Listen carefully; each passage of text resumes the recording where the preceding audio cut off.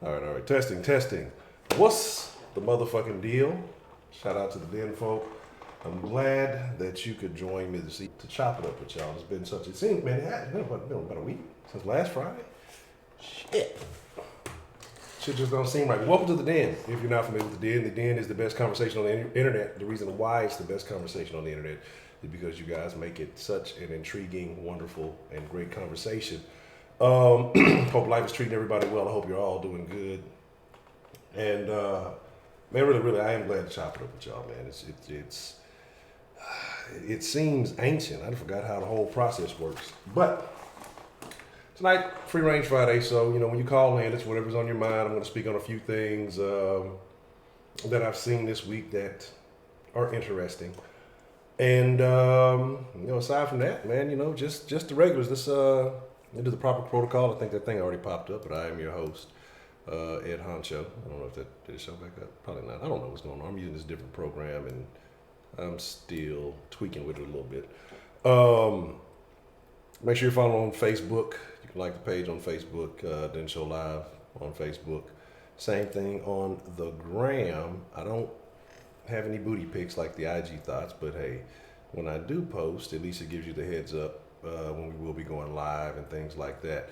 A couple of things. I'm going to be I'm actually working on it now. So I've been thinking, because I've been having the Den show, and I've been working on the website. I'm just like, man, I'm going to be honest with you. I want to just do a website with a bunch of articles. And I was thinking about, what is the Den? The Den is conversation. It's about the interaction between people being able to have free speech. So what the Den is going to become, the Den Show website is going to become, is going to be a forum, most likely. And it's probably going to be for like the Patreon supporters. So I know people are asking, about like a subscription type thing. So what I'm thinking is, if you are a Patreon supporter from the $5 tier and up, that'll have access to that. The only reason why I'm doing it like that is because you get those haters, you know what I'm saying? You get those people who just, check shit out just to hate on it. And even though we have the Facebook group, I've been noticing Facebook, they'll come in and they'll take your shit. Like on Instagram, I told you they took away the Kanye picture and called it a hate video. And then they had the hate hat or whatever. And then I've been noticing in the Facebook group, like some of the stuff Ms. Grace posts, some stuff I've posted, other people posted, it says it's removed, and it gives me like this message about the stuff getting removed. So I want to have a platform, again, where free speech is allowed, where you can speak on your mind if you got things you want to post, discuss, talk about. And so that's probably what I'm going to do. So if you want to become a Patreon supporter, you can go to denfolk.com. And it'll take you to the Patreon page if you would like to pledge. Like I say, I'm gonna do it at the $5 a month. So I'm gonna be working on that tomorrow, getting that up and going, because the Den is about community. That's really what it's all about. So let's see what we got joining us this evening, man. Let's get to some good conversation. I see Marie Lovely, Rashida in the motherfucking house. What's the motherfucking deal? Shonda Tony, what's the motherfucking deal? Coltrane, what's the motherfucking deal? And shout out to Marie. She showed some love to the Den before the stream, and I appreciate that. Miss Bell, what's the motherfucking deal? Let's see. Empress Yaya, what's the motherfucking deal? How are you doing this evening? Always good to see you. 335 in the building. Yeah, those were terrible. I'm talking about old dens, cush dens, all terrible stuff. Very bad stuff. Baker Man, International Baker, what's the motherfucking deal? Kahau MC, what's the motherfucking deal? Brian, man, always good to see Brian, man. Hope all is going well. Danny, what's the motherfucking deal? Chicago, man, what's the motherfucking deal? Chicago Bear in the building, what's the motherfucking deal?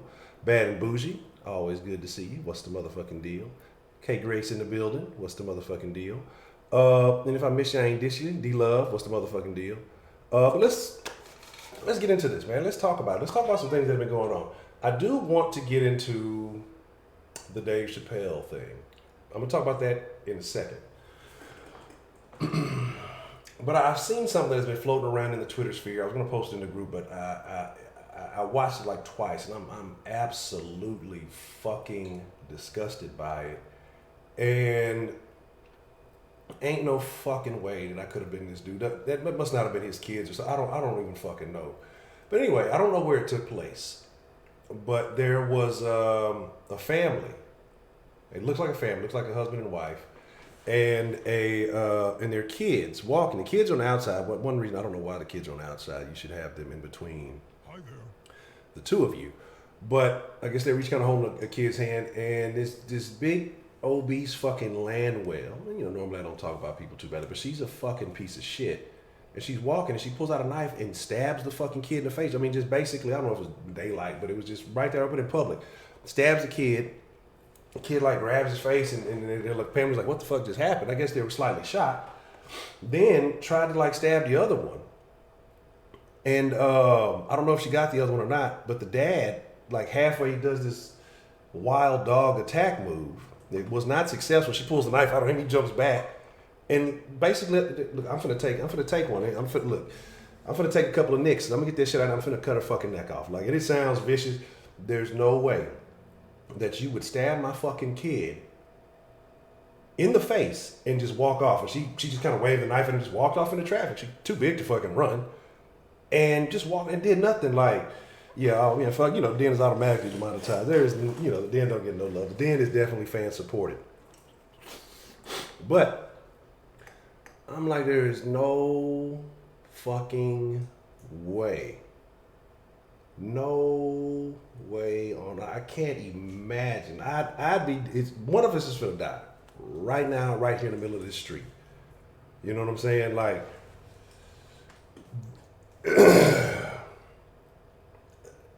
that knife would have stopped. I don't care how big it looked like. Not like a butcher knife, one of those bigger kitchen knives. Look, all it took was one miss, and it's over. I'm talking about I'd have had to saw that bitch's head off. Like, it would have been the most gruesome, violent shit. Y'all would have thought I was a psychopath. Like, there's no way. You know what I'm saying? Yeah. That's what I'm saying. So it's like, that kid is scarred for life. And I doubt my parents. Every time I would doubt my parents after that. The fact, like, I would not be able to look at my dad and think that he was of any relevance to let this motherfucker just... Oh no, you wouldn't go to jail for that. There's no way you go to jail for that. Because all that shit was filmed, and they'd have seen that, and that'd have been a crime of passion. Any sane person on earth with a child would not have convicted you for that. You know, and like I said, it'd have been dead bodies in the street. Either we both leaking, she leaking, everybody gonna die. Shout out to Miss Sean. Angela's here, obviously. And the Asian letters that I don't know, you know what I'm saying? Like, it would have been. We're glad you could join us. Yeah, it'd have been dead bodies in the street. Like, there's no. I can't even imagine. She strolled off like nothing fucking. I wish. Man. Anyway, but that fucking pissed me off. Like I said, I don't know who many folks saw that. I see some folks saying they kind of saw it. Some people did. There's just no way. Like, I couldn't. The fucking move. Like, I don't know what that move was that the man did. Like I said, it looked like some crazy wild dog fucking attack. Ain't no fucking way. You better go train. You better go do something like. Lay him down. Anyway, let's talk about Dave for a little bit. Then we'll open up the phone lines, and I want to hear, what's on your mind and what you guys are thinking. Again, it is good to see y'all.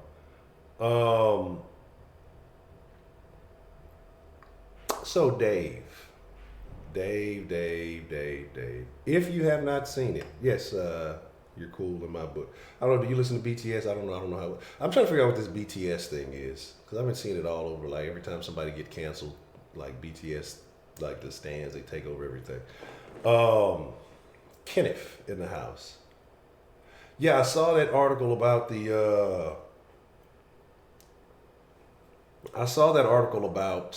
him doing that, and that shit is fucking disgusting. Like, again, I don't even know how you handle that. Like, the dude looked like a fucking psychopath in the picture. I'm wondering if he was on some type of drugs or what. And I didn't really get in depth into the article. That was kind of a headline reading thing. I'm like, man, I don't even want to read this shit because I'm gonna get mad. And I'm sure that wasn't the first time he fucking did it. Maybe she was saying she was gonna say something about it. I don't know. I have no idea. But it is what it is. But it's fucked up, and hopefully he's getting the same experience in jail right now. So, On to something a little bit more lighthearted. Dave Chappelle and why, and I made a brief video about it if you didn't see the video. But I feel like the reason why I say that this may have been the greatest stand-up of all time, and again, not funny, not saying it was the funniest. I think he's had funnier stand-ups, but it was consistently funny. But the risk he took in this day and age, and it basically played out like he said. And it's funny because some chick was hating on. Excuse me. I gotta have that quick draw finger. Some chick was hating on what he said. Somebody said something about it, made a comment on her Twitter profiles. Like, people are so fucking lame today. Like, if I got a problem with you, me and you gonna handle it. I'm not trying to ruin your whole livelihood or your whole lifestyle and all this other stuff. And this motherfucker went and reported Red Cross. This guy here is because he called her something a fat blue tick prostitute or something like that. I don't know if he meant tick or if it's supposed to be check, because you know people generally with those blue checks on Twitter are of a certain mindset. They usually don't give out those to people with conservative views unless they're just undeniably famous, because you got a lot of unknowns with blue checks that, you know, I guess that makes them feel like they have some type of power.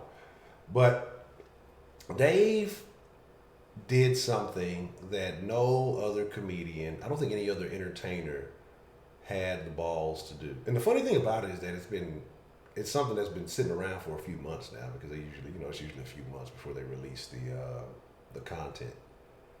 And I love it.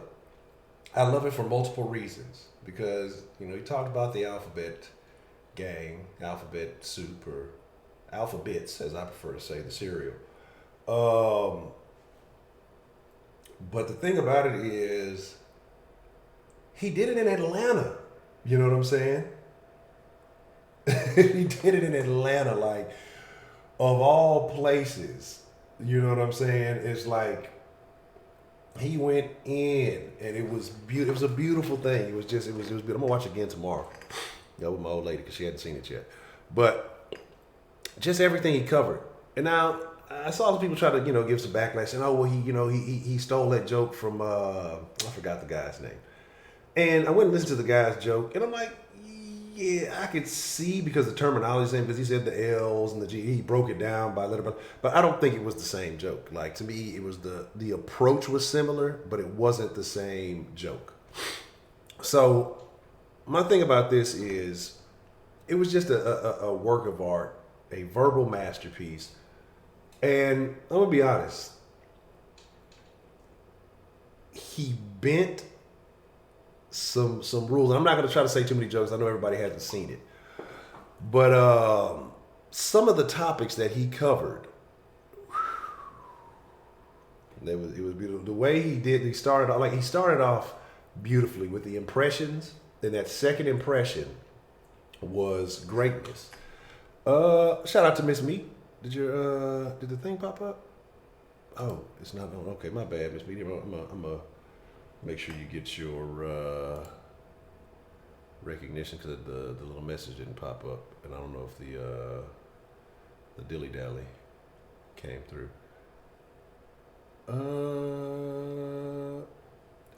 But shout out to Miss Meat. I appreciate the love. I didn't have the alert thing on, so let me pull this up and then. But and then, like I said, it was just masterfully done, and the lack of concern for people's feelings, it was beautiful. It was beautiful. It's beautiful, Lil. To reference another comedian, Eddie Murphy. But I don't know, man. Like, I hope that this sets the standard, but I don't think that, you know why I don't believe that most people will, is because everybody has dirt in their past that they're afraid of coming up and becoming an issue. But at this point in time, like, fuck it. Everybody has, like, that's the problem. Like, everybody has issues. Everybody has problems. The people who do the most complain, will try to go find you dirt. They have more issues than anybody. They just want to feel like they're better than somebody because they have some fucked up, you know, past or whatever that they've done. So, you know, it is what it is. But I'm not gonna complain, not gonna trip on it. You know, it just you know, it just is. So you know, yeah, nobody care about your schoolwork, Kenny. You don't even care about your schoolwork. But like I say, it was just such a, it was just such a beautiful thing, man. And I loved it, man. So, you know, I want to know if you saw it when we talk about it today. I want to know your thoughts on it. I think if you're of a certain mindset, most people were pretty much entertained. If you're not like a walking around your entire life with a stick up your ass, I think that you enjoyed it. If you are overly sensitive, like the people from Vice and was it BuzzFeed or Vox, all you don't need to watch Dave Chappelle stand up. It was the greatest stand up in modern history. Okay, don't at me or whatever the fuck you want to call it. And I like watching stand up comedy. It's like the thing I love, and I've been telling y'all for a while. We've had a couple of videos on it that I think that stand up is dying. Dave Chappelle made me believe in stand up comedy again because it's just like they can say what they want to say. Yes. And yeah, and the point he made when he was talking about the like I said, I'm not gonna give the premise of too many jokes, but the story he told about the Comedy Central situation. So he's saying I can say this with no repercussions, but I can't say this. Why is that? And the punchline of that joke, which wasn't really a punchline, but kind of, it was beautiful, man. Like it's beautiful. Like that's why I say, man, you should be able to say whatever the fuck you want to say, you know. And it is what it is. So I'm just, I just that has been the highlight of my week. I'm not gonna lie. The Dave Chappelle, it just made me feel better, you know, because it gave me hope that eventually, right now, not big enough, platform is not the right platform. That's why I say, you know, we got to continue to build and grow. And I appreciate everybody who's supported. So shout out to Miss Me, shout out to Miss Marie Lovely. I appreciate the love. Because I want to have a platform where people can be Dave, where people can speak their mind, whatever the fuck it is, like to be able to say, hey, this is how I feel about this issue. This is what's on my mind about this, whether joking, whether serious, whatever it is. You know what I mean? And so I love it. But the thing I love the most about him using the F word is that the emphasis that he put on it every time he used it. I still haven't seen the epilogue. Somebody told me about, like, I didn't see it, like, because it was early in the morning. I'd actually been up all night, and I was just jotting some things down, and I happened to watch it. I was like, oh shit, and I ended up staying up to watch it, and then when the credits roll, I just cut it off. But I'm gonna go watch it because my partner Herman told me to check it out, and so I'm gonna go back and check it out. I'm gonna try to watch it tomorrow, and so when I say that he just it was like a breath of fresh air. And so I was just kind of curious though, because it's like, we know Netflix is a very left-leaning platform. And somebody had to, you know, watch this before it was put out. And I'm just wondering if it's been available for months and they just had to decide whether or not they were going to do it or what.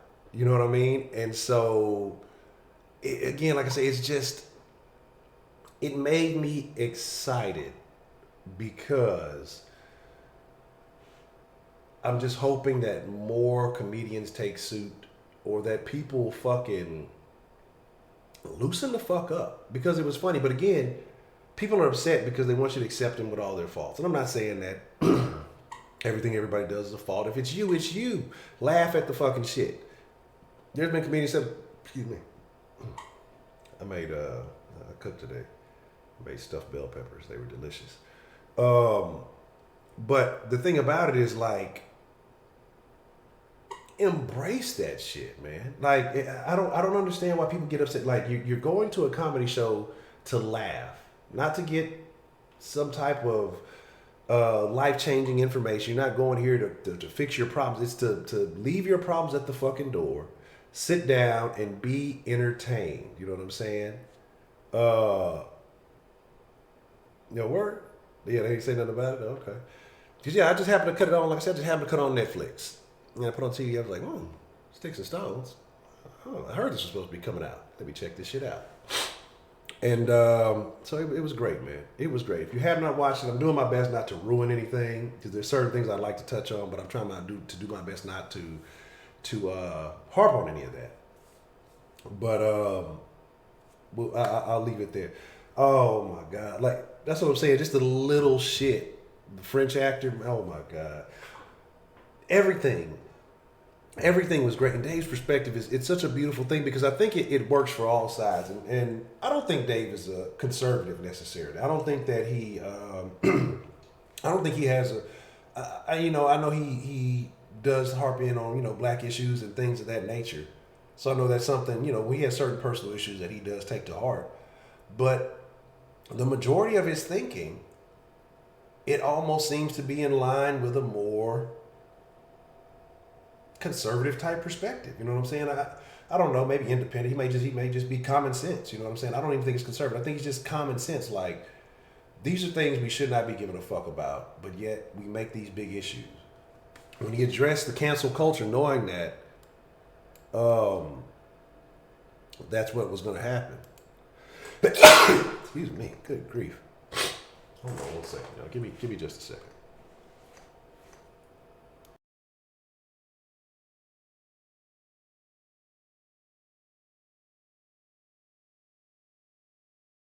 Tough stuff. All right. And then the thing is, when he's doing the joke about, when you saw my face on Netflix, if you watch this on Netflix, you clicked on my face. That shit was probably the highlight of the thing. You clicked on my face. I love it. I love it. But here's the deal, man. I'm not going to waste too much time talking. Mixer Crew, we'll probably have a little Mixer Crew love after the stream tonight. As far as updates on, kind of getting back to the regularly scheduled programming, it may be a few more weeks. So, like I said, I'm gonna see what tomorrow looks like. If I can, I might try to squeeze one in tomorrow, but I'm not gonna guarantee that. But maybe a couple of more weeks, maybe until after they get relocated and maybe can kind of fix some things around because we'll be moving here in about a little less than 2 weeks.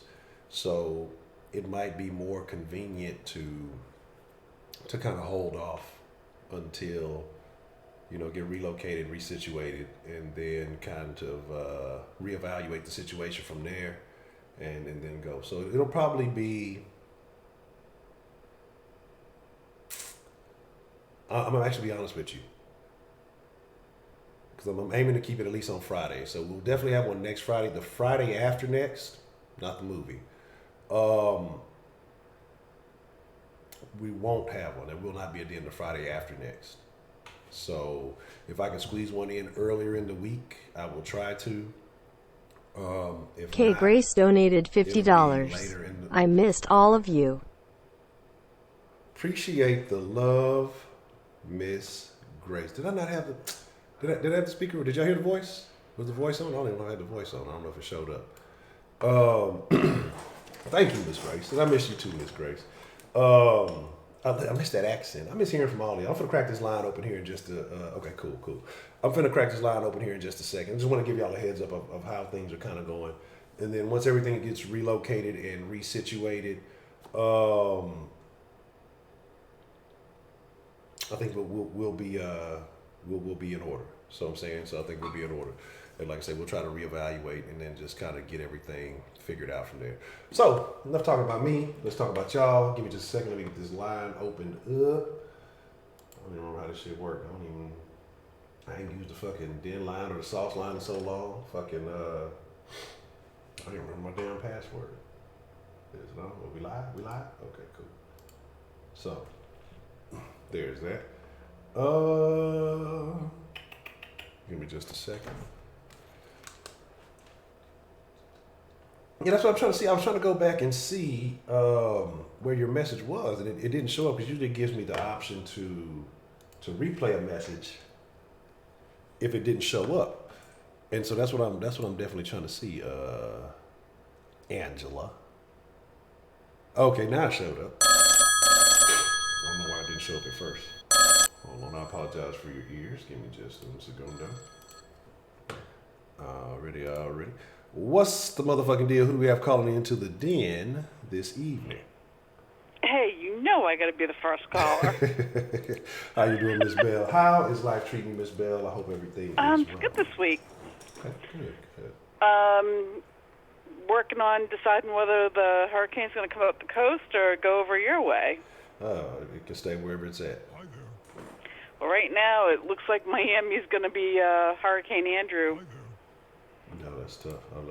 I don't want any. It's just not the time for hurricanes. I don't want any dealings with any kind of weather. So wherever it's at, maybe it'll fizzle out. But I haven't. And here's the problem, because I don't ever pay attention to the weather, and that's how Harvey caught me slipping, because it was like here before I even realized. I just happened to go to the store and I'm like, damn, there's no water here. What's going on? And they're like, you know, it's a hurricane. I'm like, no shit. Well, I know now, but. You know, it is. Well, we're in the height of the hurricane season. I did 14 of them in Florida. No. Damn that. Yeah, and I came through, let's see, my first one was the day after Hurricane Aaron in 95. And my last one was some sort of tropical storm in 07. So I'm done with it. But, yeah, it's going to be a hot mess for a while. Anyway, that's kind of all that's been. It's been kind of a quiet week. I have missed the hell out of the Den crew, let me tell you. My daughter was put on notice 10 minutes before. I said, listen, got my podcast, go to your room, find something to do. I got my crew to deal with. I'm going to have some fun. And she's grown. She's 19, so it's not like I'm dealing with little ones anymore. And a shout-out to Miss Grace, Miss Me, even Rashida, and all the guys. But yeah, I have missed y'all. I'm looking forward to this, and so I'm going to get off the line, but I just want to say, hey, I am so grateful for this. Man, I'm glad. Like y'all don't understand, because it's been a weird week, especially as long as it's been, and just cutting the line back on and just getting to chop it up in this first call, like it's my I don't want to say energy levels, but I'm feeling a lot better. So I'm glad. I'm glad to hear from y'all. I'm glad to hear from you, Miss Bell. So I'm glad. And I will say this. I will definitely watch the Chappelle thing over the weekend. Now, I'll probably watch it with the kids, so this ought to be really interesting because, well, no, they're all grown. I mean, they're all over 19, 20, whatever. So, but yeah, he's got good humor. Okay. Yeah, I think you'll enjoy it. I think, like I said, if you're not an overly sensitive person, you will enjoy what he's saying, because it's logical. If I'm here, am I considered an overly sensitive person? I don't think so. Yeah, so I think, if you enjoy the Den, you should enjoy the Dave. Yeah. I enjoy life, so, I mean, he can throw a lot of stuff out there, and he has in the past. Yeah. So it ought to be good and something to look forward to. I'll not too much. Okay, got a question for you. Okay, what's up? What the hell does thirsty mean? Well, I guess in the context that you're using, so it would say maybe craving for the attention, affection of someone else, depending on how you act. Like if your behavior changes, maybe in admiration of another individual, or if you're seeking attention, like overly attention-seeking behavior. Well, that explains a lot. One of the kids Colt Nimbus donated $1. Do not spend all of this in one place. I need to ask, and I'm not asking you guys. So thank you. No. All right, that was my question of the week. So I'm good. I'm ready to hear from everybody else. All right. Well, I appreciate you calling. I'm glad that we could be of assistance for that. And anybody else that wants to call in on things that I don't know, I'd be happy to listen to. All right. All right, thanks. All right, appreciate the call, Ms. Bill. All right, bye.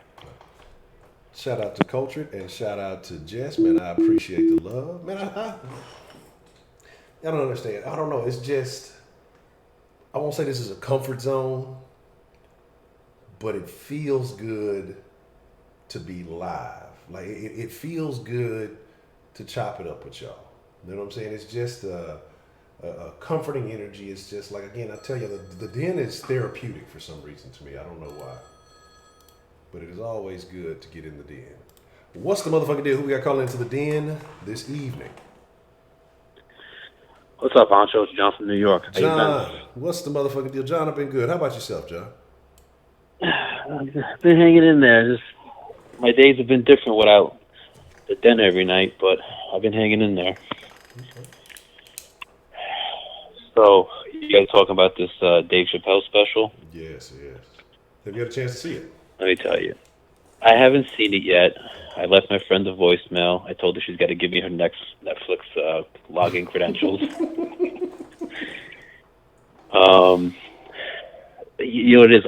I've heard a couple of I did a little searching on YouTube, find some people who kind of bootleg put it up on YouTube, and watched a couple of videos of some clips, and that shit sounds hysterical. And then from hearing from what other people are saying, I could already see. You know why everybody's mad? Because he's telling the truth about how a lot of people in this country really feel about certain topics. Exactly. And you're not allowed to do that anymore. You know, and for me, I mean, like I said, I haven't seen the whole skit, but for me, the one that I was like, oh, that's genius, and I felt like this man was reading my mind, was when he said the F word in regards to the gay slur. Yeah. And then he said, the lady's like, you can't say that. And he's like, why not? And he's like, because you're not gay. And he's like, something came up but you could say the N word. And he was like, but I'm not an N word either. Yeah, exactly. Yeah, and that's what I said, man. It was so masterfully put out. You know, Dave has just his own way that can't quite be emulated. But just I don't know. It's like you said. It's the fact that you can say things, or he puts sense to things through comedy that people don't want us to say anymore. It's frustrating that the society is like that now. But it's not even that. It's like he was also making points that no one really ever makes on TV or out in the public. Like the whole point was, how come you can't say the F word because it's derogatory to gay people, but many places don't try and censor the N word when that's supposed to be derogatory to black people. And it's basically shown that no one really cares about black people, but they care about gay people. Yes. You know what I mean? And again, black people have been dealing with a lot of issues in this country for way longer than gay people have in this country. But, by the way, prepaid Mike must be ecstatic. They approved a $67 billion reparations package for the LGBTQ community. MRSMEAT37 donated $1. Yes, I think it was 67 or 87 billion. They got approved. Yep, ATL ho. Wow. So look out! You got to get some big donations for prepaid Mike pretty soon. Oh man, this is crazy. That's hilarious. That's extremely funny to me. I mean, it's unfortunate but funny at the same time. So, it is what it is. That's crazy. Yeah. So I got a question. I got two things for you since it's Freestyle Fridays. I got a question for you. So I was listening to a bunch of people talking. And they said, and it was a bunch of women, and they said that if a man asked them out on a first date, but asked them out for a cup of coffee, they would turn the man down simply because they only asked them out for a cup of coffee. Like they want dinner for a first date. They want something more, I guess, expensive, for lack of a better word. Mm-hmm. What do you think about that? Do you think that's foolish? What do you think? I think if you're a man and you ask a woman out to coffee, for conversation, whatever it is, and she declines because she wants a dinner date, I think you may have saved yourself some trouble. Because obviously, I agree. It's a win-win for her. We talked about the foodie calls. I don't know if you're around when we talked about that, but the foodie calls where women will go out on a date with a man just for dinner. So it's a lose-lose for you. She has no intentions whatsoever of actually engaging with you any further, but it's a free meal, and she'll encourage to go to a particular location. They said actually in New York it's a real big thing where I guess they have a lot of these kind of exclusive restaurants or high end, and so these women who can't afford it themselves, they'll get a man to take them out on a date to these places, and with no intention of ever really being with it, but that way they can go and brag and say, oh, I went there, or I went on a date here, or whatever, and the guy's just kind of fuck out of luck. He gets nothing out of it, but people think it's a lot of women who think this is a very acceptable practice. Now I find that extremely unfortunate. So their reasoning behind it was that dusty broke dudes are the only ones that take girls out for coffee or first dates because they have no money. That was their reasoning. So they're just trying to weed out the broke men. Okay. Well, and it's super funny because it's usually the ones who have that mentality, the ones who can't afford it themselves. And so, I mean, it is what it is. But there's like I say, there's that kind of weird double standard that goes with dating, and certain people justify it, and certain people will agree, some will disagree. But like I say, if you come across a woman with that mentality, in my opinion, like I say, I feel like you saved yourself some trouble. Yeah. But, some guys don't care, and I mean, I can't knock them. They don't care if they feel like it's worth it just to have a meal and roll the dice to see what they get out of it. I mean, it's your life. But well, I said, I said to him, I said, look, I said, men have realized, both genders have gotten smarter or wiser, whatever you want to say. I said, men don't have to do an expensive dinner date for a first date to find out if they like you. Especially with the internet these days, you can communicate, you can go out for a cup of coffee. I was like, I'm not saying that a man should never take you on a nice date. I'm not saying the second date can't be a more expensive date. But for a first date, Megan why the should Stallion somebody is a man spend face with any tears more of than they joy have to face with find out tears whether of you're joy a nice face person with or a tears jerk? of joy. So so this Dave Chappelle thing. So he was talking about transgender people in the skit. And he was saying that there was this transgender woman in his crowd. Her name was Daphne, and he was like, I was telling all these jokes, and the transgender woman was the one laughing the hardest.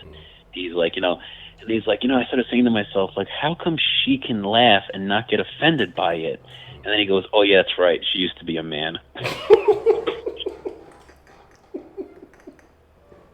Man. And I was like, oh shit. It's a beautiful thing. Oh, but I want to jump back to that thing you're talking about. Yeah, because I heard that there was this thing that a guy came up with. There was a lot of women mad about it, tied to the dating thing, and he called it pre-dating.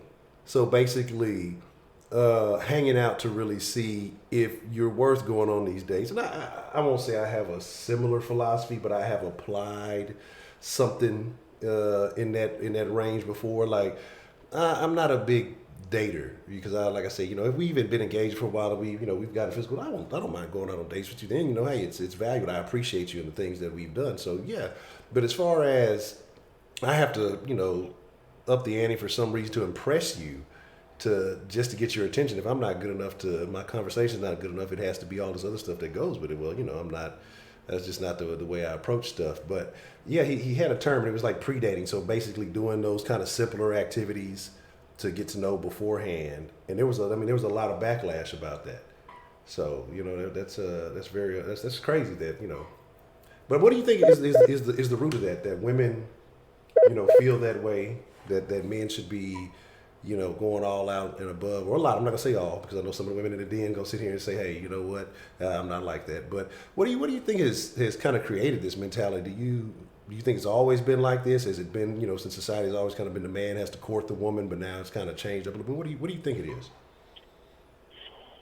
I think society's been changing. I think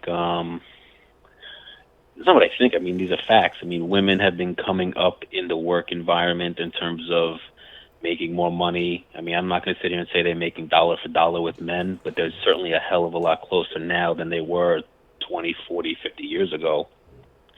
I think the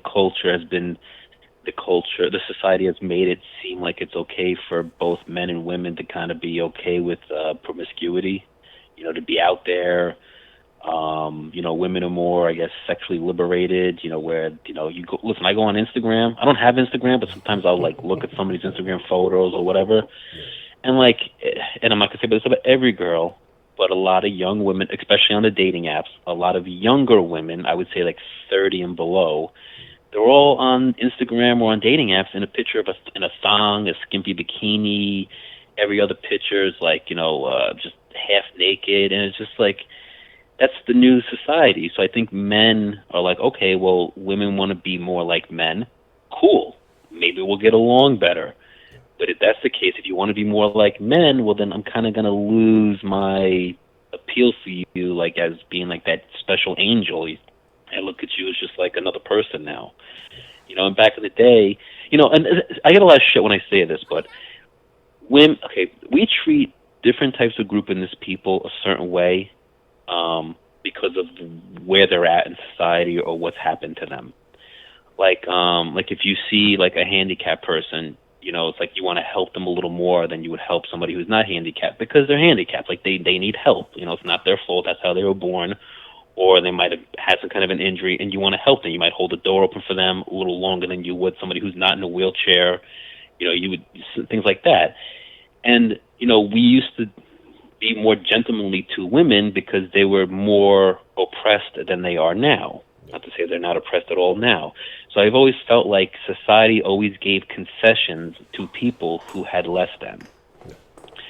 So now that women have become a little more equal or closer to equal, some of those concessions men have pulled back. Like, I used to pay for this, and I used to do that, and I used to put my coat down over a puddle because you used to stay home as a stay-at-home wife. You used to cook, clean, take care of my kids. If my dinner wasn't warm on the table at 6 p.m. when I got home, it was okay for me to slap you across the face. Now you can't do any of that. So men are like, well, if I don't have the same luxuries, whether you want to call them luxuries or not, well, then I'm not going to give you as much as I'm getting back.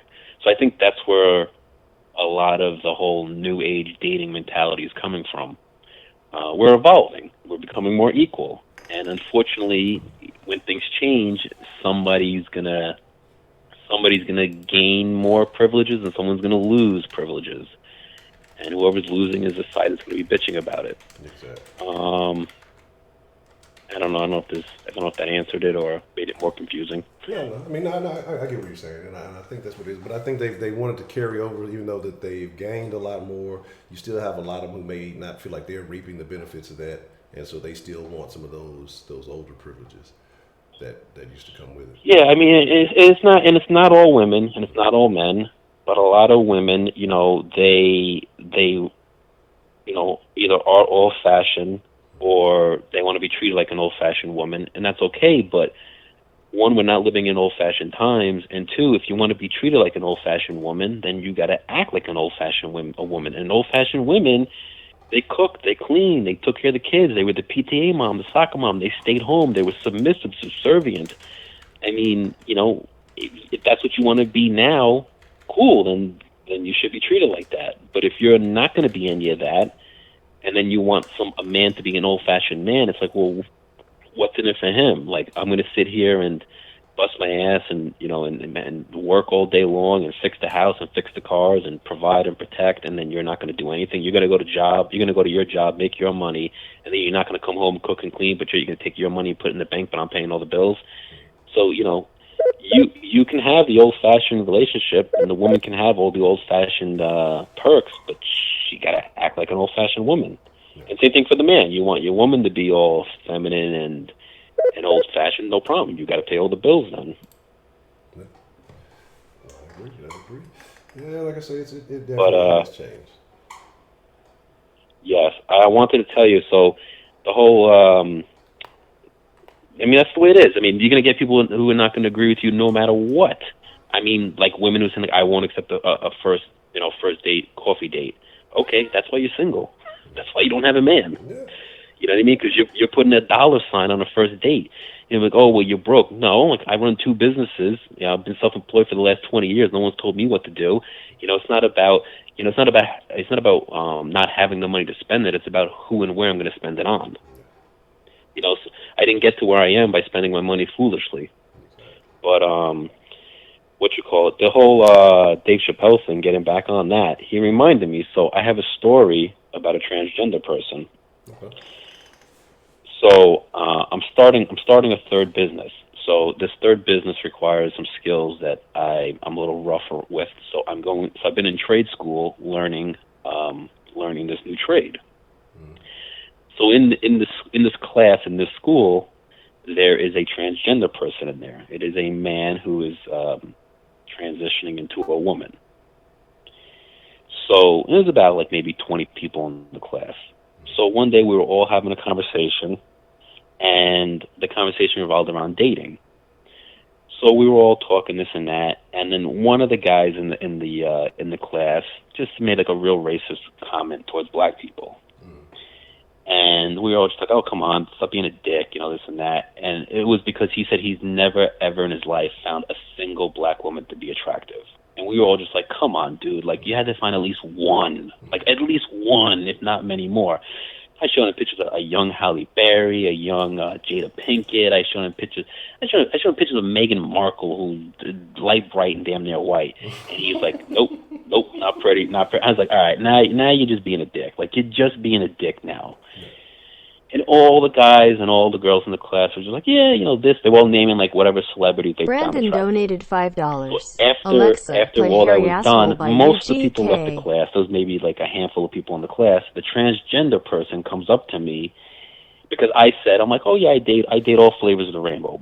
Whether you're black, you're white, you're yellow, you're red, I don't care. If you're a pretty woman, you're a pretty woman. Period. I'll get to know you. So this transgender person comes up to me and says, hey, hey, John, would you date Laverne Cox? Mm-hmm. Now, I knew who that was because I've watched that show, that singing show with the judges where they hit the button and the chair turns around. I think it's called The Voice or something like that. Yeah, okay. And that was a guest judge. So I know that was an African American transgender person. It was a black guy turning into a black woman. Mm-hmm. And I said, no. I said, that's not really my thing. Mm. And the transgender person's face just dropped to the floor like her puppy just died. I'm like, oh, fuck. Mm. And I'm like, but she's well put together, though. I was trying to, I was trying to say something nice because I felt bad because, I know how I meant it.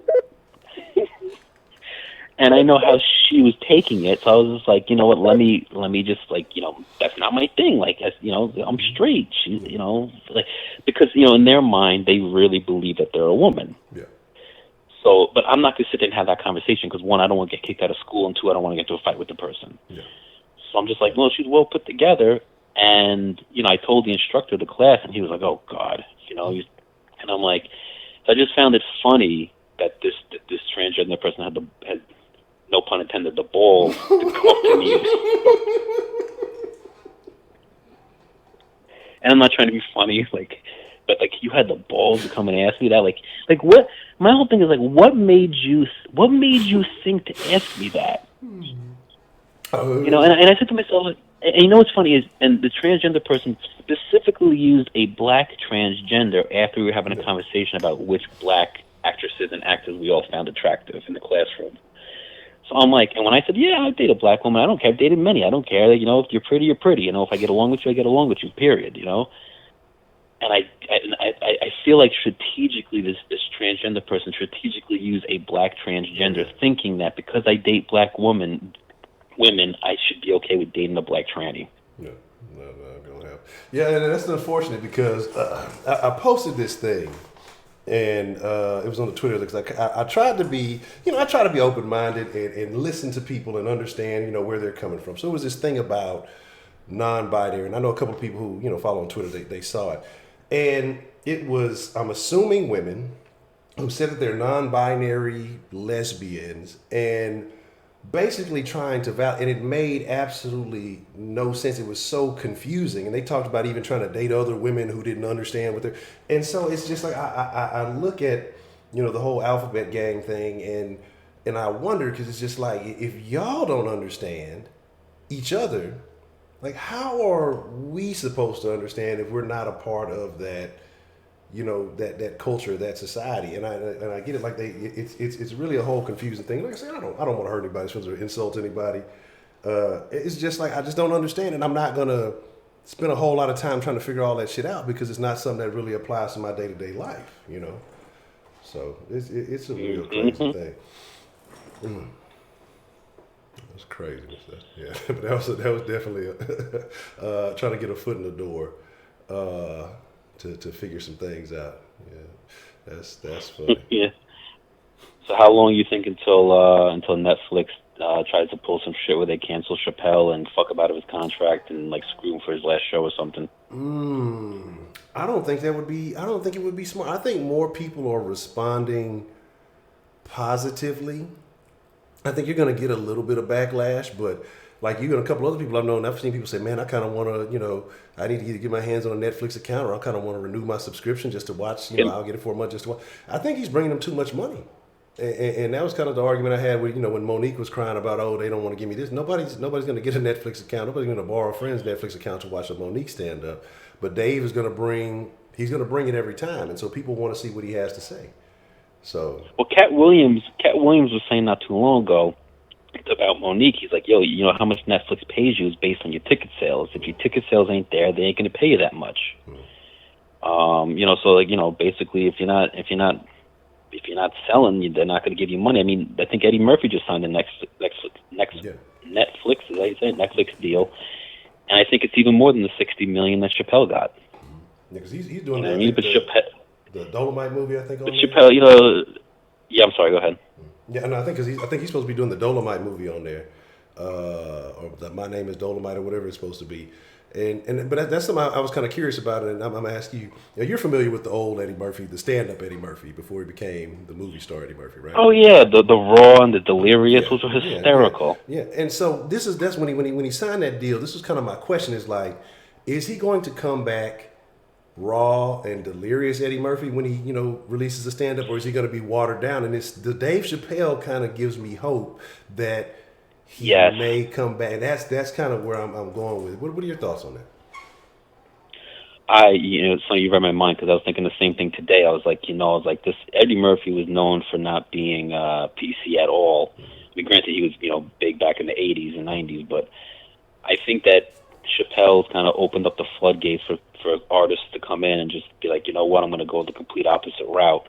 And you know what, like, they might lose all their leftist fans, but they'll gain a shitload of conservative fans.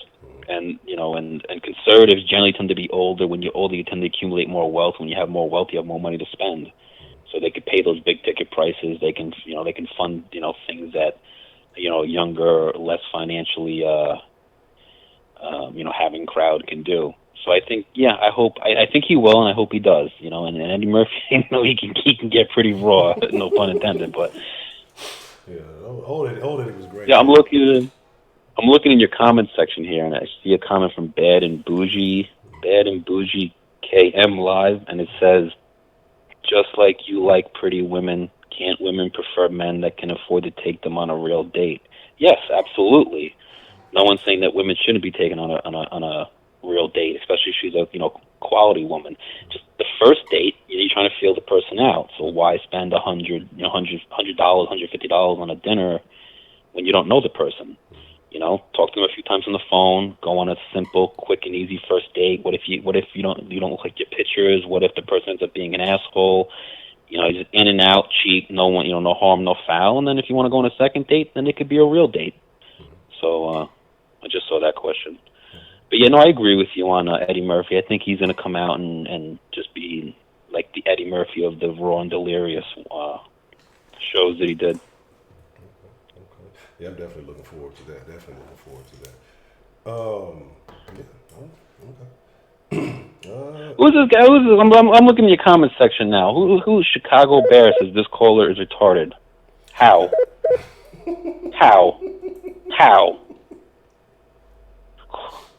Caller's retarded. How? Well, you've been called out, Chicago. Well, what are your thoughts? What is your rationale behind your statement, Mr. Bear?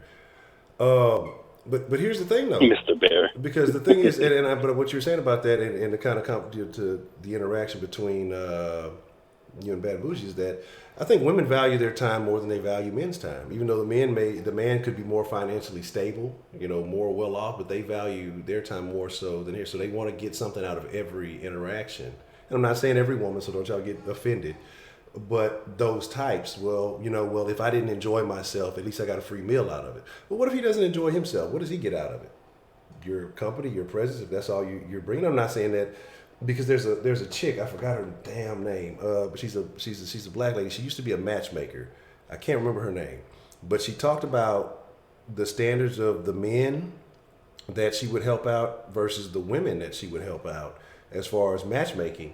And the problem is that some of the women that would do very well for themselves, they would be in good positions and things like that. Well, what they wanted was basically the storybook dude. Well, I'm well off, I'm educated, I got money. Well, I want him to have all these things, but he needs to be in shape. He needs to look like this and do this, this, this, and this. Well, the problem with that is that the guy that has all of that doesn't want you. He wants the fucking intern or, some young chick. If he's not worried about, money and finance, he can take care of all that. So he wants the best looking thing that he can get that he might not have had access to if he wasn't well off or he didn't have certain things going on for him. And so she was talking about how there would be such a disconnect between well-off women who use her matchmaking service versus men. She said men, is a little bit easier of a time versus the women, because the women had, they felt like, well, I've done all this for myself, plus I want this. He needs to be a certain height. He needs to have this and do this and have this car and do all this other stuff. But the men would be like, well, I just want her to look good, or be this or be that. It wasn't the same level of request. She said it was so much easier dealing with the men than it was for the women. Well, I think, we all know when we take a seat and think logically that, if you're going to ask for something out of somebody, you should be able to provide the same thing, something equal that you're asking for in return. That's what it ultimately boils down to. Like a man might want a woman to look good. Well, a woman wants a man to look good too. To me, that's just like common sense. But people just tend to overlook things. People are selfish. People don't think before they speak. If we all just sat down and thought before we spoke and tried to understand that, you want certain things for you, but the person you're looking at across the table wants certain things for them too. And, the only way it's really going to work out is if you both kind of meet each other's wants and needs, whether naturally or you're going to work at it. If one side's getting everything, it's not going to be fair and it's not going to last for long. Not at all. I agree with that. Most people have to bring. Has this guy in the chat answered why he thinks I'm retarded? He says he wants to call in and he'll let you know. Oh God. Okay. Sure.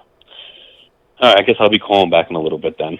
All right. Well, New York John, my favorite New Yorker. It's always good to hear from you.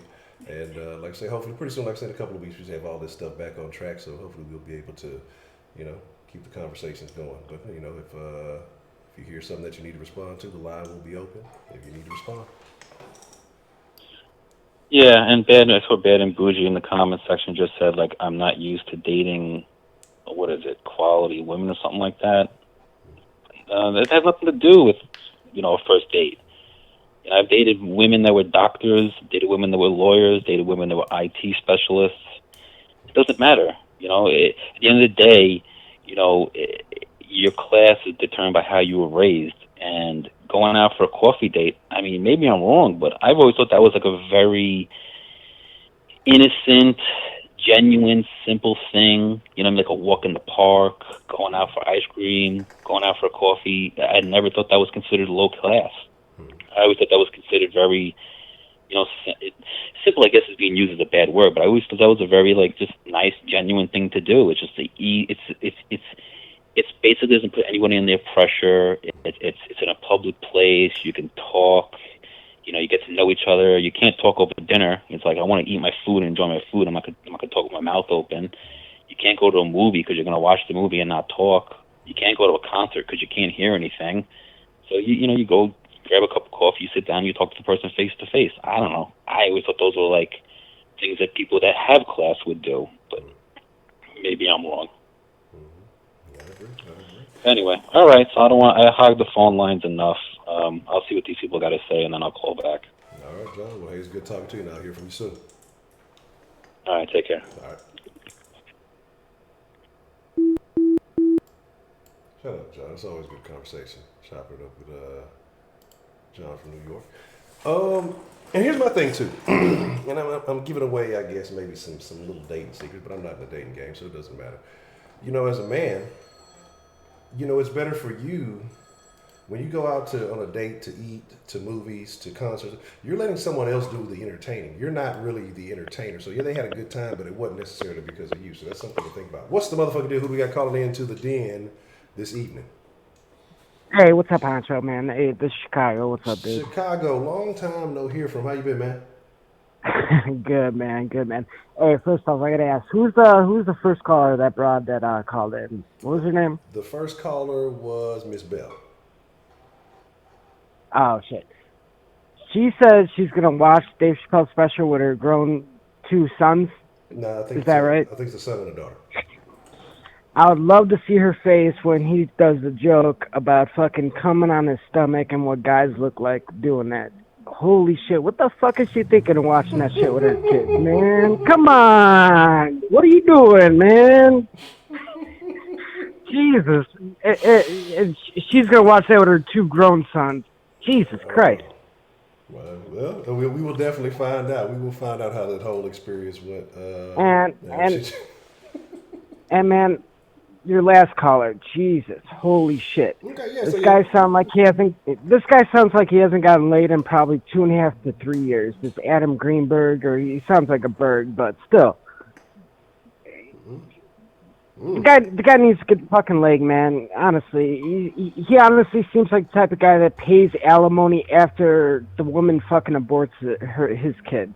Jesus Christ. So what makes you feel that way? What was there something in particular that he said that made you, come to this conclusion? In general, yeah, absolutely. In general, man. Okay.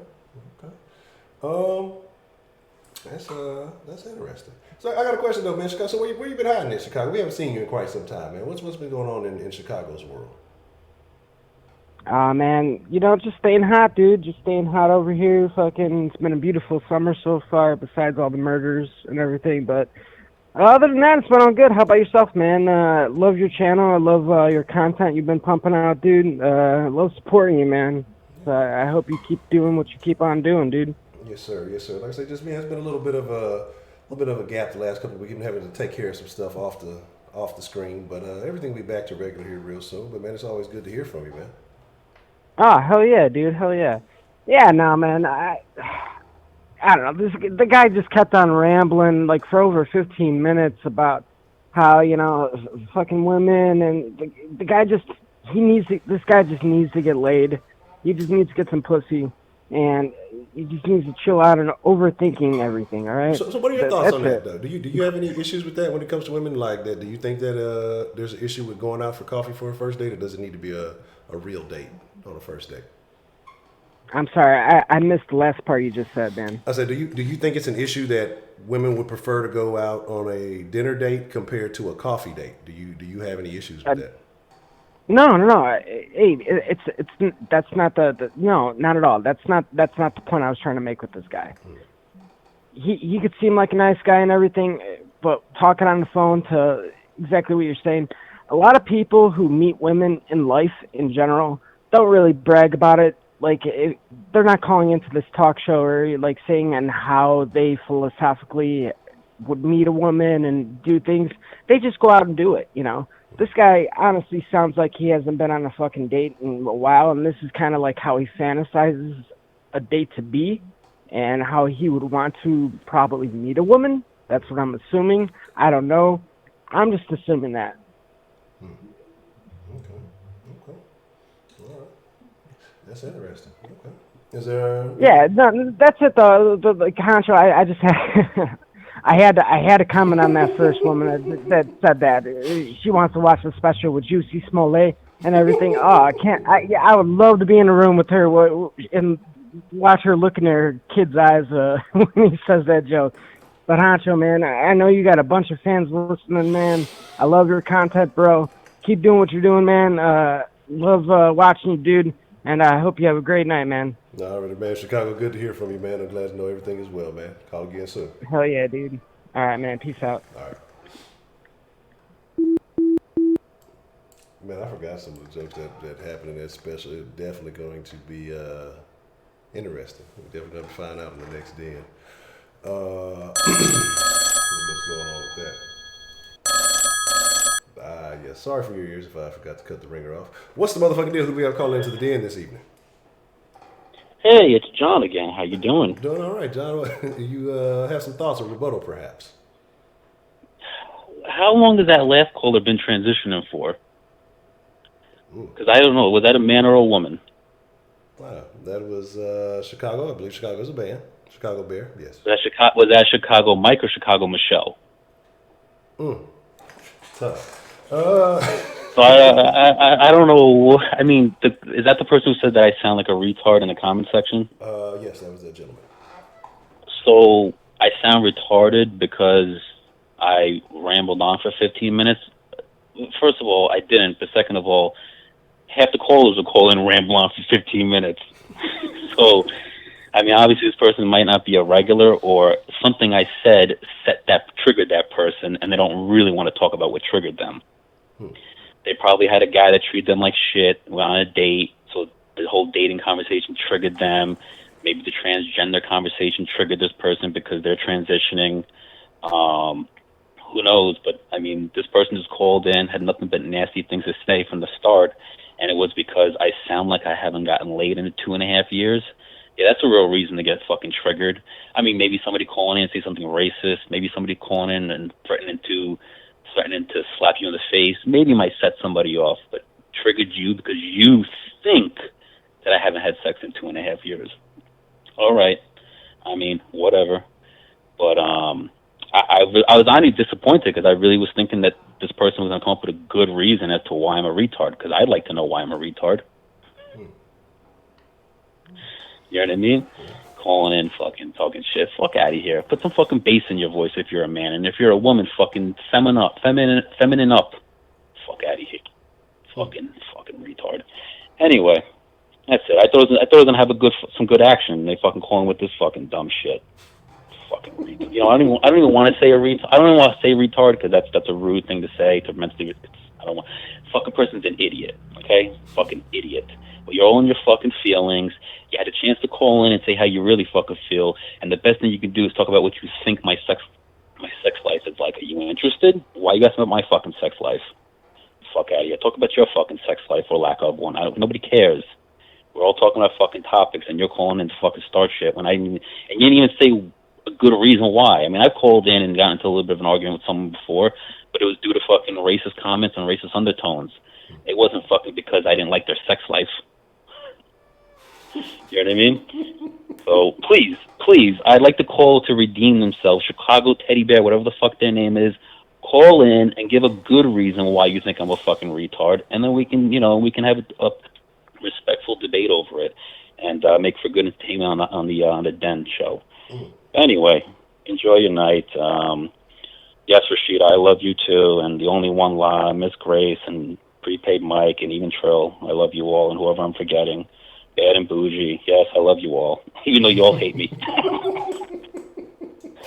No, just joking. All right, Honcho, have a good night, man. All right. Oh, you too, John. Appreciate the call, man. All right, bye. All right. I really gotta take some time to get this conference call feature thing working, and then we're gonna get this thing active. We're gonna get this thing real live. Like I said, once everything gets back right, I'm gonna figure out some of these features. We're gonna get the Den back live and kick it. What's the motherfucking deal? Who got called into the Den this evening? Bad and Bougie. Bad and Bougie, girl 6. How are you doing this evening? I'm doing good. How about you? I'm excellent. Now. This call is not costing me $3.99 a minute, is it? No. Okay. All right. Cool. All right. So how are you? How are things going? What's on your mind this evening? I'm doing good. I had to call in about this little dating thing because John, nice guy. I'm not going to call him a retard, but I just get confused with men and this whole coffee date thing. I feel like ladies, if you don't stand for something, you'll settle for anything. We don't need to be getting... It's funny because that coffee date thing reminds me of... I went through a divorce. I was single for a minute, and then I, got, in a relationship again and got married again. But when I was single... I was approached about a whole little let's meet at the coffee thing or whatever, but it's funny to me how men will expect you to go all out. So I'm supposed to spray my Tom Ford cologne. I'm supposed to, put on my cute little outfit, do, all this stuff to go meet you at the coffee spot. Really? Like, what? Is that the expectation? I mean, you can't just come regular. You ain't even got to get jazzy. Why can't you come as yourself. I mean, you don't have to spruce it all the way up. I But know people want to make their what's first the impression. point? But my thing is this: you're supposed to get to know. And the way I responded to this gentleman, I said, you know what? Because he was like, yeah, some of the things that people said tonight. Oh, well, we can see if we really, like each other. Okay, well, let's do this. Let's see if we like each other. I'm willing to wait. I'm not that desperate for a meal. Okay, anywhere I want to eat, I can afford to eat. And so why don't we wait till you sure you like me, and then we'll go out. How about that? But as for me, pulling up to parks and meeting men, and at this point I was 30-something years old. So in my 30s, pulling up to parks or coffee shops or hole in the walls to meet a man, that's just not something that I'm interested in doing. And I'm sure it's nothing wrong with it if women want to do that. But me, I'm the type of person that if you can't, or if it's that difficult for you to get the money up for a date, we probably wouldn't work out anyway. Because I mean, it's just not something that should be that big of. It shouldn't set you back that much. If it sets you back that much to take me out on a date, then I respectfully decline. I just don't see. Now if you're if you're in your 20s or something, or you're young, or I don't know. I'm just saying, like, I just don't feel like that's a sincere attempt.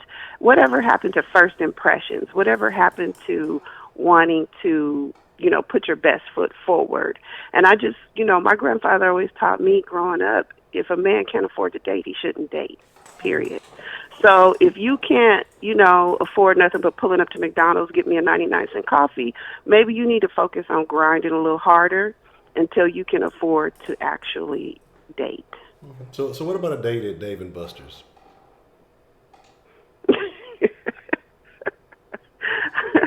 I mean, it's cool. I don't feel like, like I said, I don't feel like it's not really a price tag on the date. I heard you mention something about, the women, they want to, go to a place that they can't afford, what have you.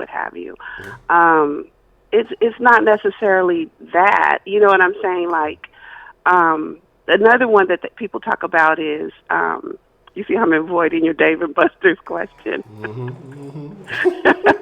Another thing they talk about is like, oh, well, on the first date, let's go Dutch.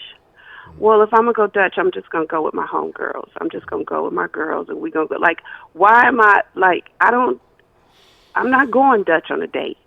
That's just, I don't know, maybe because I'm a little older, maybe I might, but I've never been interested I don't think anybody's ever asked me to go on a Dutch date, but if they did, that would not be something I would be interested in either. I'm not interested in the coffee. If you're making a sincere attempt to get to know me or to move forward with whatever we're trying to move forward with, and I feel like you should want to put your best foot forward and want to show me something nice. Now, the other guy, Paul, I think what's his name, Paul or Bob? What was his name? John? What was his name? Whatever his name was. John. No offense. But he keeps talking about, I want this pretty woman, I want this, I want that. Okay, well, we as women have the right to choose what we want. Maybe looks are not what floats our boat. Maybe we're attracted to men that can put their best foot forward and take us out on a date. Maybe, you know what I'm saying? But men want to feel some type of way about us saying, well, he don't have to be 6'5", and he don't have to be, a model, but I want somebody that can, has done well enough in life to take me to Dave and Buster's. I want a man that has accomplished something in life. I want a man, that's what's attractive to me. But men always want to say, oh, well, then she's a gold digger, she's a this. No, she's not. Just like you wanted a beautiful woman. Like for me, my attraction is to men that are powerful. Most of the time, men that hold power have done well in life. So therefore, why are you going to blame me for what I'm attracted to? You like beautiful women. I like men that are powerful. Usually that comes with have been, successful in some way. And I don't think us as women should be shamed for being attracted to a certain type of man that is, that can afford to do certain things. That's attractive. I don't care what people say.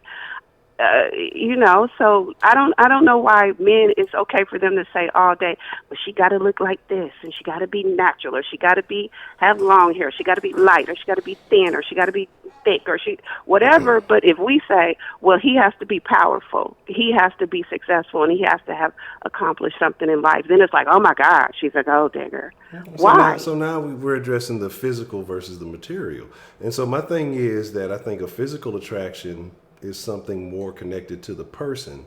I think when it comes to the material, it's more attracted to the person's means. So it's almost, it doesn't even matter who the person is that holds those means. It's not about them. It's about what they can do for the other individual. No. So I don't think it's as genuine. And now, you yourself... No, because when you're just meeting somebody on the first date, you're not going to get anything out of the date. You're not going to get... But okay, so for example, you're saying it's looks versus means, what have you. Okay, but it's attractive. I love it when a guy shows up in Ferragamo, slippers, and I like that. That's attractive to me. So it does relate to physical. I like when a man has on a tailor-made suit. I like when a man so it does relate to physical traits. But what I'm saying is, even if it's not, women, just from the time you're little girls, I was asking my son, when he was 5 years old, he was really liking this little girl. And I said, what do you like about her so much?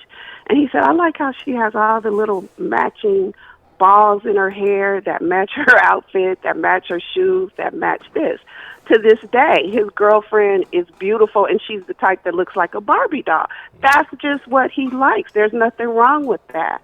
But why can't us girls say, I like, a man that, dresses nice, looks nice. Why can't we say that? Okay. So here's the thing, though, and this is what I need, because this is what I've noticed what women do a lot.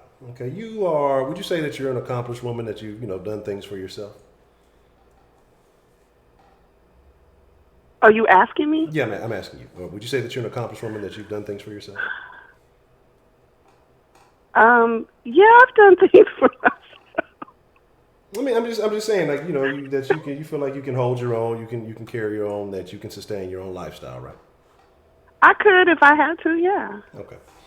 So my thing is, and what women have to realize is, because I think women, and this is why I say it's kind of, I don't want to call it ego or selfish, but I think women have a distorted perspective. Most women, not all, because when a man says, well, women this, women that, they immediately think about themselves in that situation. And they put themselves in every situation. They don't think about the other millions of varieties of women out there that do engage. And they know they have friends that do this shit. They have family that does this shit. They have associates or whatever you want to call them. They know people who do this, but they don't ever think about them when we have these conversations. So what I mean when we say, so it might not apply to you, but there is a whole culture of women.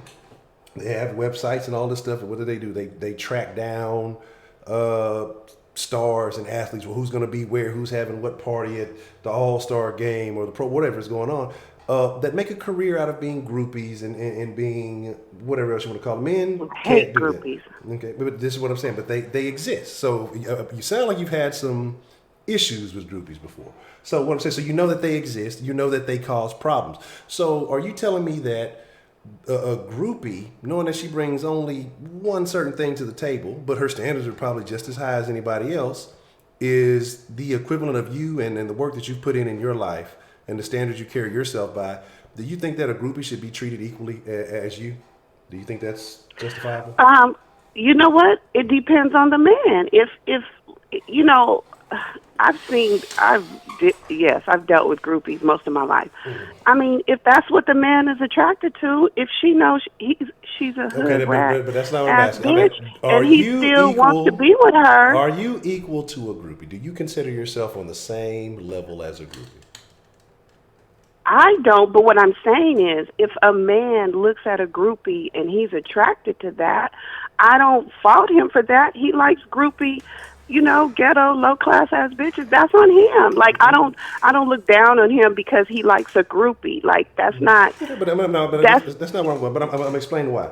But what I'm saying is but these groupies are out here entertaining men. Not every man has a level of game to determine the difference between a good woman and a groupie. Some men are willing to engage any woman who will give them a little bit of attention. So some men, there are lots of them actually, who are out here getting hosed by these women who are hustling them purely for meals. Again, like I said, there's a whole culture of women who, I have no intention of being with this man. And so what happens to the man who has had 10, 15 dates? He's out here really trying to look for love, and every time he goes out onto a date, he's putting his best foot forward, and he's getting played, he's getting done bad. So now he decides for himself, well, he needs to think of what's in his best interest. You know what? I've been buying these meals for these women, and that's been it. Or I've done this, and I've paid bills, and I've got nothing out of it, not even a call back or whatever it may be. So maybe I need to start taking a different approach. Is there anything wrong? Why can that not be that same well-off man, but he knows that women are attracted to him because of what he has, maybe not him so much?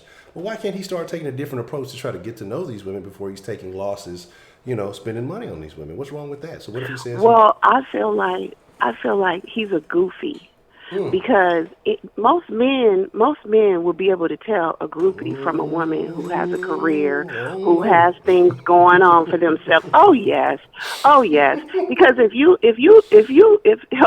a woman could be so beautiful. Let's just say she's, I don't know, whatever. Put in your mind whoever you think the most beautiful woman in the world is, but you dating her, and then next thing you know, she asking you to help her with her light bill, and you taking her to places that she don't even know how to pronounce the wine list or whatever, and you still choose to give her money. You're basically a trick, and you're getting tricked. So it's on you to ask that woman. And I'm going to agree with you on something earlier you said about a lot of men that are well off. They don't care what you do. You could be a waitress, and they don't care. Like as long as you're fun to them, you entertain them, you're beautiful to look at, whatever, they might be cool with that. But what I'm saying is, if you're a goofy ass dude and you can't tell the difference between a quality woman, you're supposed to ask questions. Let's call it qualifying someone. So you're supposed to ask questions. So if you're a dude and you're asking her, well, what do you do for a living? Well, I'm in between jobs. I'm on accounting and whatever. I don't know what they do instead.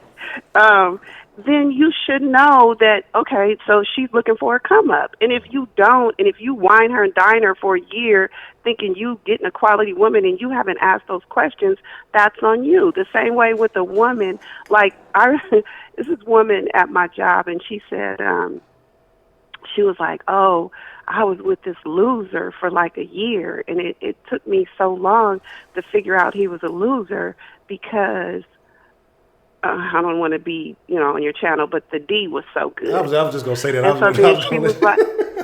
going to let you say whatever you was going to say, and I say the reason why she didn't see it, because the D was in the book. So, yeah, okay, go ahead. Right.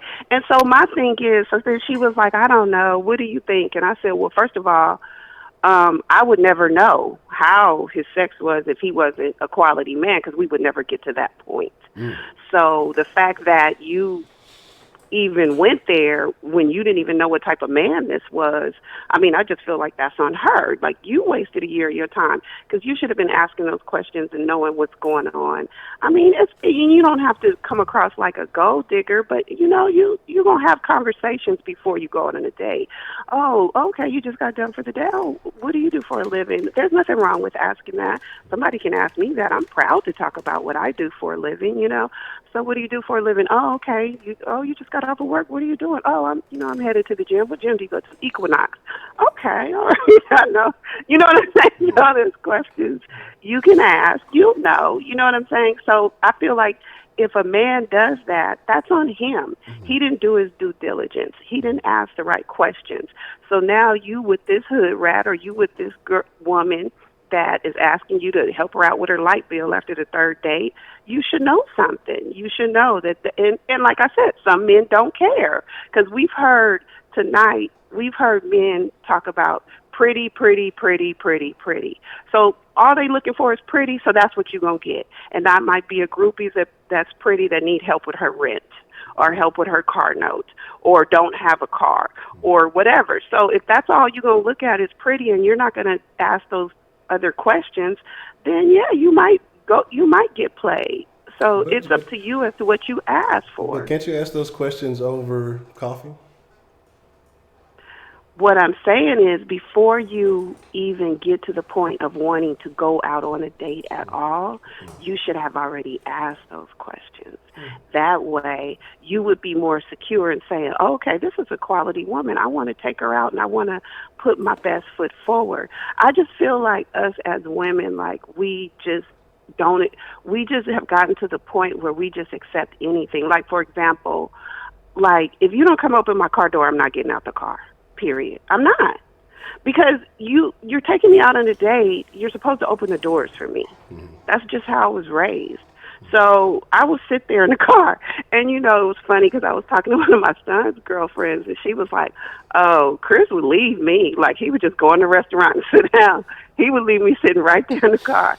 I'm like, girl, then I raised my son. Like, I don't know, he missed a lesson or two because he's supposed to come around that car door and open it for you. But I'm just saying, like, I just think that before I'm willing to go out on a date with a person, I was willing, I had to know some things about them. I just wasn't popping up going out with somebody I didn't know.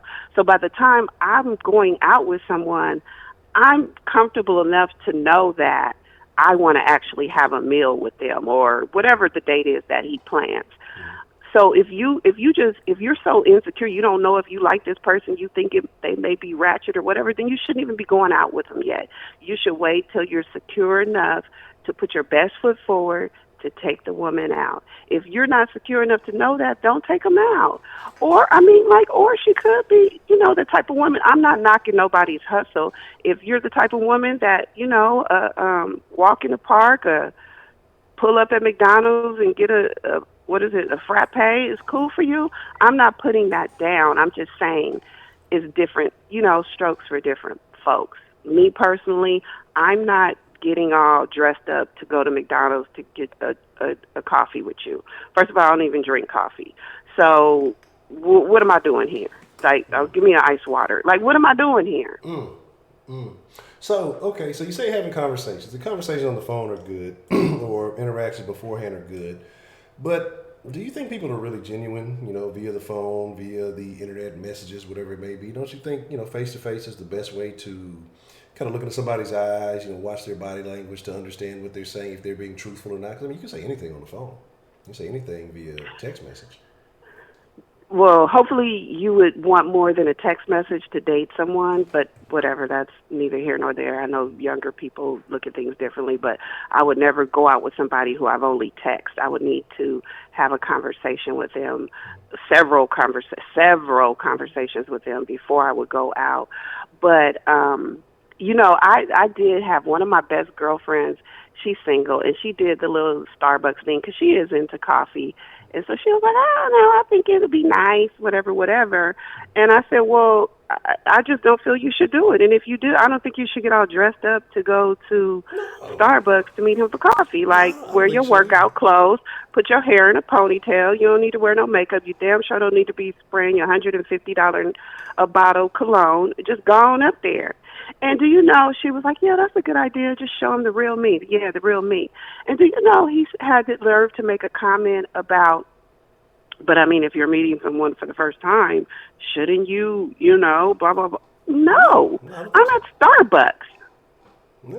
But this is my thing. And that's what I'm saying is that if you're going to go on a casual date, then you should appear casually, because what it is, it's what you see is what but you get. You know what he said? He said, well, I thought you were going to look like your picture. Well, when I was going out to, when I took those pictures, I was on my way to Mastro's, nigga. I was on my way to Nobu. Mm-hmm. So, no, I'm not going to look the same way I looked on the pictures to come meet you for a coffee. Well, I mean, then that tells you about that person immediately whether or not you should continue any interaction with them. I mean, I think that tells, and that's what I'm saying. I think that you learn a lot faster. You come as you are. Then if y'all, hey, you know what, this works out. Hey, let's meet up for something a little bit more, I guess, intimate. And then, if you do, then you dress up, you spruce up, you get to see that side. But, if it's going to be a casual walk in the park, a little coffee, nobody's expecting you to get, top notch. Just, hey, come as you exist. But you notice the tone with the men is like, if she's pretty, because you know how it is, if in this internet, world, if she show up without looking the same way she did in the pictures, then it's going to be, oh, you catfishing me. I thought you had a long weave down to your booty. No, today I just decided to come out with my real hair in a ponytail. Then it's, oh, well, your picture don't look like you. Well, that was me getting ready to go out to a concert. We at Starbucks, so why should I look like that? But my thing is this, though. So wouldn't it be better if women just start putting their more casual, instead of putting the best of the best, instead of putting their best image out there and then setting this level of expectation? Because if all I see of you, or when you're a 10, a 9.5, and a 10, and then when I see you, you're looking more like, maybe 7.75 or 8 or something like that, and then so I'm like, how people interpret images and how people visualize things. I mean, personally, I have no problem with it, but my thing is this, because I don't think looks take precedent over everything. But my thing is that, if you're setting yourself up, the person is expecting to see this. I think that, and this is what I've told people before. I've had, friends on dating sites and stuff, that you shouldn't don't try to put your best imagery out there. Don't put your ass in the front of the thing. If you have all your pictures got ass first, then guess what? They thinking about some ass first. If everything is you trying to put your best pictures out there, then that's what they're going to expect. So whenever you don't look like this, or if you Snapchat filtering all your blemishes or anything that you may have, well, how does a person know that you're going to, well, hey, look, let me tell you, all my pictures were Snapchat filters. I really don't have a dog face. It kind of blurs out some of this. And, you're not telling them that. So when they see you, they have what they see on the internet, or what you send them, or what part of your life you filter out and allow them to see before they really meet you. And then, so that's what they're thinking. And so I can't be, I can't fault somebody feeling a particular kind of way. But at the same time, if it's not, like I said, something exquisite, if it's just a casual date, and I'm not telling somebody to get all the way dressed up, but I can understand where a person would have expectations. I can understand where somebody wouldn't want to, it's just not anything big that I'm not going to go out of my way to get dressed up. But I think that there has to be that level of conversation that needs to be like that. It needs to be understood. And I think that's the problem that we have when it all boils down to. I think communication is the biggest issue that we have, and even communication about the little things. Hey, I was a little bit dressed up. I am when I'm coming. I'm not coming like this. I may look a little different or whatever. I mean, communication is key. And if somebody doesn't like it, then fuck them. They weren't supposed to be a part of your life. Then it's that simple. Yeah, I guess that's a point. I guess that's why there's, different, that's why there's a whole range of different people. Like I said, I have a friend that didn't mind going to Starbucks, but then that didn't work out. But I don't know. I feel like if I'm just meeting someone, I'm going to put my best foot forward, and I just feel like they should do the same. And taking me to get a coffee or a water or ice water or whatever, I don't know. I just would never. That's just not something I would do. Like, I can't imagine me ever saying, yeah, I want to go on a date to get some water or some tea or some coffee. It just seems like a waste of time to me. Like, and then Starbucks is all crowded and loud, and you just meeting somebody for the first time. It's all awkward, and you want to go somewhere where you can it's intimate, it's nice, it's lighting, I don't know. I guess the ambience is right. I just feel like we shouldn't cheat ourselves. And I just feel like if it's that much of a struggle for him to get up the money for the date, then he probably needs to focus on some other stuff in life. For real. I can understand that. But if it's not a money, what if he's just tired of getting played? What if he's he's like, man, maybe he's not the most handsome guy, but he's doing well for himself. He has everything else going, and he's tired. He's just like, you know what? I want to see if this woman is genuinely into me, or if she's just trying to meal hustle me. There is a meal hustle culture in society, and I guess it is lower tier women. Yes, it is, but. Men, let's be honest, there's some men who just have had some disadvantages in life. They may have advantages in one part, maybe financially, fiscally, success or whatever. Maybe the looks are a disadvantage. And so they're going to use whatever leverage they can to, to maybe either get them some action or do whatever they can. Maybe they want to find love too. I don't know. I guess it's a thing. Right. But and I'm not mad at that. And so, but they keep getting older. So there's women who know and they take advantage of that. So, I mean, that's why I say I don't think there's anything wrong with if you have genuine intentions in the situation, saying, hey, you know what, let's just go meet up. Let's kind of get to know each other. Let's just walk and talk. Because again, like I was saying, when you go out to eat, it's not you entertaining this person. It's the chef. How good is this meal? If you go to a concert, it's not you entertaining the woman. It's, hey, this is a performer I like. It's them entertaining. If I go to a movie, the movie's entertaining. You're not really getting to know me. You're not getting to know who I am. You're enjoying if you at a nice restaurant with nice ambiance, then you can have a real sexy conversation. Yeah, but conversation the restaurant can is be set off the the mood. chain. But not me. It's not me. I get to benefit from this ambiance, but it's not really me. Because then you say you go home and y'all hanging out. There ain't no mood. It ain't no candles. Ain't no luxurious lighting or scenario or food. This nigga got a bag of and I feel like Takis and some shit. It ain't what it is. But no, I feel like. Let me tell you something. I feel like you asked me about Dave and Buster's, and I was avoiding it because I just feel like at my age, no, Dave and Buster's for a first date wouldn't be okay. But after we get to know each other and we're dating for a long time, yeah, babe, you want to just go have some drinks, watch the game at Dave and Buster's? Yeah, babe. But I'm just saying for a first date, now if you're in your 20s or something, yeah, Dave and Buster's, I feel like that's totally appropriate. I just feel like it's whatever place that couple is at that point. If he's putting his best foot forward and his best foot is Dave and Buster's, then respect the man for that. But, for me, I don't want to sound like a bitch, but no, I wouldn't want to go to Dave and Buster's. Nothing wrong with it. But then I'm a lot older. There's nothing wrong with having standards and knowing exactly. I have no issue with having standards and knowing exactly what you want. I think more people should. I just feel like the first date you should put your best foot forward. Like even when I go to a job for the first time, if I go to a meeting for the first time, anything I go to for the first time, I'm going to put out my best foot forward. And I just feel like nowadays with these men, you want to go Dutch, you want to meet up and have some ice water, you want to go to McDonald's, and I just feel like they are minimizing us as women. And I know that somebody gonna get in here and chew my ass out, which is fine. But that's just how I feel. I just feel like us as women, we don't have expectations, and we let all the men put expectations on us, like, you got to be cute, you got to have a big booty, and we running and getting surgery and butt injections and this and that, and all to please a man. But the moment we say, I like this, I really like, it's attractive to me, a man that is got power and influence and, can walk in and be like, baby, I like that. I think that's very attractive. It's extremely attractive to me. And I don't feel like, it should be like, now she's a gold digger. I just feel like we gotta expect more than ice water and coffee. We just have to. I don't even feel like I would roll out of my bed for that, for real. Like, we could just talk on the phone for that. Like, what are we doing?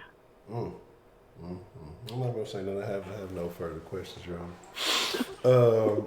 What I mean, like I said, you're entitled to feeling how you want to feel. And again, you've had your experience. See, I can tell by your voice, like you're like, like this is a damn thing. No, but my thing is, because what I'm saying is that I'm not applying it to you directly, like I was saying earlier. It's about applying it over the whole spectrum. And let's be honest. There's a lot of shitty women out there today that have high expectations. And so I can't blame a man to say, hey, well, let me find out what she's really about. It's a lot of women that look good on the internet, that can fix themselves up for a date, they can put their best foot forward on a date, but really behind the scenes, they ain't shit. Just like dudes, it's so. But why would? But okay, so let me ask you a question. Then why didn't the man ask them questions before he even went out with her? Why didn't he ask her, well, what do you do on a day? Like, what's your day look like? What do you do for a living, sweetheart? What do lie. What are your hobbies? That's what I'm saying. But people lie. People lie. People make a career out of lying. People are liars. Men lie, women lie, and they say numbers don't lie, but sometimes numbers be lying too, depending on who handles the numbers. But it's just like, come on. And so what I'm saying is that you have, and some men, let's be honest too. Some men ain't thinking about that. They trying to get to one destination, right? And they trying to smash. Yeah, and so they're not going to upset the apple cart by asking questions that they probably already fucking know. Thank you, ladies. Did y'all all hear that? So he want to take you to Starbucks and smash. See what I'm saying? And that's the type of shit you need to avoid. I didn't say Starbucks and smash. I didn't say Starbucks. I said he has one goal. I didn't say how long it's going to take him to get to the goal. But that is the what else are you dating somebody? Let's be honest, okay? Men are dating to get some ass. Women are dating to benefit from a whole situation, to capitalize and upgrade from wherever they are. So men are not asking for much from these situations. I believe firmly that women ask for a lot more out of these situations. Men just want to do what's natural. If we was back to caveman and cavewoman days, we doing what's natural. Y'all wanted two, men wanted women. Now that because society has become more complex, women is like, well, there's levels to this shit. Well, I got this action and I have options, so I'm gonna go with the man that provides me the best scenario for my options. Not even necessarily that he's the man I'm most attracted to or that I would be most affectionate or he cares the most, but he has the best situation for me. So that's what I'm operating in, and that's where we are right now. And so that's what I'm saying. It's right, and along with that, the man is like, okay, she may be a little hood rat, but I know I could take her to Starbucks, take her home and smash. Mm-hmm. Okay, but what's wrong with that? It's the same thing. But what's wrong with that? What's wrong with that? She got some Starbucks. She got a little caffeine in it. I got the mocha chocolate, a lot of frappe, whatever they got over there. She got some pumpkin spice. And what's that little cake they got? They got some of that little shit. So she full, got some energy. You know what I'm saying? What else she gonna do? She a hood rat. She ain't finna do nothing but run around the hood anyway. So now she put that energy to good use. Shit. She ready. You know what I mean? I'm just, that's how the whole scenario works. I mean, shit. I don't know. That's just my thoughts. That's just the way I feel. I mean, I don't know. But no, but I'm laughing because that is so true. But okay, well, ladies, if that's what if that's what you in it for, if you just want to get some tea or some ice water or a grande, make sure if you on that page, ladies, then just make sure he supersize it or grande it or whatever. If that's what you, what is it? Venti? That's all you looking for. What is it? Venti? What? I forgot how the movie went. Venti locked or something, whatever. But yeah, whatever that shit is, you know what I'm saying? D the Gamma, what's the motherfucking deal? But yeah, man, it's just. I mean, look, everybody has a price of what they're asking. Some prices are just higher than others. And I mean, it just kind of is what it is, Oh, my God. My husband always says that, too. But listen, really? Everybody has a price? That's what I say every time he says that. Like, really? Everybody has a price. Yeah, some prices are just significantly higher than others. Everybody has a price. Some shit they say sounds real good. Everybody has a price. I could be the most anti, suppression of speech and everything else in the world, and then somebody said, well, I got $100 million here for you to shut the fuck up. Well, guess I'm probably finna shut the fuck up for now till I go south. Well, I mean... But I'm just saying. No, that's real talk what you're saying. Like, just like you see a lot of women that want to be with entertainers or athletes or whatever, and they will turn their back. They know their man is cheating, and they will turn their back, act like they don't see what they see, act like they don't, just so they can continue to live a certain lifestyle. Now, if that nigga was broke and you was in the projects, would you still take that? Probably not. But because you get to drive a certain type of car, you get to, have a certain type of handbag, you'll turn your back and you'll act like you don't see, the groupies, with him at the game, after the game, waiting or whatever. So, yeah, that's true. I totally agree with that. Everybody does have a price. But I just feel like as women, it should not be a coffee at Starbucks. You got to make your price higher than that. You got to have more value than that. That might be somebody's price. Somebody might be, having caffeine withdrawal. Shit, that might be the price. That price, but every day your price might not be the same. Sometimes the price go up. The price might be the same every day. So I mean, sometimes it is what's in the moment. Miss Grace, you got to hold on for a couple more minutes. I'm finna get you. All right. Well, I will let you go.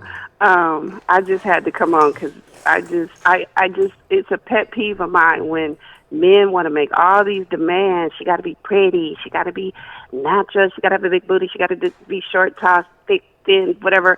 And then the moment we say something about, okay, well, I want him to be, financially secure, then it's like, oh, you go, dig it. So that's just a pet peeve of mine. So when Paul or George, I forgot what his name was, the gentleman said what he said, I had to call in. But thank you for taking my call. I'm back in the chat. Well, Miss Bad Bougie, living up true to your name, and I can respect that.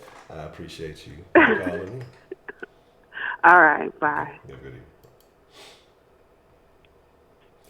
What's the motherfucking deal? Who do we have calling into the den this evening? This is Miss Grace. How are you? Miss Grace, I've been waiting to hear that voice all week. How are you, Miss Grace? I'm doing great. You know what? I had all to do to try to restrain myself from not acting like a groupie. I saw your face. I told my daughter a couple of days ago, I almost jumped up and down and said, yep, I swear to God. But, that makes me feel good. Am I the elder of the den? I believe so. I think so. Yeah, because I remember when I first started listening to the den, someone had called in and I heard them say that they were in their 60s. And I said, oh, good, this is a channel for me. Mm-hmm. And then I got on here, and you all, to me, are like my babies.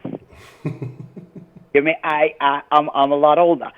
But let me tell you, young girls, something. A man does not have to ask many questions of you to know that he likes you. If he'll sit back and he'll watch you. And if you conduct yourself, and I don't care, again, if somebody doesn't like what I'm saying, I don't want anybody on here trying to scream at me, you know what I mean, because they don't believe what I say and blah, blah, blah, no, I don't give a damn. You know what I mean? But if he likes you, he will sit back and he will watch. I'm going to tell you one story because I think that the wonderful men, the great men, need to get more shine. You know what I mean? And I don't want guys just for material things. I'm not looking for a man to take care of me. Never have been. I've always been looking for a man that I don't have to take care of. You know what I mean? That we both come to the table with something and it might not be exactly equal. You know what I mean? I want some excitement and all that other good stuff. But let me tell you something. When I had my two kids by myself, I used to go to the beach. You know what I mean? My daughter was about 2 years old. She took swimming lessons. They had the Red Cross down there. You know, I'd have her doing her swimming. And then the old ladies would take the babies out in the boat. You know what I mean? Throw the babies into the ocean. I was in that water up to my nostrils. You know, telling my daughter, come on, Dave, we'll swim to mommy, swim back. You know, they had a little life jacket on her, and she had to swim back. There was a guy that always stood there on the wall, and he would just watch. And he knew my routine because at a certain time, I would gather up all my things and go across the street to the park under the tree, spread out my flat sheet, not a blanket because I don't like blankets out in the sun. I use the flat sheet.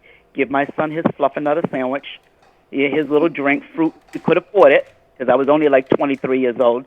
Mrs. Bell will tell you what a fluffernutter sandwich is. It's a New England thing. And then I would breastfeed my daughter. Yes, I did. I breastfed my daughter.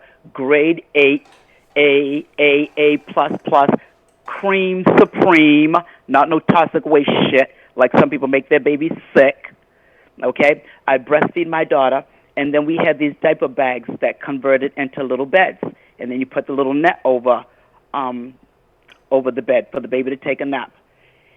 And afterwards, I found out this guy was someone in the Coast Guard. And I found out later that the guys were saying when they finished with all of their work and they got paid, the guys wanted to go to the bars to go try to catch girls and things. And they said, this guy, Ron, they called him the Hawk, he was saying, I don't want to go to the bars. There's only one woman in this city that I love, and I found out her name. He was calling me Miss Grace before anybody else was. And this is where Professor Trill comes in at. Ron always made sure I was never his girlfriend. I was busy going to school and things like that. But he always made sure that my kids and me were good. Never had to ask that man for anything. The guys would laugh. They said he was like so in love. He loved me as a woman. He loved me as a mother. And he would just stand there and watch me. And, oh, Lord, this is so hot. So then Ron always took care of me. He was instrumental in me getting back into school and things like that. And one day he called, and he said he was in the hospital, and I found out he was from Pennsylvania. And he said he had pneumonia. But he had that voice. He sounded like Professor Trill and had that exact laugh. And he said, "I'm Miss Grace, but I'm fine. I'm going to be going home from the hospital in a couple of days." I said, "Okay." Well, maybe a week and a half later, you know what I mean? I went to school. I had early classes. I got home. You know, I asked my son. I said, "I get any calls?" And my son said, "Run D." He always called Ron DMC. He said, "There's a note on the side of the telephone on the kitchen wall. Run DMC said to call him." But I didn't call because I was busy with my exams and things. Another week and a half about goes by. I go down to the seafood market with my 2 kids so we could split a seafood platter. And as I was finishing up with my seafood, Ron's one of his Coast Guard buddies came in. And I told him, I said, "Have you talked with Ron?" You know what I mean? I meant to call him back and blah, blah, blah, because his buddy was married to an associate of mine in the city, the small town that I'm from. And they looked at me and said, "You didn't hear? You didn't know?" And I said, "What?" They said, "Ron died." And I'm like, "What?" And I sobbed. I cried about that man for a fucking year. He was so good to me. I think he was like 2-3 years younger than I was. You know, never had a relationship with him. But that man loved me so much that he didn't care that I wasn't his girlfriend. He just cared that I was the woman that I was. You know what I mean? In return, you know, I'd invite he and his Coast Guard buddies over. He'd buy all the food, and I'd cook up all this food for them, and my friends would come over. But he always made sure we were good, even when I threw 2 rotten eggs at his car. He wanted me to meet at a restaurant downtown, and I was sitting there waiting for like an hour. You know what I mean? And he didn't show up. You know what I mean? So I got mad. I went back over to my Kumad's house, which is my daughter's godmother. And I went there, and I said, "He didn't show up," and blah, blah, blah. And she said, "Well, I have 2 rotten eggs." So we happened to be going down the street, and he was coming up the street, and he hung out the car, and he sounded exactly like Professor Trill. And he laughed, "Hey, Miss Grace." You know what I mean? And I was so mad. I cussed him out, and I threw the rotten egg at his car. And all he did, he looked down at the car. He said, "I can't believe you threw an egg at my car." Yeah, and he laughed and laughed. He said, "You still want to go to lunch?" And I said, "Okay." I went back there. He let me get whatever I wanted, but I just wanted that big old spinach salad and my Oreo cookie drink. You know what I mean? And he would laugh, and he just watched me eat, and he just kept saying, "I can't believe you threw an egg at my car." You know what I mean? But I asked God, I said, I wish I could hear Ron laugh again. And when I woke up months ago in the middle of the night, and you popped up on my phone, and then I started listening to you, and then that call came in, and it was Professor Trill. And let me tell you young people something. My mother used to say, God makes people, everybody looks so different. They have 2 eyes, a nose, and a mouth. But what I've learned, that if you see characteristics in people, they will repeat. So when they're gone, they're going to come back into somebody else. So if you miss someone's laughter or someone's voice or something that someone says, it'll come back, but in another person. And that's my Professor Trill. That's my Ron. And that's the story, but I've been dying to tell you. I'm glad you shared. I know that's a hard story to share, and I'm sorry to hear that it happened like that. Those are some of the worst things when you kind of have those intentions to it just maybe slips your mind, and then you just you linger on those kind of things for a long time. I've had a situation or two like that, and I kind of beat myself up over it for a while. But I'm glad you shared that with us. I'm definitely glad you shared that with us, even though it's a traumatic situation. But thank you. That's the girls. Grace. Yeah, thank you. The guys are there. I've had some jerks in my life, but I've had some wonderful men in my life. You know, somebody asked the other day, you mean, where's her baby daddy? You mean, where's her husband? Let me tell you, first of all, I don't have baby daddies. Those 2 men are the fathers of my beautiful children. The first one, he was 16. I was fucking 14. He was in Chicago, Illinois. I was in Massachusetts. What the fuck were we kids going to do? My mother didn't find out I was pregnant until I was 4 months. I was a kid. They did not have classes in school that teach you about sex education. You mean? I remember going to Wisconsin Dells. Rashida would know about that. My aunt took me away. I just wanted to get back to that boy back in Chicago that would stock the shelves at the store on 87th Street. And we were taught that if you do it, and he said, if you do it one time, you won't get pregnant. You can't get pregnant. He popped my cherry and got me pregnant at the same time. Okay? So that's what happened. So then I got back home, and my cousins knew that I was pregnant. I didn't know what was going on. I was a kid. I was 14. I didn't know what was going on. When we started our period, I told you my mother was strict. She said, go into the bathroom, in that box, get that pad, don't put the blue line on, and stay away from boys. That's all she said. And I was still playing with dolls. I went to school. I would vomit and throw up, and all the little girls would be in the bathroom, standing up on the toilet, looking over the top, looking underneath, peeking in the crack, got in the door so that the gym teacher that would come in, she was trying to catch girls smoking cigarettes. She didn't know that there was a little girl in there that was having a baby and didn't know what was going on. The little girls thought that I was vomiting the baby because you gag and you vomit until the tears roll down your face, and then you throw up the lining of your stomach because you have nothing else to throw up. You get out of there, you wash your face, you rinse your mouth, you wash your hands, you keep it moving. You do what you have to do. And my mother found out I was pregnant. She told the school, they kicked me out. They didn't let us go to school at that age. They gave me a tutor. Okay, so I had to stay home and have a tutor 2 days a week. When I had my son 26 days after I turned 15 and after 30-something hours of labor, then I gave birth to an 8-pound, 3-ounce, 21-inch boy at 8:38 p.m. I may have been a little developed as a young girl, but on the inside, I was still a little girl that he bumped his head on my canal, so he came up with a heart-shaped head. So my sisters would giggle when we brought him home because they called him Valentina with a heart-shaped head. Then when I went back to school, I put my son's picture on the desk because I was in junior high school, because I knew that I had another reason to get an education, and I promised God that I was going to be the best mother that I could be, and I felt badly for hurting my mother and father and getting pregnant in Chicago when my aunt was watching me for the summer. You know what I mean? And so I tell people, watch your girls, and you never give up. It's never an option to give up. You sit up there and you just do it. You go to school, after school 2 hours, you go to work, you get home. My mother still, remember I told you, Honcho, she still didn't let us. We girls could not have a boyfriend until we turned 16. So here I was, a mother and with a baby, and I couldn't have a boyfriend. And a lady that was like a grandmother to me, Mrs. Stone, said, Benzadias, that means, oh my God, Benzadias, Domingo, you got to let her go out to parties. Mama goes, no. When she made that baby, she partied then. That's her party right there.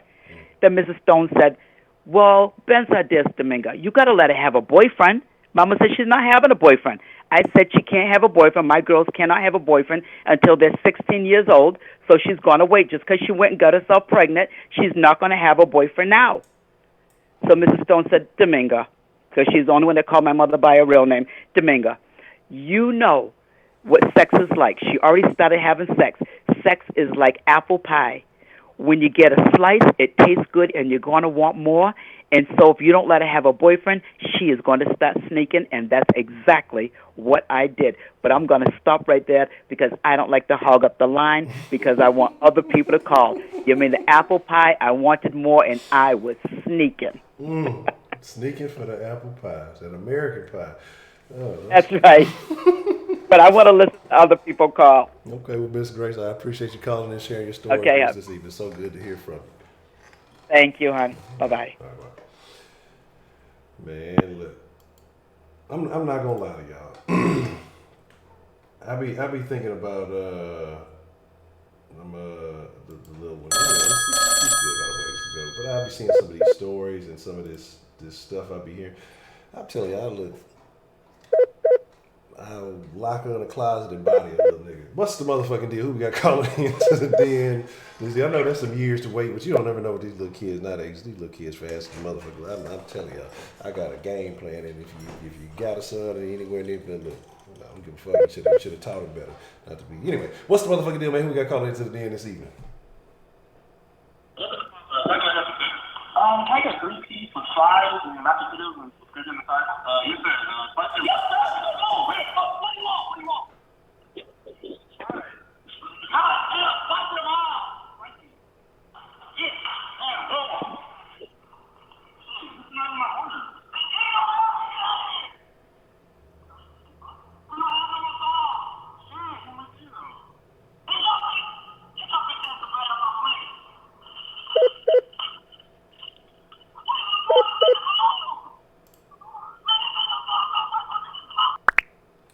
Alrighty then.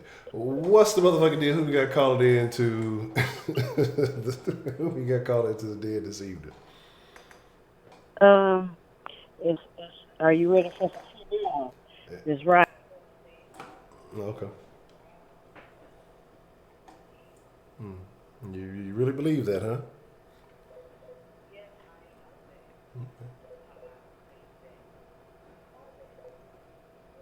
Okay. Oh, not much.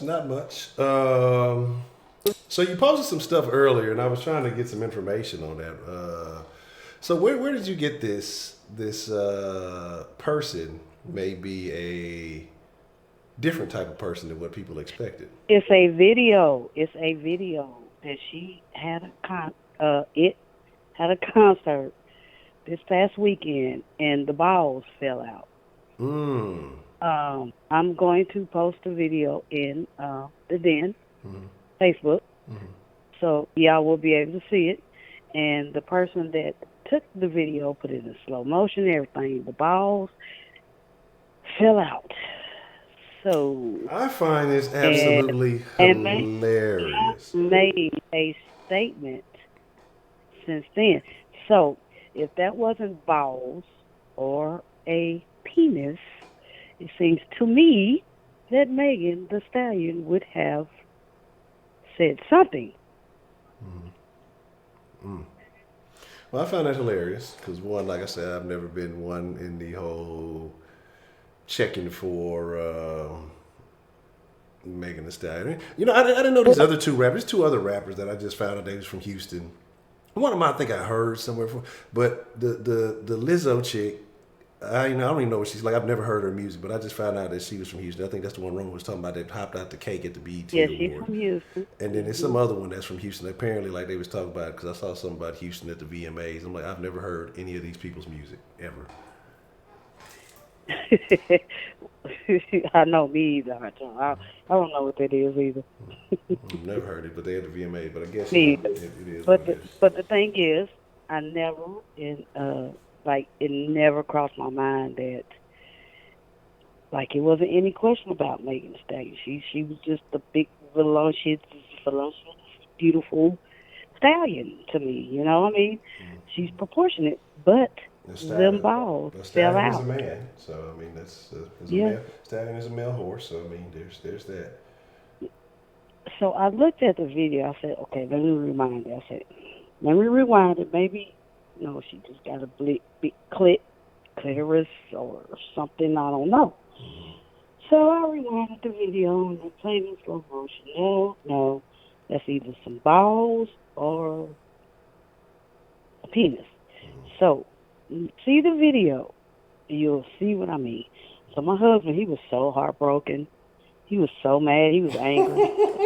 That's what I'm telling y'all. Look, that's why I don't care about the Nicki Minaj's. I don't care about the Cardis. I don't care about the Megan. Because the only people who really love it, and I know some of y'all gonna get upset because y'all probably like this music, but the majority of their fan base are trannies and hoes, jump offs. Like right. they make music for that community. They make music for basically for like the rainbow community. Because they it was funny, man, because the chick used to be with a long time ago. They were talking about her little sister, and she's like, "Oh yeah, she got that tranny makeup on," and it's like that overly done up face. That's like what people try to make normal, it's not. I don't like this shit. Like that's what I said when we was talking about earlier when I was talking to Miss Bad Booty. Maybe I'm a different breed. Maybe I'm just different than most dudes. I don't like all that makeup shit. I'm not big on that. I want to see who you are, what I'm getting into. You ain't got to be all super fly all the time. Because if I'm going to be dealing with you, especially on a regular basis, I expect to see who you are, not you selling me this idea of you for 6 months, a year or so, and then I finally see who you are, and it's something different. But yeah, what's on your mind? Right. But listen, my husband like that too. Like the last person he said was fired was, I think, Rihanna. It used to be Beyonce until she got with Jay-Z. He said that was nasty. And then, first it was Toni Braxton, but then she got with Eddie Murphy. He's like, ooh, that's nasty. And then it was Rihanna. And so that's the last person. But then he's like, Megan is fine. Like, woo. So I was like, fuck you, nigga. So, but I still listen to his song. But then when I seen that video, I said, look at this. So he said, you playing games. So he said, you got to be fucking kidding me. He was so mad. I was so happy. Because, listen, it don't make a difference to me. My thing is this. This chick is having this all the time. Like, her strap-up game, her hiding game, its hiding game must be fierce. Because that was a ball hung out. Yeah, it was.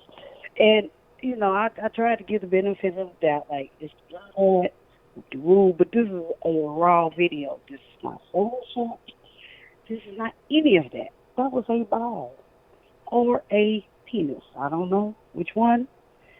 But regardless, that's not a full feline. So, I don't know. I don't know. I don't know. I'm gonna be honest with you. Okay, and normally I would love to jump on this bandwagon and laugh at everybody who is. Watch, I just pulled the video up. I do believe it could have been the shadow because it looks from the angle in which I'm looking. I could be wrong. I'm not gonna do any more investigating. I'm not gonna be staring at a video like that just in case I am wrong. But it looked like a little bit of butt cheek and shadow. It looked Nobody like but cheek hang. The way it looked. Okay, I bet you ain't seen this video. I'm gonna put in the den. Okay. You ain't seen this video. I'm telling you. Maybe. Nobody's ass hangs in. If somebody's ass is wiggling and jiggling and hanging out like that, you get sticking their ass like shit 100 times a day. Okay. I'm gonna say I'll have to see. Maybe it's a different angle out there or something. But from the angle I looked at right there, it looks like I can see where you say that's a ding-a-ling. That's tough. But instead, it looks like part of a booty cheek curvature, but the shadow looks like it's blocking part of. Man, Are you crazy?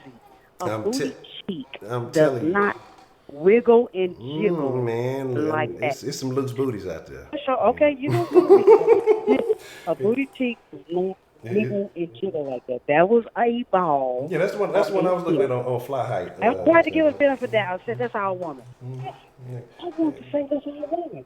You know what? I watched the video. I rewinded it. I said, no, this could not be happening. I want to give it the benefit of the doubt, but I'm telling you, that's a ball or a penis. It's not no ass cheek. There's not no clitoris. That's not none of that. That's a ball or a penis. Just fell out. Like, I guess the tape must have got like sweaty and wet, and it just malfunctioned. But no.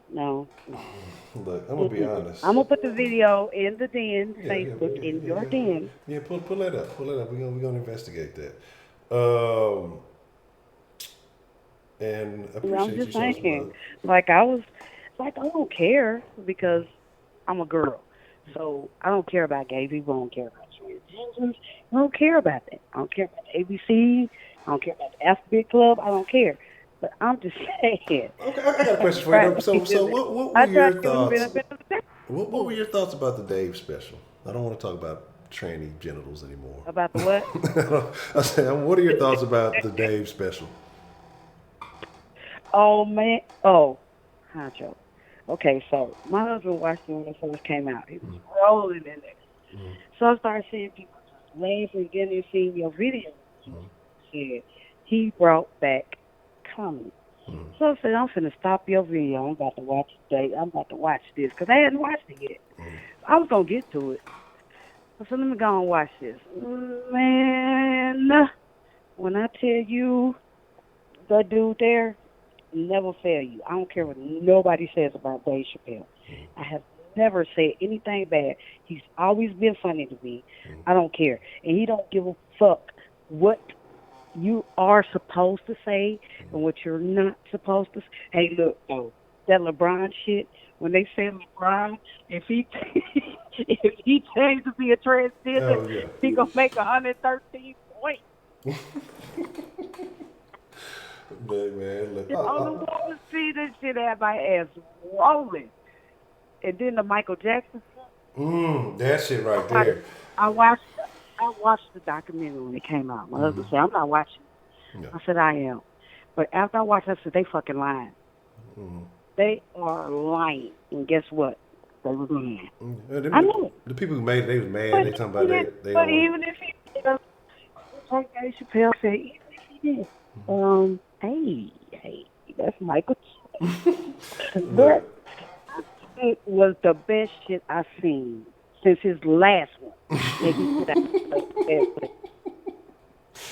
Yeah, I've never found pedophilia to be funny in any form or fashion, but Dave somehow I had to second guess myself and my morals for a second. I'm just like, should I be laughing at this? But you're right. That shit was fucking hilarious. Yes, it is, because that shit was funny, especially when he's talking about Jussie.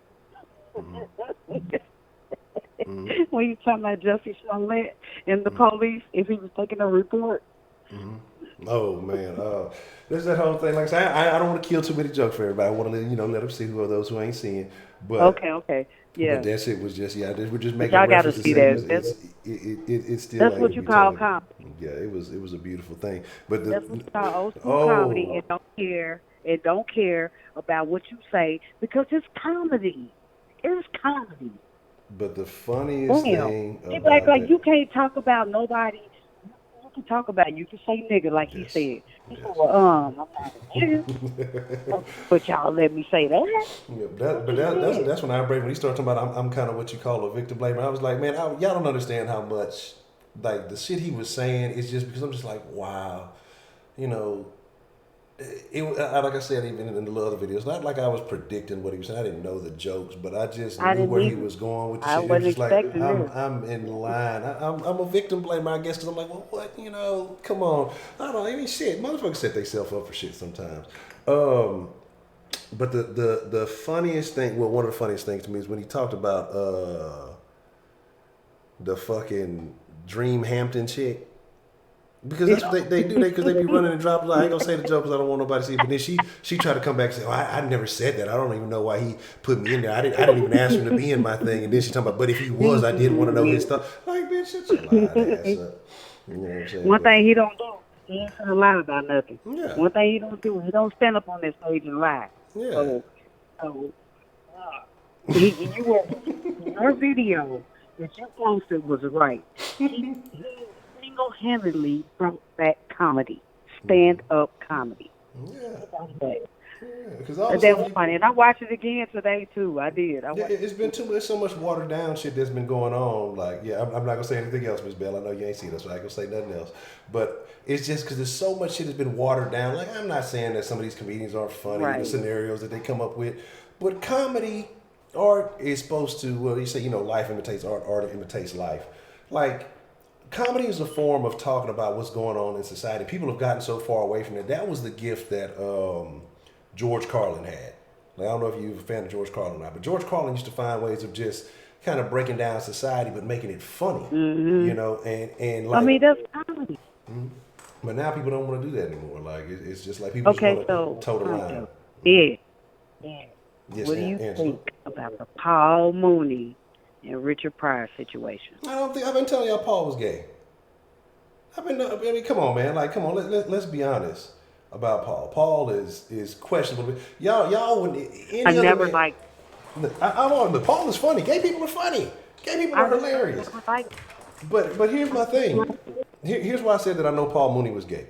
Is because One, I mean, all you got to do is go watching them Ask a Black Dude segments on the Chappelle Show, or go look at his stand-up. Paul Mooney has very effeminate movements. If it was any other man besides him that acted the mannerisms that he was, that dude's gay.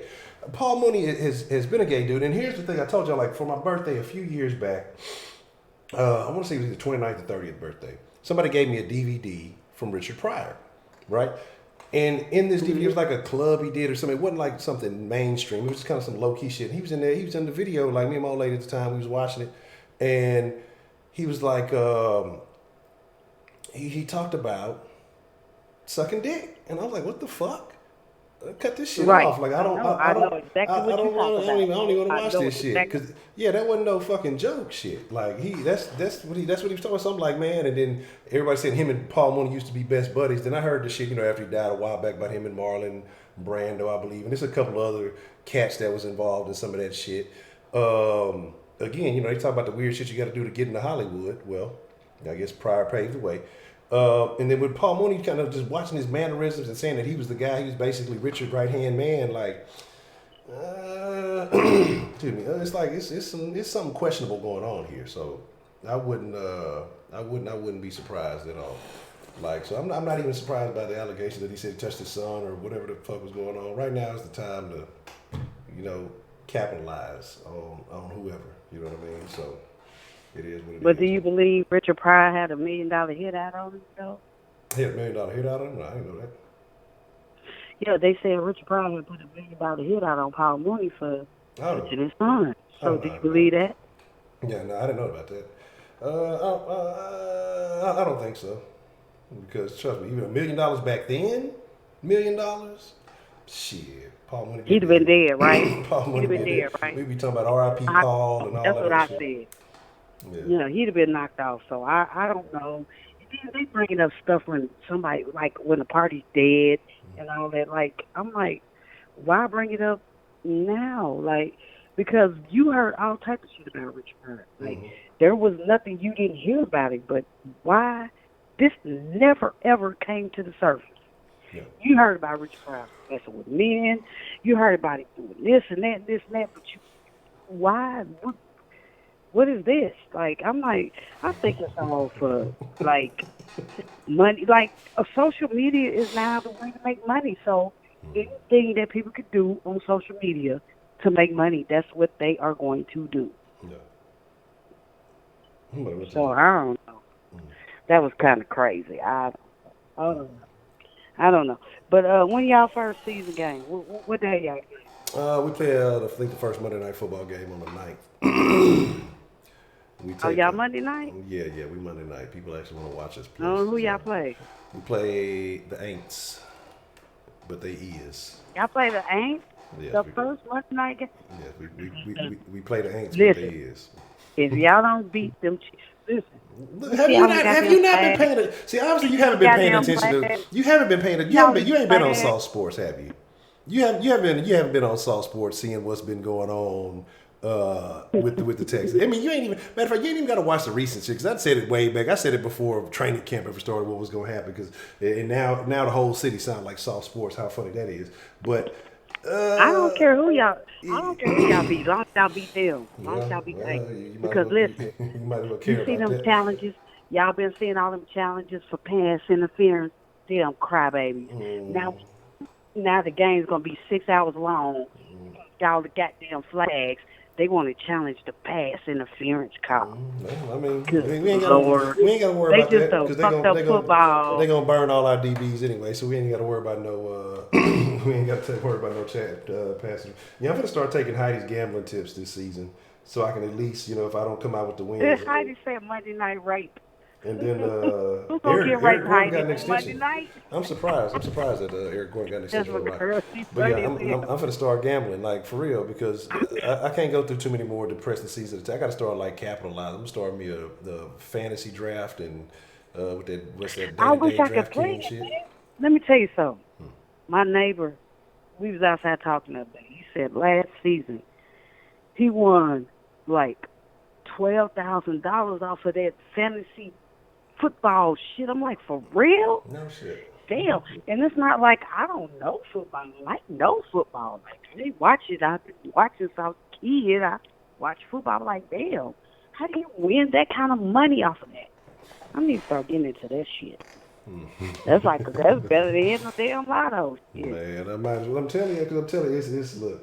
Yeah, I ain't even forget it. We ain't gonna get no more sports into this. It's no sports into the end. Look at you. Okay, but one more thing, Boom and Sooner, we play Sunday night. So all y'all be tuned in. No, y'all finna get work. Derek King finna blast y'all. The Cougs finna do y'all bad. What you talking about? Boomer Sooner. That's what I'm talking about. Whose house? Okay. And I don't like no Texas teams. I hate all Texas we don't like you neither. College and professional. I hate the Red River. Because Texas cheats. Because every year Oklahoma got to play in Texas. Talk about it's a neutral playing ground, but they're still in Texas. Red River in Oklahoma. What does that got to do with Houston?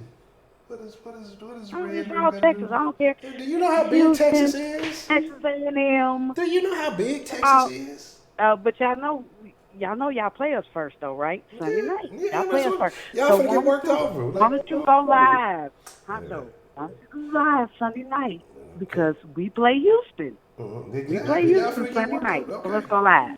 Look, all I'm gonna say is, I ain't scared. We'll figure out. Look, I'm gonna figure out some kind of bet to make with you before then. But if the score gets to 71-0, end the live, okay? If it ends up 71-0, the Cougs over to OU, of course. But see, y'all realize y'all quarterback who is from Houston too. So I mean, everything that makes y'all relevant, everything y'all got is from Texas. Like Oklahoma is not relevant. If it wasn't for Texas, Oklahoma would be a Jalen Hurts? Yes. Listen, let me tell you something. You know how it goes with Oklahoma and Texas. Y'all, we got some of y'all people. Man, it ain't nobody there's nobody from Oklahoma on nobody team. Texas is Texas. On every college roster in America, there is someone from Texas. It does not matter. There's probably someone from California, Florida, and Texas on every college roster. Ain't nobody from Oklahoma even on Oklahoma roster. Y'all got like 2 niggas from Oklahoma. Ain't nobody worried about no damn Oklahoma. And but guess what? guess who wins the Big 12? Guess who's leading the Big 12? Guess who's the papa? A bunch of adopted Texans. Guess who's the papa? There's a reason. There's a reason that Oklahoma was one of those teams that didn't want to vote to let U of H in the Big 12. Why? Because that was the year U of H was smoking the shit out of Oklahoma because they couldn't hang because they knew that U of H if U of H got inducted into exactly because if U of H got inducted into the Big 12, the Big 12 would be taking over for the next 20 years. Runs the Big 12 like we are the papa. Like bow down. Like y'all might just sit down. But y'all can't be U of H anyway. So like I said, because again, that's why y'all afraid because y'all know Houston got all the prospects. Y'all come and getting all y'all prospects from you. So if Houston got inducted into the Big 12, nobody. Well, why they don't stay in Houston then? Why don't stay in Houston? Because you play in a bigger conference, you get more TV time that enhances your draft status. That gives you more likelihood of being able to play in the national championship. Even though when U of H was smoking everybody, and I think they had one loss year or nobody got hurt. I can't remember. When last time y'all been in the national championship? Because they're not going to let a team from the AAC in the national championship. Y'all get an advantage because y'all in a Power 5 conference. So you get an advantage automatically. You can lose 2 games and we can go undefeated and they're going to give y'all more love. Listen, we get there because we are the papa of the Big 12. I'm just saying. And listen, let me tell you something, Honcho. My son, I don't know where I went from. He's at Oklahoma State. Fan Jesus. And I just don't get it. I don't get it. I hope y'all enjoying this conversation with Ayo Angela. But so as you say, you say whatever you want. Okay, so Sunday, go live. I mean, Houston, Oklahoma thing. Go live. I'm not gonna. Even if I lose, let's do it. We'll see what's happening. Like I say, I will send you a message of some sort, and then. We'll see. Okay. We'll see. Hey, I'm not scared. I'm telling you. I'm sports fan. I'm not scared. If I lose or win, I'm still be Denline. So let's do it. We play this at 7:30 Eastern. So what time would be there? 6:30. Wow. Yeah, Let's go live. We'll see what's happening. The game. Yes, we will Let's see what's watch happening. Oklahoma rip Houston apart. Okay. You're going to be very upset the next time we speak after that game. No, I'm going to get salty as fuck and I cuss everybody out for real. But I'm going to leave. But I'll cuss everybody out. I'll be salty as a motherfucker. Yeah, anything that is made on you slightly relevant has been somebody from Texas, period. Like, all the best players that ever come from Oklahoma have been Texas, period. Yeah, like y'all like to say that other training dance. I'm going to let somebody else say that. Right. Anyway, so we'll see y'all Sunday. Hot Ed gonna go live for the game. Okay? I ain't say all that, but we'll see what's up. We'll see what's up. Yeah. Did you get that software installed? Huh? Did you get that software installed? Yeah, I did. Okay, Yeah. cool. All right, cool. Hell, I've been trying to do. So I've been kind of busy, so I'm about to be going live soon. Okay. All right, got any questions? Hit me up. And I think I'll drag Texas first, but no, I ain't gonna do that. You're gonna be dragging yourself. Let somebody else call in. All right. Well, I appreciate your Friday, though. Appreciate your Friday. And really thank you, and I appreciate you showing love. And like I said, if anything I can do on your end, just let me know, and I'll definitely be glad to help out. All right. Later, y'all. Shout out to Miss Angela, even though she be a mess. Rise up. Sit the fuck down. Sit fuck up ATL. Yeah. Damn. See, that's what happened when I'm using a different program. I couldn't fucking get the mute button fast enough. See. All right, we'll probably take one or two more calls. We want to get some calls in. Let's see who we got calling in on the line. What's the motherfucking deal? Who do we got calling in to the den this evening? Oh man, it's been a while. Yes. Seemed like ages, man. Been a damn week. Seemed like a month and a half. What's on your mind there, Professor? Oh, I would like to address Miss Bad and Bougie again. Okay, well, how to speak your mind. Oh, ma'am, we are just not on the same page at all. Not even remotely close. Look here. Why would a man? First of all, when you say first impression, for him to ask you out on a date, ain't that the first impression? So if you agree to go on a date with the guy, you're basically agreeing to meeting him someplace to where you can have a conversation so you can get to know each other better. So why would I spend all this money on you when I don't even know you like that? We're not in that type of relationship to where I would even want to spend that kind of money on you. Second of all, she said, well, if that's what you're going to give it up for, make sure you get the large. So you mean to tell me the difference between a small cup of coffee and a large cup of coffee is what's supposed to make it better for you to give up some pussy? Really, though? Okay. Then, it's not the fact, of course, I mean, come on, ladies, be honest. Every guy wants to have sex with you. Even the dude that's looking maybe to be in a relationship with you, he wants to have sex with you too. You have to understand the difference between sexual attention and a dude wanting you in a relationship type of attention.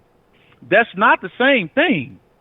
Just because a guy show you attention don't mean he want to be with you. But I guarantee you, either way it go, he's going to want to have sex with you. So if you choose to sleep with him on the first date, which could be no matter what the date is, if he spent $500, you mean to tell me that your pussy's worth $500? That's what it's worth to you? Because to me, that's relatively cheap. Now you got ones out here giving it up for a cup of coffee. That's real cheap. That's like the little all the shit that they throw in the bin just to try to get rid of it. Everything must go for $1 type shit. Man, I don't know. I remember seeing somebody on More who wasn't on board. She was fucking for a Happy Meal or some shit like that. Yeah. So yeah. And ladies, just be honest with yourself. Because we talk about this all the time. It's like y'all just live into this fantasy land. Look, even if I am interested in you, okay, and I ask you out on a date, we go on a date, no matter where the date is or what we doing, if you offer me the pussy, I'm going to take it. Not because I'm a bad guy, not because I'm a dog, it's because I'm a man. All the rest of the stuff ain't got nothing to do with it. I just don't understand where y'all come up with this stuff. I really don't. Because if you was going out to meet somebody, let's just say for instance you was meeting somebody else's like a guy's sister or something, and y'all want to go out and do something because y'all don't know each other. But you finna spend a lot of money on her? You don't know that bitch like that. No, you're just gonna do something casual, something easy, quick, to where y'all can be friendly and whatever. It's the same thing between a man and a woman. Why do I need to spend all this money on something that I don't even know where it's going? I don't know what I want out of it yet. I saw you look good, I want to holler at you. And depending on how you act after that, then I'll make my decision. Well, it's either going to be a smash and dash, or I might try to continue to see her because she's interested. She ain't like the rest of these females out here looking for a dude to try to wine and dine her to prove to her that he can take care of her when she needs to be able to take care of her goddamn self. And now, even with saying that, because I'm going to get in a little further in it, Miss Bad and Bougie, we don't give a fuck about what you do for a living, baby girl. We don't care. And when I say we, I don't mean all men, because you got a bunch of sucker-ass niggas that's willing to live and leech off of a woman. I'm talking about a dude that can provide for himself and can provide for you too if need be. If I choose to do that, I'm going to do that. I don't give a fuck what you do for a living, baby girl. You can work at McDonald's. If I fucks with you, I fucks with you. I don't care what your I don't care what your job title is. I don't care what your education level is. I don't care how much you make. I don't care about none of that. Why? Because I can provide all that shit for my goddamn self. Why do y'all think y'all women be so proud to be independent? It's because you get that same sensation when you get those same accomplishments. It's the same thing for both of us, baby girl. So if you, and y'all can't look at a man like that because you expecting that man to be able to provide something. That's the difference. This feminism shit is leading you women astray, and y'all just don't get it. I'm going to say this. Y'all will never, ever, ever, ever, ever, ever, ever, ever, ever be equal to a man. Never. It will never be 50-50. It won't be. It sounds good, and it sounds like something you would want to strive for, but baby girl, that's a dream. That's not reality. There's certain things that I do that I look for that's different than a woman.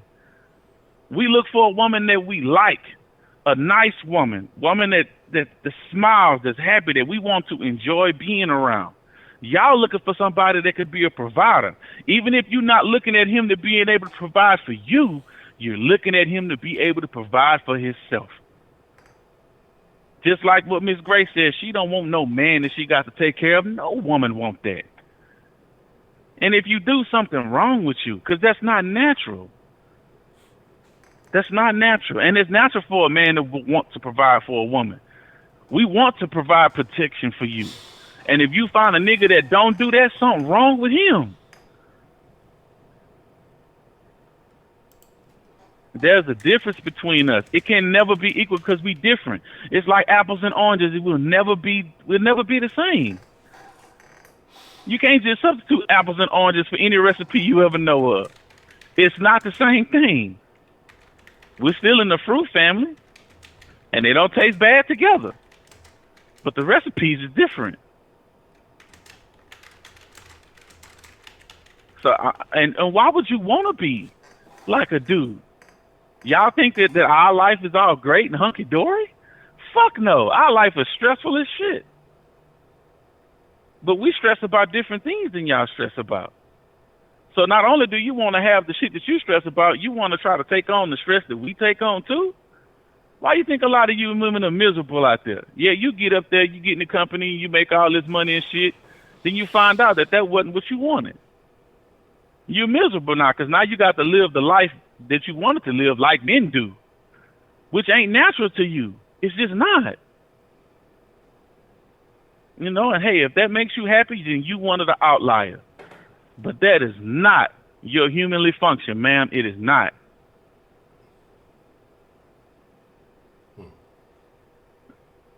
I just don't know. I don't know how y'all not being able to see it, man, but y'all being sold the dream. Real men don't give a damn about none of that. We don't care how many degrees you got. I don't care. If I fucks with you, I fucks with you regardless of your degrees. If you a good person, that means more to me than any fucking master's degree you could have. Period.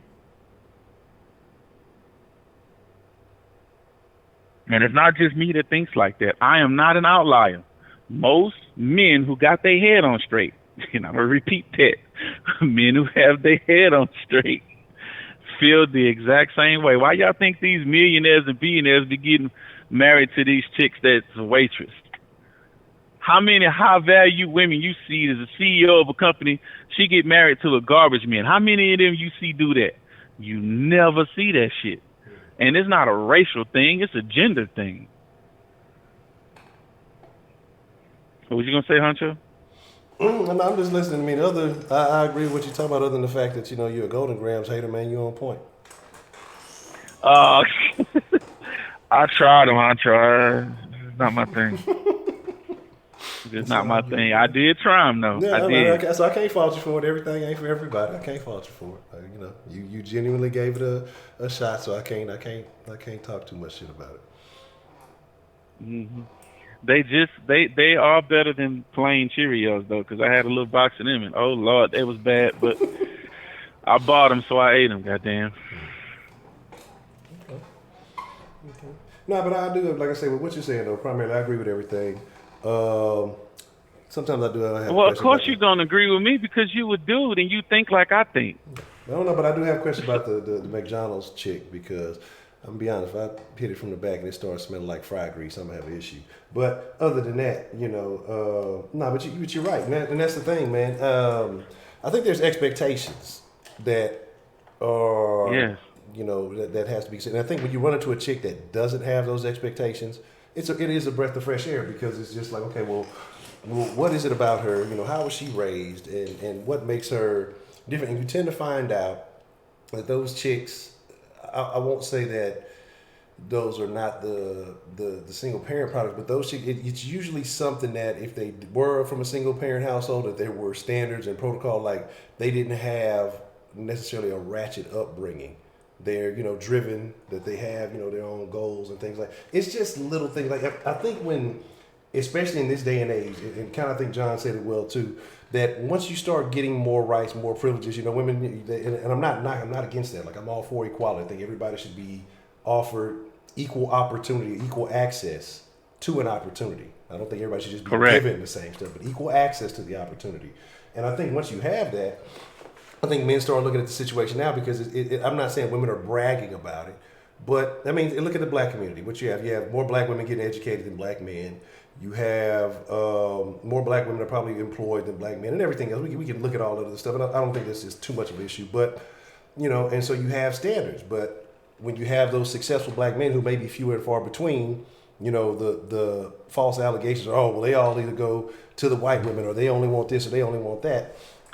And, or, you know, they only want these young chicks, or they have these other standards. But when in reality, women kind of want the same thing. I don't know. I don't know if it's not necessarily the same thing. Let me rephrase it. Because like I said, I think all women want the same type of man. Yeah. But there's only so many of them to go around. And so when that man, when you have, like, it's the supply and demand. So when if I'm that man and I have my choice out of all the women, well, I get to pick my preferences. I don't have to, you know, there's no trade-off for me, you know. So, but if you are a woman and you're like, well, my options are limited, there's a certain point where you may have to accept some trade-offs, you know, and And it is what it is. It's unfortunate, but it's just kind of how, how it is. You know what I'm saying? So it is just 80-20 rule, exactly. What is it? Pareto's principle. What they say, 20% of the people. So in this case, it would be 20% of the men get 80% of the ass, and then while 80% of the men are losing. Or 20% of the women have their selection or whatever. Like I say, it's always the small part does the big part, and then the rest of them basically just make up for the small amount. So, like I say, it's unfortunate, and it's like it's a bad thing, but it kind of is what it is. Now, I think not the selection. Yeah, there you go. And so what happens is that because you got to think about stuff. This is what you got to realize too. And I know women don't like it, but let's be honest. I want to know women to be honest. Fuck what they like. Tell them the truth. No, but I'm talking about this. This is something that only they can answer, because women don't get fly and really get dressed up for men. They do it in competition with other women. You know what I mean? And then y'all lie to yourself about it. And then try to lie to us and try to make us believe it. But I'm not believing that shit. Because it's not about what you say, it's about what you do. Yeah. And that's the thing, because it's like, especially if you going out and you getting fly because we going to a restaurant, it's not because you really trying. You may partially be trying to impress me, but you don't want to be outdone by anybody else in that restaurant who could possibly get that glimpse of attention or whatever else it may be. And now again, I can't say all of y'all, and some of y'all will dress for you to feel good, but I think majority of modern day women, because they looking at the Instagram thotties like we looking at the Instagram thotties, and comparing. That's why they getting these ass injections. That's why they getting these fakeries and all this other stuff, because they're comparing. They're trying to compete, because they're competing for the same few little dudes who like that shit. I'm like I say, me personally, I'm not into the fakery and the fraudulence. I like all natural. I don't care if it got a little hang to it. Hey, put a little hang in that thing. I'd rather the natural over the other shit. But my deal is just that women are more competitive with one another than it is with anything else. Because who was it the other day talking about a woman won't date a man who lives with his mom, but she'll date a man who is married and lives with his wife. And it's like, that's a fact. And so it's like that's not an issue there. Woman doesn't match. She'll compete with another woman for something that's already should be taken. But that's a fact. That's a good one, Honcho. But as far as the others, it's a different. Oh, okay, bet. Yeah. Oh man, here's some excellent pictures too. I would definitely post these. Let me see here. But that's what I say. So I think that women are more competitive with one another than they are with. I don't know who is that chick that just talking about the director of something. But look, one of the what is it, the squad? Didn't she just take somebody, woman? You know what I'm saying? Or somebody dude, the Ilhan Omar, she sleeping with somebody. She married and she funding her boyfriend stuff, funneling campaign money to the boyfriend's for his lifestyle. And I think that he was married or something like that. There's some director chick or some Hollywood actress, and she's like, I think in her late 50s. And she just took some married dude away from the chick he was fucking with. You know what I'm saying? Like, so these are women who seem to be doing very well for themselves. And, and they still want something that some other woman has. And so, let me see. Did this one show up? Or did it go? Okay, it came as a video, I think. Hold on. Let me see. But, okay, we'll do it like that. I think that'll show up. But yeah, so my thing is this, it's just like I said, I think there's a lot of double standards, and I think that you got to look at the group as a whole, because again, like you just said, because even when you talked about men, you mentioned, men that have their head on right. So we're not acknowledging that every man is going to do right. Every man is going to operate the same way. But like I was talking about, like when we talk about women, it's not just, I think that women apply their individual characteristics across the entire spectrum, but it's not like that. And again, y'all may have friends, y'all may have associates, family members, whatever. And y'all know some of them throw it off. And y'all know some of the actions and the whole behavior that they be doing and encouraging. And being a man who has, let's put this as PC as possible for me, engaged in behaviors with a lot of women, a variety of women. I've seen the shit. I've seen the behavior. You recognize certain things. So, again, there are fewer women who are engaging in classier behavior than they are women who are engaging in this nonsense. Because think about it, like I say, like we're talking about the Cardis and the Megans and all these. Why is this the biggest promoted shit? Because this is what a lot of women are supposed to. Now again, it's gays, it's the G's, the T's, correct, and the women that are supporting this. Men ain't supporting this. Like, and it may be some old, local, lower niggas. We're gonna be all niggas like, feminine figures. So if you showing ass, I may not be. I look, you understand, like, men can operate in a manner like this. I can see a woman and be like, oh, that bitch is dressed like a hoe. But I would probably hit that. I wouldn't gallon. I wouldn't spend no time or nothing. We ain't got a big old ass and some big ass titties. But that bitch she's just whorish. But I'd probably hit. Mm-hmm. But I mean, that's just being a man. So it's like, you take the good with the bad. But let me pull up these photos here. But no, like I say, I think that it's just the perspective. And I think when we talk about women, that women apply themselves to the situation and they get offended, like, oh, me, he's talking about. It's not even talking about y'all. We're not talking about y'all. We're just talking about what we see, real experiences, and you may not fit that mold, but these are things that are going on. These are things that are really happening. We're pinpointing bitch behavior. See. If you don't exhibit the bitch behavior and bitch tendencies, nobody have a reason to look at you that way. and it's also like this, ladies. Let's talk about this double standard thing. I don't understand why women deem that it's a double standard that when a guy sleeps around, he's a hero, but when a girl sleeps around, she's a whore. How do you not understand the difference? See, again, y'all are not equal to us. It's not the same thing. Women are attracted to men who other women find attractive. Y'all like the dude that all the other girls like, and for the same reasons they like him is why you like him. So it's not that he has all these options. He has the options of the best women. You think he's not going to indulge into it? Of course he is. Men don't want a woman who done slept around with everybody. We want somebody that's exclusive to us. Because if she exhibits that type of tendency growing up, why would I want to wife that? Don't you think I'm going to assume that she's going to have those same tendencies if I decide to wife her? That shit don't just grow out of a person. It doesn't just disappear and go away. Why do you think these women out here having all these divorces? Because they want to go out and do them. They miss that. They miss all the male attention, i.e. Aisha Curry. They miss that. And look, if you're going to be that, then go and be that. And for the men, that's where the phrase, you can't turn a hoe into a housewife, come in, bruh. It don't work that way. And for you ladies saying, well, what about the man hoe? You knew he was a hoe when you married him. You can't turn a hoe into a husband neither, baby girl. It's the same concept. But you just so caught up in how he makes you feel and all this excitement and shit.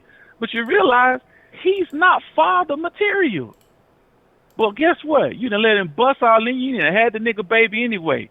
And then you wonder why you baby mama number 6, i.e. Future. Why you think all these women out here fucking the same nigga and having babies by him? And then he drop them like a bad habit. Now they want to go and complain on social media. You mean to tell me you couldn't see that from the other 5 bitches he was fucking? You didn't learn your lesson. You didn't know that going in. You didn't do your research. Yeah, you did. But you got caught up. Everybody. It happens to everybody. But if you can't complain about something that you fell for. You can't do that. You got to make better decisions than that. But the nigga that's out there that'll love you to death, that'll give you the world, you don't want him because you don't like that. A lot of women ain't attracted to that dude. That dude is not exciting. You know what I'm saying? He's just going to be this steady pace guy. Where's the excitement in that? I want somebody that's going to wine and dine me, take me here, take me there, change my life. You want somebody to entertain you, thinking that that's going to last. It's not. And you just keep seeing these relationships where people are just falling for the same thing over again. And it's happening all around you and you're not wising up. Or I shouldn't say maybe you in particular, but enough of you ladies aren't wising up to it. And here's another thing. On a scale of 1 to 10, 4s and 5s, here's the difference. There's a lot of 4 and 5 number women, they still getting dick. A lot of these ugly females that's out there, y'all seen them?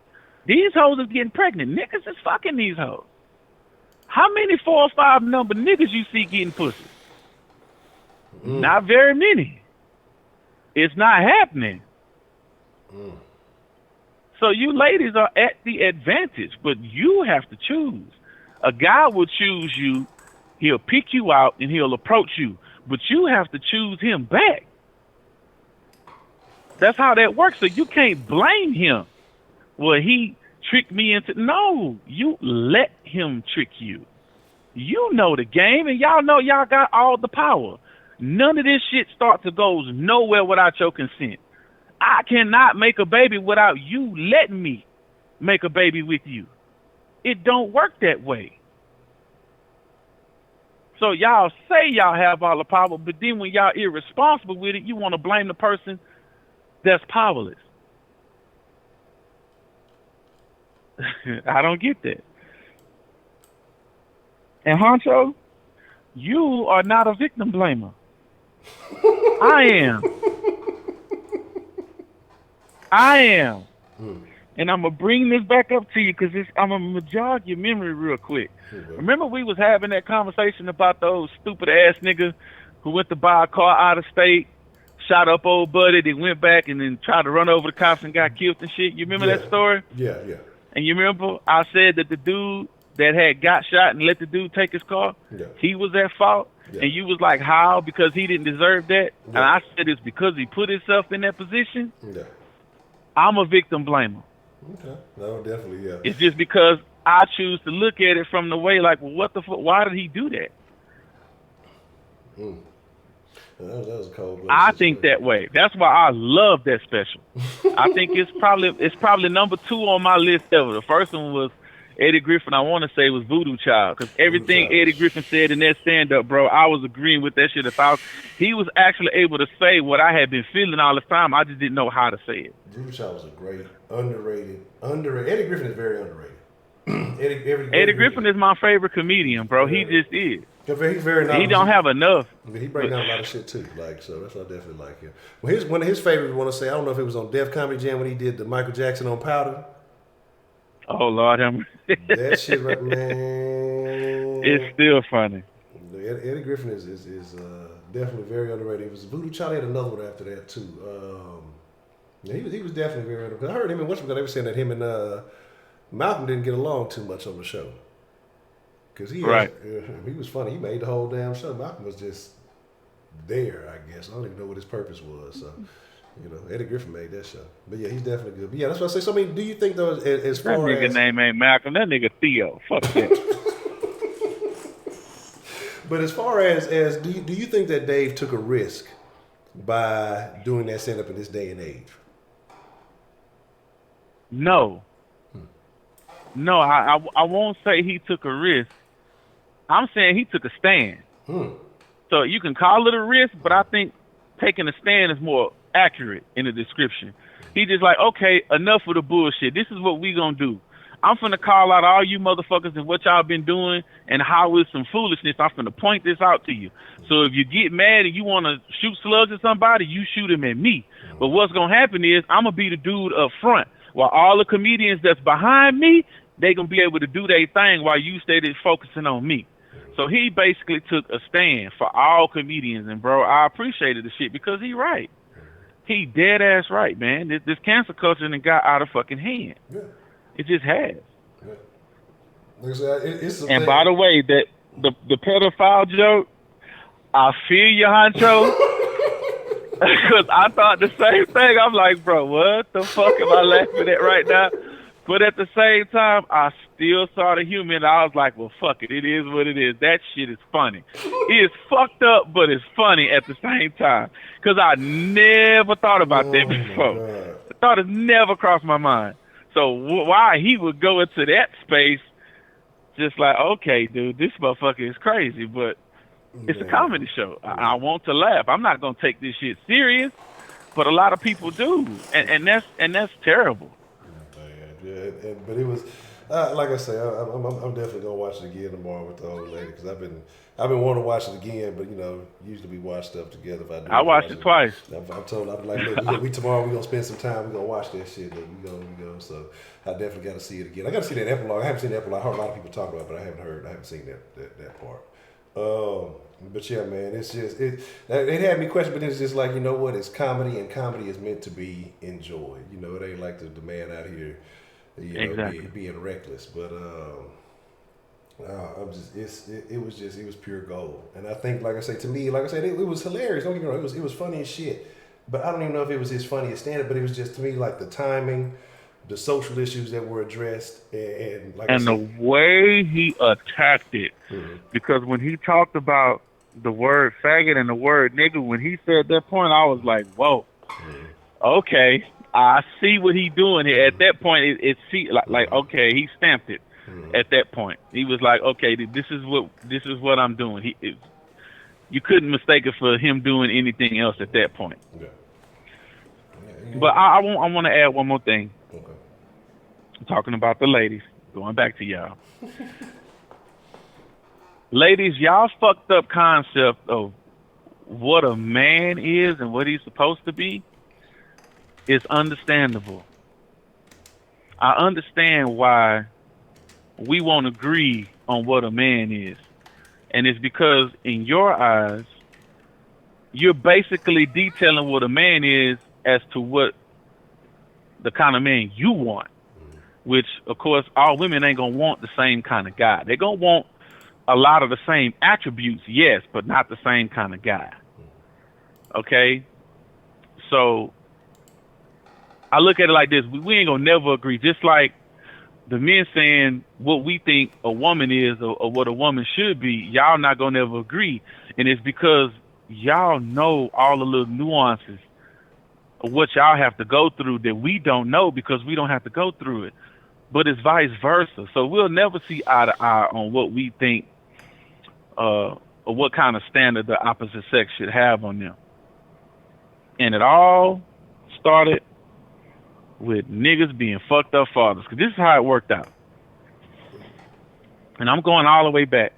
But I'm going to try to put this in, make this real short. Ladies were, their number one goal in life back then was to be a wife. That was their number one goal. They didn't care. They didn't want no job. They didn't want it. All they wanted to do was have a family, have a kid, have a loving husband, a nice crib, and just enjoy their life. Guys knew that. So what started to happen, slowly but surely, motherfucking dudes started taking advantage of women because of that. They kept taking advantage, and then we got cocky. And so we started misusing and abusing women. That is a fact. So after a while, slowly but surely, women started to compare notes. They started to talk to each other because communication was better. Hey, you know what? These dudes ain't shit. Like, this keep happening to me. Well, this keep happening to me too. And so they start putting notes together. And then they start thinking, well, hey, we need to put a stop to this. Okay, so once they started putting a stop to it and started separating themselves from men, the children that they already had didn't get that father figure. That father figure didn't apply the child with an example of how a relationship is supposed to work. And then the ones that did, the daughter looked at their mother like their mother was a slave. I will never be like my mama. Not knowing the true strength. And this is where this word come in. the true strength it takes for a woman to make that decision to have to depend on another person for her livelihood and for the health and betterment of her children. Do you know how fucking mentally strong and confident you have to be to put yourself in that situation?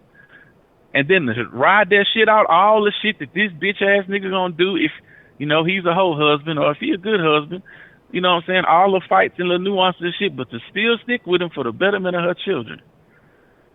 That's strength. It is. Because she could have chose to hit the road and leave. Easily, at any time, but she didn't. She stuck it out. Now, whether you respect that or not, that's up for debate. So, now,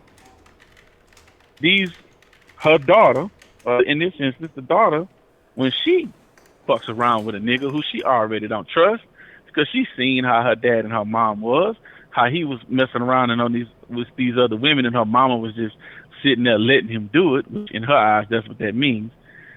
So she, not wanting that, but she falls for a player because he make the game sound all good, lure in the false sense of security, then he hit it and quit it, which is worse than what her father was doing, in my opinion, because he led her into a false sense of something, okay? So now she got this baby, and she gonna raise that baby, whether it's a boy or a girl. If it's a boy, she gonna try to teach him of what she think a man should be, when she really don't know. Again, it's because of all the nuances. Honcho, you and I know the kind of shit that a boy is gonna have to go through when he becomes a man. It's gonna be a whole nother ball game for you. Your mama can't teach you that. She just can't. So he grows up to be her version of what a man's supposed to be. So then when he go out and meet another woman and they have the same ideas, which is fucked up, now they fucking up boys in years to come. That's where that goes down. Now to say she has a girl, well, she's gonna teach her daughter not to trust men and all this other shit, not to depend on a man, which is admirable. But at some point, ladies, you gonna need a dude. How else are you gonna procreate? You're going to need a guy at some point, unless you're going to go to a sperm bank, and who really want to take that chance? That's not really a smart move. So, yes, ladies, no matter what you say or how strong you think you sound when you say it, you need us. You always will need us. Even if you want to just look at society. Oh, I just think the world would be a better place if all the men just disappeared.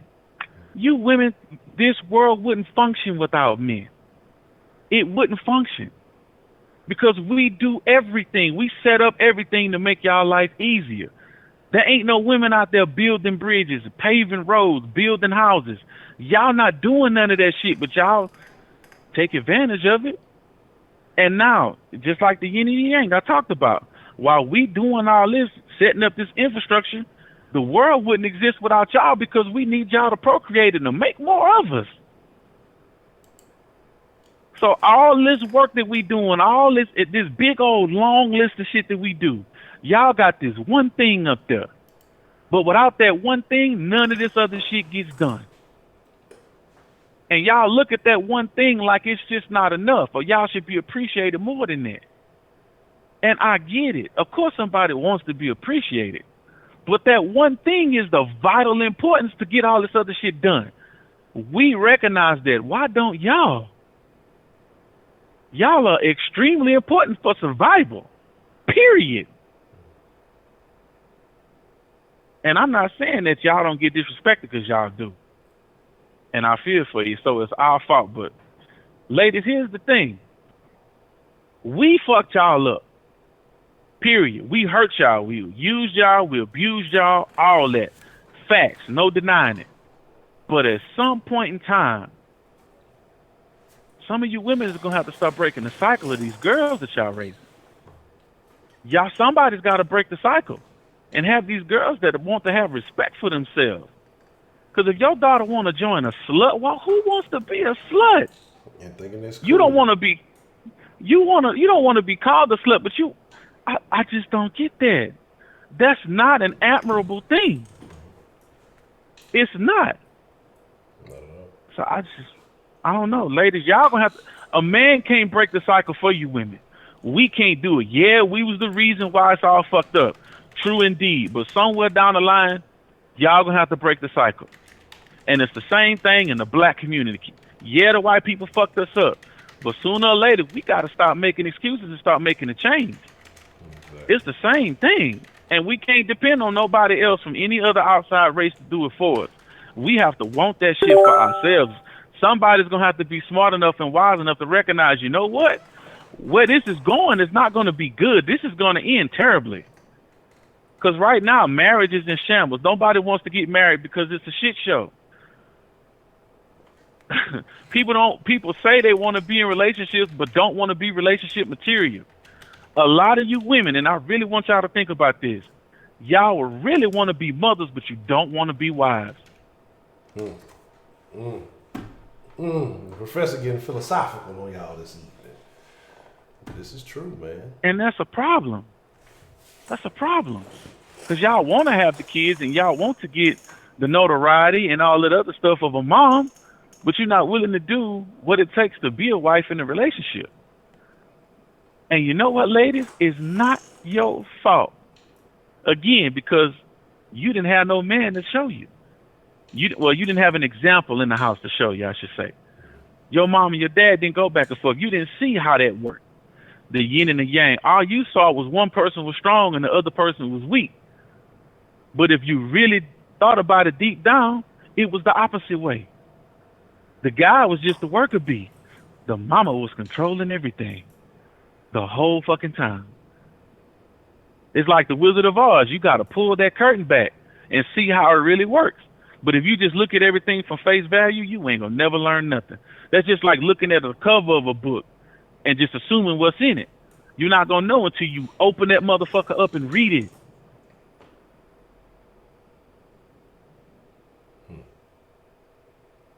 I want better for the ladies because better for the ladies means better for the guys.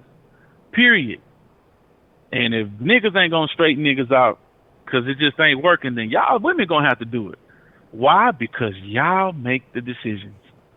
Y'all always have. Y'all know y'all got the power. Y'all just don't use it correctly. You try to use it for monetary benefit instead of for the benefit of society. That's a problem. Who was that? Who made that joke a while back? It might have been a Dave joke. That if Lewinsky would have been telling Bill that, to change the laws or something while she was sucking him up, that we'd have a new set of rules. Something. It was something along those lines. But yeah, and that's the thing, man. Like, women blame men blame women, and it's all a super fucked up cycle. But women do have the power, and y'all talk about But the thing is, like, but what good is power when you don't know how to wield it properly? So that's kind of where it is. And so, even though the men who are less powerful, they can kind of take advantage of that. But the thing about women is, if y'all change the game, Rob used to come through and he used to say something. If women, and y'all didn't like Rob, y'all used to be hating on Rob, trying to block Rob. Rob was making some sense. Y'all just ain't like the way he said it. That's the problem.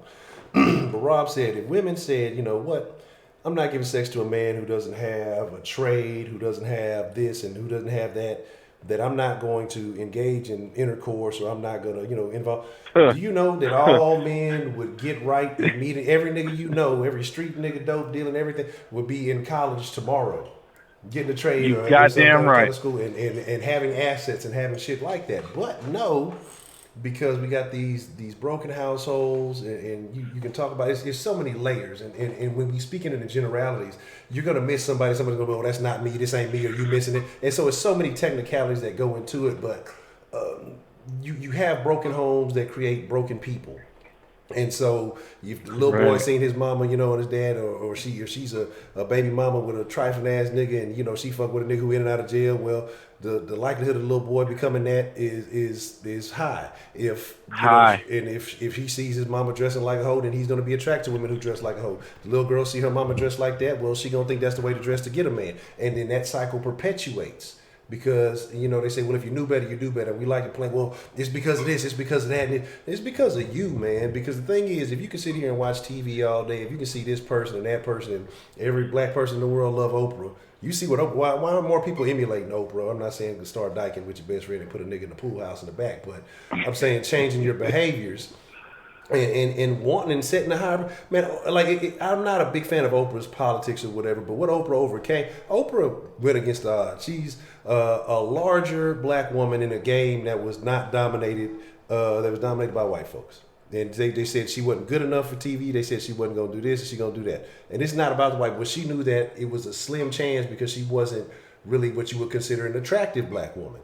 But she still fought. She did whatever she had to do. She was consistent. She worked hard. And now she's one of the richest black women on the planet. Now, again, you can say what you want to say about all the rest of it. But if you put your mind to it, you can do it. So that's why I hate when we talk about these excuses. Like you said, we got to stop blaming a white man. We got to stop doing all this. Like, you got to take responsibility for yourself. And that's part of the problem is, like, as a community, as a culture, whatever the culture is, rap music and nonsense. And I'm not knocking the rap, but that's not our culture. That's not what it's about.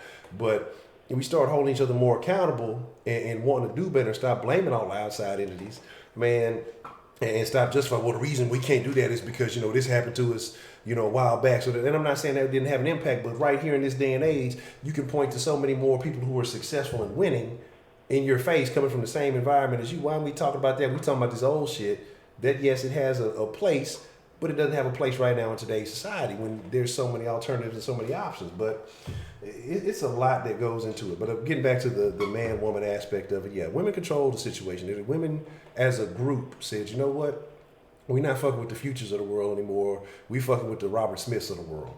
Guess what? Every nigga would start becoming a fucking Robert Smith. They would be going to school. They would be investing in the stock market. They'd be studying economics. They'd be investing in real estate. They'd be fucking doing everything. Becoming software engineer. They'd be in school so fast it wouldn't even make sense. You know what I'm saying? But because the rap nigga, the nigga who stays in and out of jail, you know, the prison pipe is good to them. You know, that's what they want. You know, and all this other stuff. Well, I'm independent. All I need a man for is some dick or whatever else. And again, it's not all of y'all. So don't start taking it personal. You know, don't start taking it personal. Say, yo, because I'm not talking about you. If it don't apply, let it fly. I'm just saying, I have no problem. I love Future's toxic masculinity music. I'm feeling awfully ratchet. I'm going to listen to some Future because I feel like a fucking dog. I'm finna turn that shit up, man. Fuck these hoes, goddammit. But, you know, that's not my normal approach to life. It's just, you know, it's something to, when I'm in a mode of I'm working and I don't want to, I'm not trying to listen like something about listening to podcasts or somebody talking about something that's beneficial. You know, it's more when I'm not doing something that's very intensive. But if I'm just in a mode where I need to focus on something, I'm working on graphics, I'm doing, well, I'm going to turn something ratchet on that has no real context, that has no real purpose in my life. It's just some ratchet with some kind of crazy ass beat, and I'm finna, you know, get to work. It's just a little soundtrack to help me stay on task. But nothing wrong with Future. But we know outside of his music, he loves the thotties, you know, and he's putting little bodies in the thotties. You know what I'm saying? No, I'm not. I do. I work out listening to. I ain't even been working out lately. I ain't gonna lie to y'all. But I do. I work out and listen to Eric Thomas. Shit, listen to Eric Thomas is like a damn. He got a little mixtape, a little soundtrack. But Eric Thomas, he's you know, it's some interesting stuff. So yes, I have worked out listening to podcasts. But like Trill said, man, women control the power, and I think if more women would acknowledge that, again, stop blaming men for the issues and start saying, okay, well, this is what we're going to start accepting from men. And that's why I say I didn't have a problem with what Ms. Bad Bougie was saying as far as applying it to her. It may work for her, but what's working for her is not working for the next chick, the chick down the street, the chick down the block, even the chick she may know personally. It's that same set of rules is not going to apply for every woman, just like the same set of rules ain't going to apply for every man. But if women as a whole, as a culture says, you know what? We're not into this childish shit anymore. We're not into this little weird shit anymore. We want men to be how men were. But y'all got to realize too, and this is something I want to mention that you brought up earlier, or along with what you said earlier.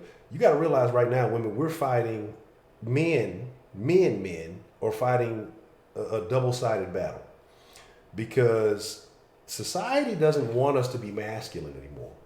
You know what I'm saying? They don't want us to be the men of old. Y'all claim y'all want traditional men. Y'all want men who used to, you know, handle these things this way, take care of business, you know, pay the bills, make sure everything else is good. and be a protector and be all of these things. But society's telling you, no, don't do this, and you can't do that. Oh, now that's toxic masculinity. Toxic masculinity is what built this country. You know, going to war is toxic masculinity. Hold up, Honcho. Let me expand on that point, because I don't think you're going to hit it the way it need to be hit. Okay, what you got? You women want traditional men, but y'all don't want to fit the role of a traditional woman. How do you think that works? Because if I expect of you what traditional men expected of women back then, oh, it's 2019. We ain't doing that shit no more. So what the fuck am I getting out of the relationship? This is what I asked Miss Bad and Bougie the other day. And I don't think maybe that I quantified it enough, because she was saying that there's a difference between a wife and a girlfriend. And I really thought about it, Bad and Bougie. I really did. And you know, the only difference that out of everything that you said that really made any kind of quantitative sense, a wife just has more say-so than a girlfriend. That's the only difference. A man gets the same thing out of a girlfriend that he gets out of a wife. There ain't no difference for us. Marriage is only for y'all. What really changes for a man once he gets married? Nothing except expectations. And it's the expectations for the wife put on him. That's it. So now she has more of a voice, which is the say-so, than she did before. That is the only difference. We don't get nothing else. We still get sex. We getting that now. You want to have our children? We can get that now without being married. You want to live with me? We can get that now without being married. We don't have to be married to get any of those things. So marriage is only for the woman's benefit. That's it. And since y'all the ones that's divorcing us at an extremely high rate, you wonder why dudes don't want to get married? That's why. It'd be different if dudes was leaving the relationship. But that's not what's going on. Yeah. And I'm not saying that all of, the divorce is the woman's fault, because I'm pretty sure it's not. I'm pretty sure it's a bunch of niggas doing some fuck shit. But we don't have no benefit, ladies. We don't. You could try to say, well, we give you companionship. That shit is not quantitative at all. What does that shit account for? It don't account for anything. Because you say that you bringing companionship to the table, you can easily give that to somebody else. It's your clingy ass girlfriend. Yeah, man, I don't know, man, because marriage is a little different. Because then y'all stop wanting to, because I didn't, I don't know, but they say on that. I've heard people say once they get married, the action reduces. Y'all just be trying to give, rewrapping that gift for a nigga birthday or something. That's just the same present. Yeah, and ladies, that's not a gift, ladies. I'm sorry, no, it's not. That's not a gift. You ain't the only one with one of them. When you gonna understand that? If that's not the pot of gold at the end of the road, it's not. Because what if it's y'all anniversary? Y'all been married for 20 years, and he come out the closet. Where's my gift? It's this dick. You gonna be mad than a motherfucker. You gonna be hot. And you want to know why? It's because women seem to think that pussy is more valuable than dick. When it's not. They equally the same, because you can have some fucked up pussy, you can have some good pussy. You can have some dick that ain't good, and you can have some good. Hey, man. I think I value me personally. What is mine? My pipe. More so because this is my motto. This is my thing. Think about it. Now, you done had some chicks you done fuck with that's been tight and right. You done had some chicks that might have been loose as a goose. But either one of them chicks you fuck with, you stroke long enough, you gonna bust that nut. These chicks, not every nigga they fuck with is going to get them to that point. No matter if they fuck with them 10 times, it doesn't matter. Every nigga's not gonna get them there. That. And so that's why I think that to reaching that sensation, I think that you got to put a little bit more value on one side. But I think, most niggas because most niggas can't get them there, they know that they have to supplement. So that's why I would say that they pay for it, because they know that maybe in other areas they lacking. I get what you're saying, Honcho. And that does make logical sense. I cannot argue that point. But at the same time, you know damn well there's some women out here that can't fuck to save their life. They just want to lay there. That's not even entertaining, no matter how hard. Like, I lose interest. Like, you know what? Nah, I'm good, fam. I can't fuck with you like that. If you just gonna, like, no, that's not fun for me. It needs to be a bit of a fight at some point. Like, it's just, you know what I'm saying? It's bitch, jab back. Don't just take all the punches, man. Like, damn, that's not fun. I would lose interest quickly. Now, that's me, you know, because I know what y'all saying. Well, a lot of dudes won't. Hey, you absolutely right. But that's me. So I can only speak from my purview as far as this goes. So what you saying, Honcho, makes logical sense, but we've all been in situations where you done lost interest somewhere down the line, bro. You done had that bitch. You like, you know what? This bitch playing with me. I can't fuck. No. I'm good. I'm good. Well, why? What happened? What I do? Bitch, you didn't do nothing. That's what you didn't. Like, nah. Look, I came to play. Look, I'm finna have some fun. Look, we gonna figure something out. Something gonna work. I'm not in that necrophilia shit, man. That's nah, bro. You ain't just finna lay there, bitch. Finna have puppet master or some shit. We finna figure something out in this bit.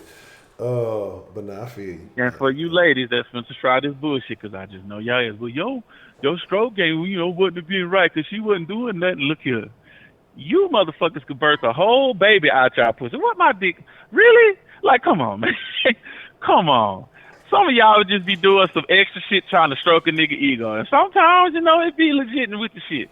But come on now. I know the difference. I know the difference. Exactly. You can tell the difference. You can feel the difference. There's certain shit that women be thinking that they good actors.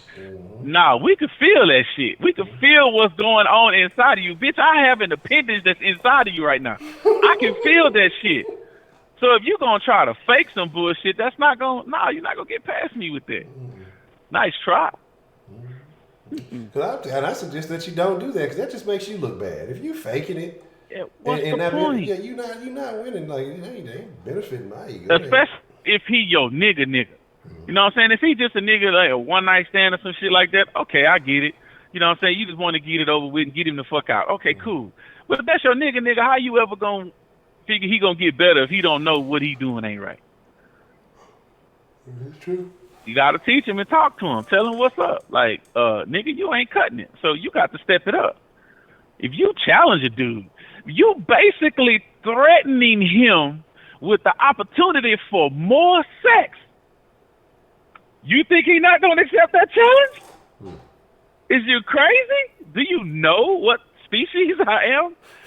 Oh, bitch, you can't threaten me with a good time. Okay, come on. Like, all right, okay, the gloves is off. You know what I'm talking about? It's on. So I don't understand some of it. I really don't. And ladies, I'm always the first to admit that I don't understand. So I can only give you my opinion of what I think. And a lot of it seems to be very accurate. Because I'm not listening to what y'all say, because y'all could talk a good game, just like a dude could talk a good game. It's about what y'all actually do.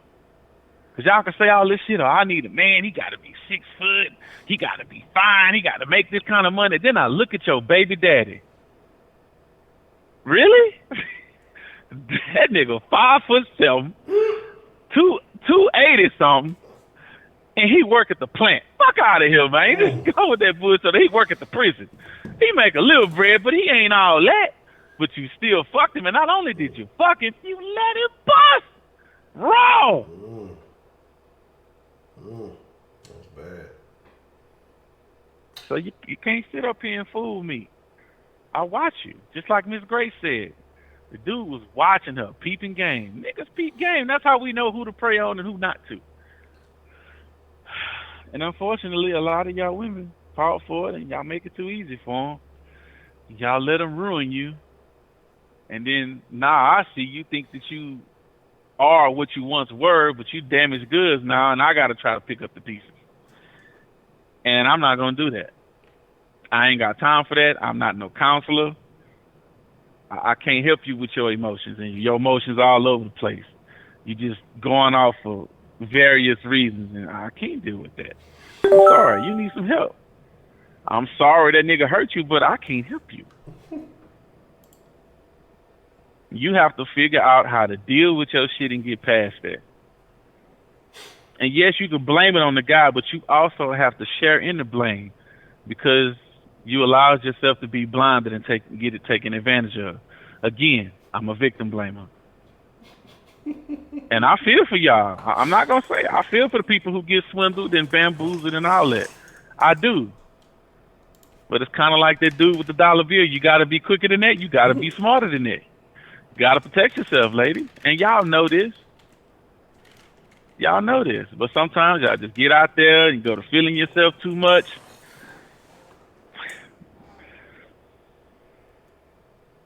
It's a dirty game. It's a dirty game. And unfortunately, y'all have to live with and deal directly with the consequences of the shit, i.e. kids. Y'all can't run away from the responsibility. And I also love the abortion joke too that Dave Chappelle said. He nailed it. He nailed it. He fucking nailed it. Because you saw the reaction for the first part, then the reaction was a little bit different for the second part. Oh yeah, they was with him. They thought he was on their side. Yeah, fair is fair. That would change the whole game up now, wouldn't it? I think I have no problem with it. And if y'all have not seen his stand-up, man, y'all need to go watch that shit because he made so much sense. So much sense. And he didn't spare nobody. He got on everybody's ass. Yeah, and that's the way it should be. And that's how it's supposed to be. Yeah, I mean, look, you know, I talk about entertainers and not being your leaders and all that other stuff, but from your musicians, from your artists to say you should get some form of social commentary. Even Pimp said that, you know, back in the day when he was talking about this new rap music. Ain't no kind of social commentary. Everybody balling, everybody these dope dealers, you ain't getting no social commentary. Ain't nobody telling what you're really going through. But that's what you get if you listen to most of the rest of these comedians now. They so touchy on the subject. Everything's on the up and up. Nobody, you know, we can't say this. We don't have all these other crazy problems going on in this country because everybody's afraid to fucking speak on it. You know, and the fucked up part about it is, you know, even with that cancel culture, it's like you got people going out and deliberately fucking up, you know, unwritten rules just to try to cancel somebody. Because even when he made reference to one of the things he said in there, he's like, that was supposed to be a private event. I didn't even know that was a thing, you know. And then there was a journalist in there, and he ran and put it out to everybody. The same thing with Louis C.K. when he started kind of doing some little comeback to some of these little clubs. Like, it was an unannounced thing. People started recording his shit and started putting it out there. Like, so it's like these people don't even have a space anymore to you know, to be them. And it's just fucked up, man. Like, people may, but again, like I say, without ruining any other jokes, but what he said about the Louis C.K. thing made the most sense in the world. Like, people are looking to be victims. That's what it is. People just how is that threatening? Like, when he said that, I'm like, he's absolutely. That is the least threatening. Like, bro, I don't get that. How can you feel that way from that?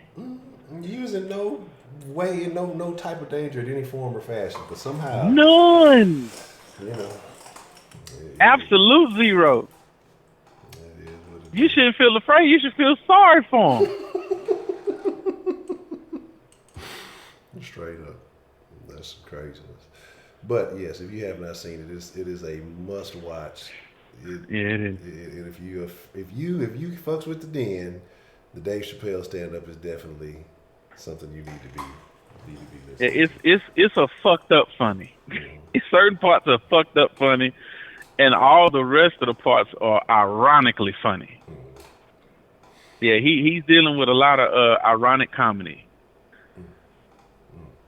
but it's all true. Then that's the crazy part because, man, life is, you know, back in the day when I was young, I'm not a kid anymore, but some days I sit and wish I was a kid again because I just feel like we didn't have this. Maybe it was going on. Maybe grown-ups were dealing with some of this stuff, But maybe because maybe it's just a different layer of it because it's social. It wasn't as publicized. Yeah, it's just now everything is is terrible. You know what I'm saying? It's I don't know, like that little sketch or whatever thing. Everything is terrible. Everything is terrible. You know, people try to do good shit. People try to ruin it just to try to make a point about some nonsense. Like I don't even know, man. Yeah, he spoke on R. Kelly too, and so I did a little research, and I found out something that I really didn't know. Did you know that in most of the states in the United States, the legal age of consent is 16. It's not 18. Yeah. For most of the country. I've always been told it was 18. No, even in Texas it's 17. I think I'm like, what the fuck? It's 14. 16? It's what Lord have mercy. Idaho or Iowa, one of them. It's like something crazy. It's like something like 14. That's crazy. Yeah, it's like it's. Man, look. That's crazy. That's insane. That shit need to be changed. See, that right there, ladies, that's something you need to be marching for. Change that shit. Well, it's going to be some men that ain't going to like it. But most men, we going to be like, yeah, because they got daughters out here. Hell yeah, they going to be for that. Why don't we fix that shit? Something wrong with that. That shit don't make no sense at all. Back in the fucking 1700s, yeah, I was doing that shit. But nah, that needs to be fixed. That needs to be fixed. I'm sorry. So I got one thing for you before we wind down here in a few. Did you see the chick that stabbed the kid in the face?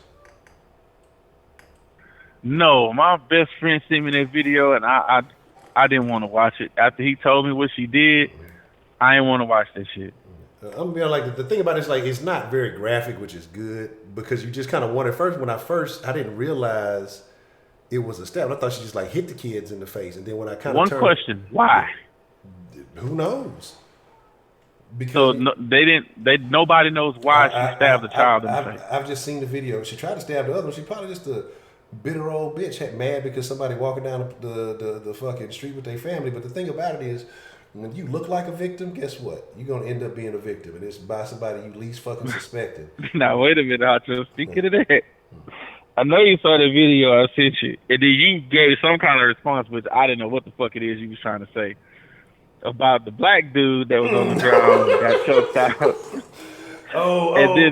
And then the white dude, man, I laughed at that shit for the longest. Now, that was also a fucked up kind of moment because I really didn't read the header before I watched the video. The motherfucker that killed 3 people and then did this shit. And then I was like, well, wait a minute. So this dude is a killer.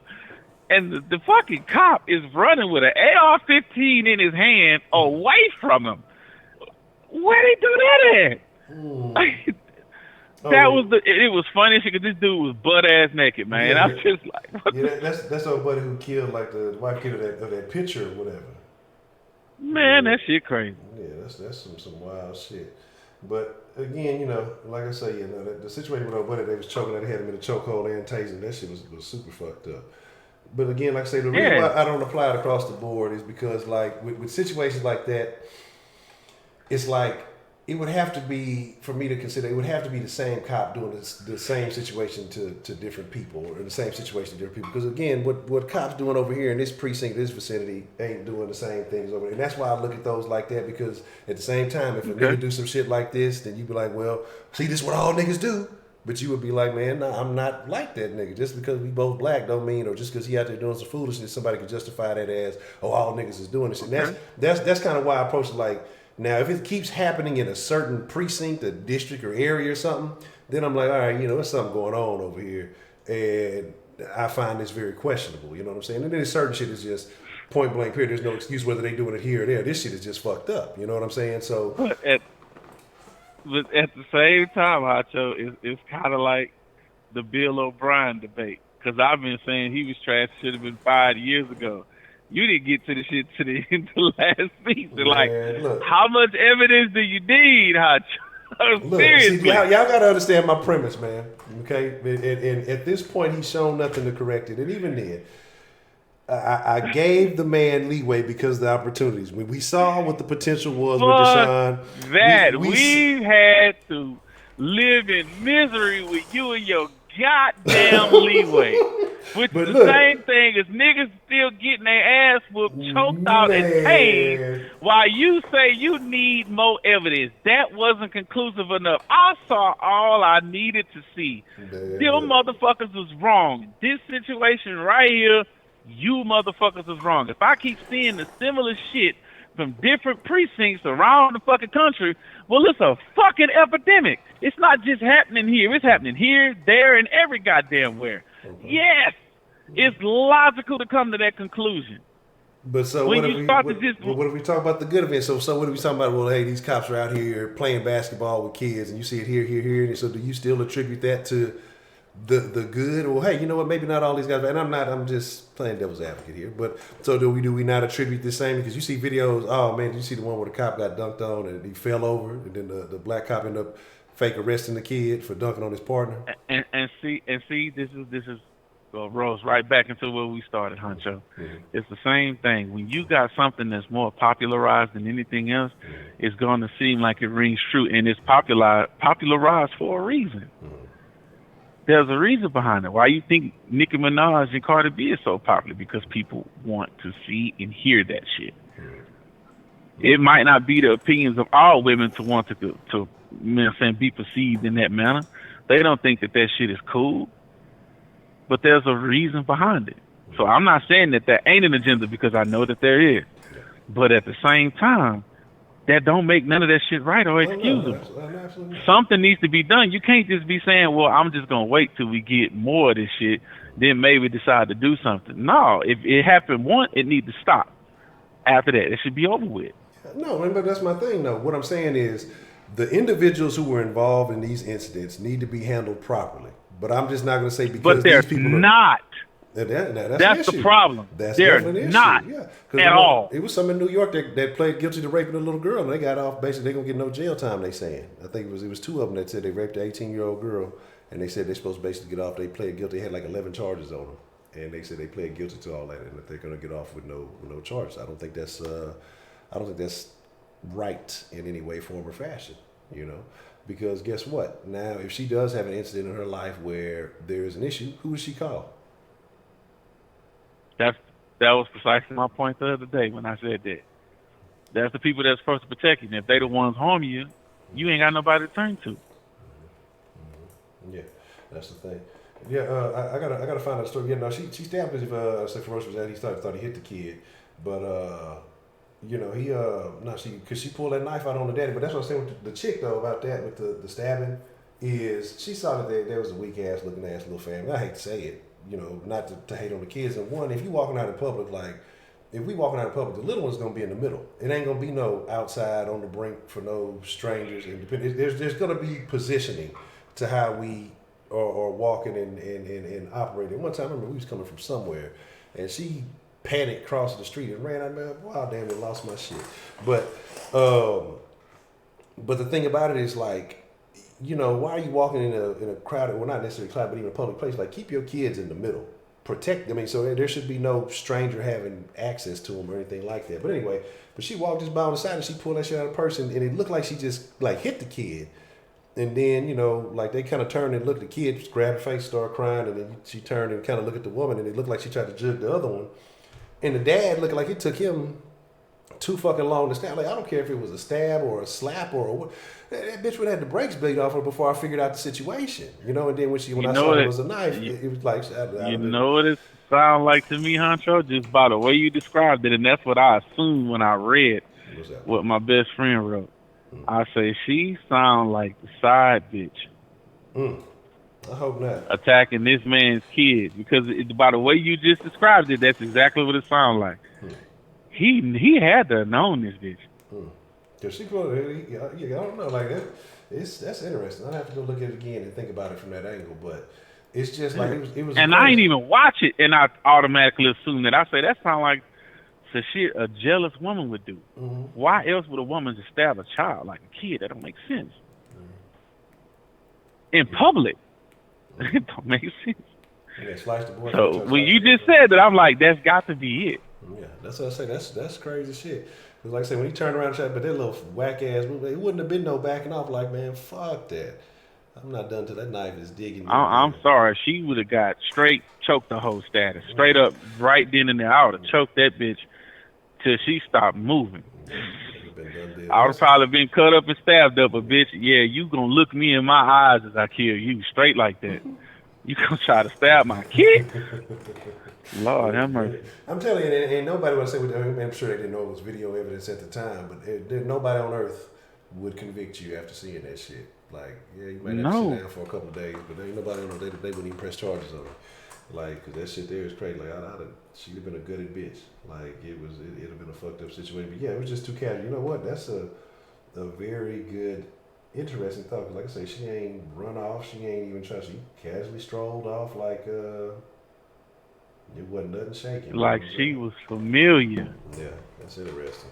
That's interesting. Okay. Women out here crazy and men making them crazy. I agree with y'all on that, but a lot of it is y'all women making each other crazy too. Cause y'all seem to get this. This is another thing. Men are physical beings, man. We like to look at a woman. So yeah, one of our prerequisites of our woman is to be in a certain kind of shape. Some guys like fit women, some guys like skinny women, some guys like fat chicks. But we have preferences upon that. And all of those preferences can be achieved. Like, you can change and do something about that. But the preferences y'all have about us, most of them we have no control over. Height, don't have no control over that. Cuteness, we don't have no control over that. And I mean, y'all don't have no control over y'all facial features either, but y'all add all this extra shit to show us y'all representative, and then you take that shit off, and all of a sudden we not interested, y'all blame us for being wrong. Man, look, let me tell you, I don't know how many times lately, like, I've been seeing ads for fucking shaper shorts. It's probably my fault because I cut all the. Oh, Honcho. I cut the ad tracking off. The one that's on Instagram. Where they show that shit and she pulled that shit up and she didn't look good in that dress. And then she pulled that shit up and she looked good. Yes. That shit instantly pissed me off. No, I'm telling you. I'm like, I swear to God, if I motherfucking whine and dine a bitch, and then I bring her home and she take that shit off and do that, bro, I'm gonna want to knock her the fuck out. Bitch, you can't just be transforming on a nigga like that. Like, come on, man. That shit ain't play. Bruh. I'm gonna accept you, and that's what I'm saying. Like, that's the deception, but people don't consider that lying. They know that they like to look a certain way, that they want to carry. Not cool. So why don't you think that's not like? That's what I say. A lot of women don't consider that as fabricating. So if you know you're doing something because you want to change the appearance that you put out there, then you know that you're not being completely honest with that person in the representation of you. But nobody thinks it like that. Well, it's just, this and that. Oh, y'all being shallow. Well, you being shallow because you're wearing it. If you truly didn't feel that way, you wouldn't wear it. You just be you. You know what I'm saying? No, it's not. See, here's the truth within that, Honcho. They did that because they know that the guy wouldn't have found them attractive otherwise. You did that for that particular reason. It's just like the same reason why a spider spins a fucking web. Once he's in it, oh, got you, nigga. Like, no. No. That's not the way this is supposed to work. And then y'all say, well, y'all do it too. You got all these fake hair. All it is a hairline, lady. It's a hairline. It's not something that we found you attractive for in the first place. And let's be we honest, like the percentages body. ain't even we close. We love the feminine form. Say that again. And let's be honest, the percentages of the men wearing the hair pieces compared to women. Yeah, come on. It's not even close. Y'all got more hair pieces than us and then gonna complain. Like, y'all fuckers got the right to wear weave, but a nigga can't get his hairlines painted up. Which is weak if I see it in the first place. This nigga get his hairline spray painted on. What the fuck? You must Man, do nothing just athletic. cut that bullshit off your head, nigga. I mean, you can't do Stop nothing playing. athletic. You can't do anything, any kind of real work. You have to, like, have your schedule planned out. Like, I'm not going to be doing any hard work. I'm not going to be doing anything athletic. I'm going to be either chilling or in some AC controlled environment. Because wouldn't that shit just kind of come off when you start sweating? Run down your face. I thought the same shit, Honcho. Like, how does that shit last? And I don't know shit about the glue, but how does that shit glue to your fucking scalp? I have no idea. Like, if I'm right, like when the ladies put the weave on, don't they glue the shit to hair or do they glue it to scalp? I don't even know. It's like y'all got me on that. I don't know. A wig thing that they put on, like, cause like I said, I used to have an old lady who used to do hair, and I used to just sit there and watch how her homegirls come up. She would be transformed. Like that's when I really learned about weave. Like I was oblivious until I was like 19 about weave. Like I'm not because none of the women in my family wear weave. So it's like I got one cousin that does, and I didn't know what it was when I seen the track. I thought it was a malfunction or something. But so man, and some of that shit is so expertly done, you could be looking right at it and you still can't tell. You'd be like, damn, I see why y'all pay all that money. Yeah. And like I said, I used to see her transform her friend like in front of. I'd be sitting there smoking a blunt and just watching, trying to study, trying to figure out. So I say next time I see it, I'm gonna be able to start telling. Hey, where did that ugly bitch go? Did she come in here about 2 hours ago? Yeah, she's that was her. She left 30 minutes ago. Yeah, that was the same chick. Like, yeah, she came y'all don't even look the same. Yeah, that's the crazy. Come in with an oxtail, leave out here looking like Rapunzel and shit. Like, what the fuck is going on? How did this? I was sitting here watching and smoking. What happened? I just went to the restroom and I came back. It's a new chick in the chair. What's going on? Like, it's a whole crazy deal. Like that whole shit. That lace front. I'm just learning lace front shit. Like I just discovered that. Like understood what that meant. Like a week and a half ago. Like I was still struggling to get the lace front game. I couldn't. I knew it was weave and I knew what it looked like, but I was like, why is it a lace front? Why are they calling it that? But then I finally figured that shit out. So. Yeah. No, nobody likes being deceived. That's like you looking at a nigga, oh, he looking all fine and shit. He got a six-pack. You could just tell. Then when you get home, he pull this shit down and the gut just fall out that motherfucker. You're going to be like, what the fuck? Like, yeah, it's it's being misled completely. Nobody likes being lied to. Nobody. And it's just a lie. Yeah, that's all. And then y'all say, well, if we didn't do all this, then y'all wouldn't give us a second look. Yeah, we would. Mm-hmm. Because you carry a pussy. Of course we still go look. Straight up, y'all put on makeup on y'all face. Dudes don't wear no makeup. So are you trying to tell me that guys look better than women? Because we don't have to do all this extra shit to make us look good like y'all do? Or is that just women being superficial about other women's opinions? Because ain't nobody body shaming you but other bitches. Y'all are y'all worst critics. Exactly. It's not the niggas out here talking bad about y'all. It's the rest of these bitches. Because nigga don't care about your purse. If a nigga care about what kind of purse or what kind of dress or what kind of clothing or brand or anything, that nigga's wrist, check his wrist. Because look here, if you got it like that, you could be wearing a dress straight out the Walmart rack. If you got the body and that shit gonna show, we gonna fuck with you. We don't care how much a $10 dress or a $10,000 dress. As long as that shit end up on the floor at the end of the night, I don't give a fuck. That's how guys think, lady. We don't care. We really don't. Now, you got some superficial guys, and a lot of these is the leader elites because they get to have these preferences in women, like these really extreme particular preferences in women. Well, I need my woman to be able to do this or to have this. That's because he got a lot of options. Us regular niggas, we got options too, but we not looking for that shit. That shit ain't important to us. It's really not. But guess who it is important to? The women, because they want to be like, yeah, that bitch thinks she cute, and her $20 dress from Macy's or wherever the fuck y'all shop and get y'all shit from. I got on this $10,000 Versace dress. I'm what's the phrase they use? What's the phrase they use, Honcho? When they basically shitting on bitches. What's the phrase? The slaying? Yes, I'm slaying on you, ho. You think a nigga give a fuck about a bitch slaying on the other? No, we don't care. We trying to slay that pussy at the end of the night. That's all we care about. Where are the dragons? Everybody's slaying something these days. Like I remember that's just like what is going on with this terminology? Like niggas is funny. They slaying. Who is getting killed? Who's getting slain? Yeah, because ladies, that hair shit is beautiful and shit to look at. But if I can't ravage you sexually at the end of the day like I want to because if I have to, I'm not gonna like it. I had gotten to this conversation with my cousin, her and her boyfriend, and I was like, men don't like women to wear weave. Yeah, y'all do. Rah, rah, rah. I said, no, the fuck we don't. And then when I said that, he was like, babe, he not lying. But why you ain't never say nothing? Because I ain't want to upset you. I said the reason he never said that because he wants to fuck you at the end of the night. That's why. Whether you had to weave in or not, he ain't want to piss you off the way he couldn't get no pussy. That's the whole motive. Guys do a lot of shit that we do just to keep you happy enough to give us some pussy. These are facts. You see, that's what I don't get them kind of niggas kill me though, because I'm gonna tell them, look, man, look, I don't like that shit. Like, look, I'd rather you natural. I don't like all that extra shit. Like, every nigga ain't built like us, Honcho. They just not.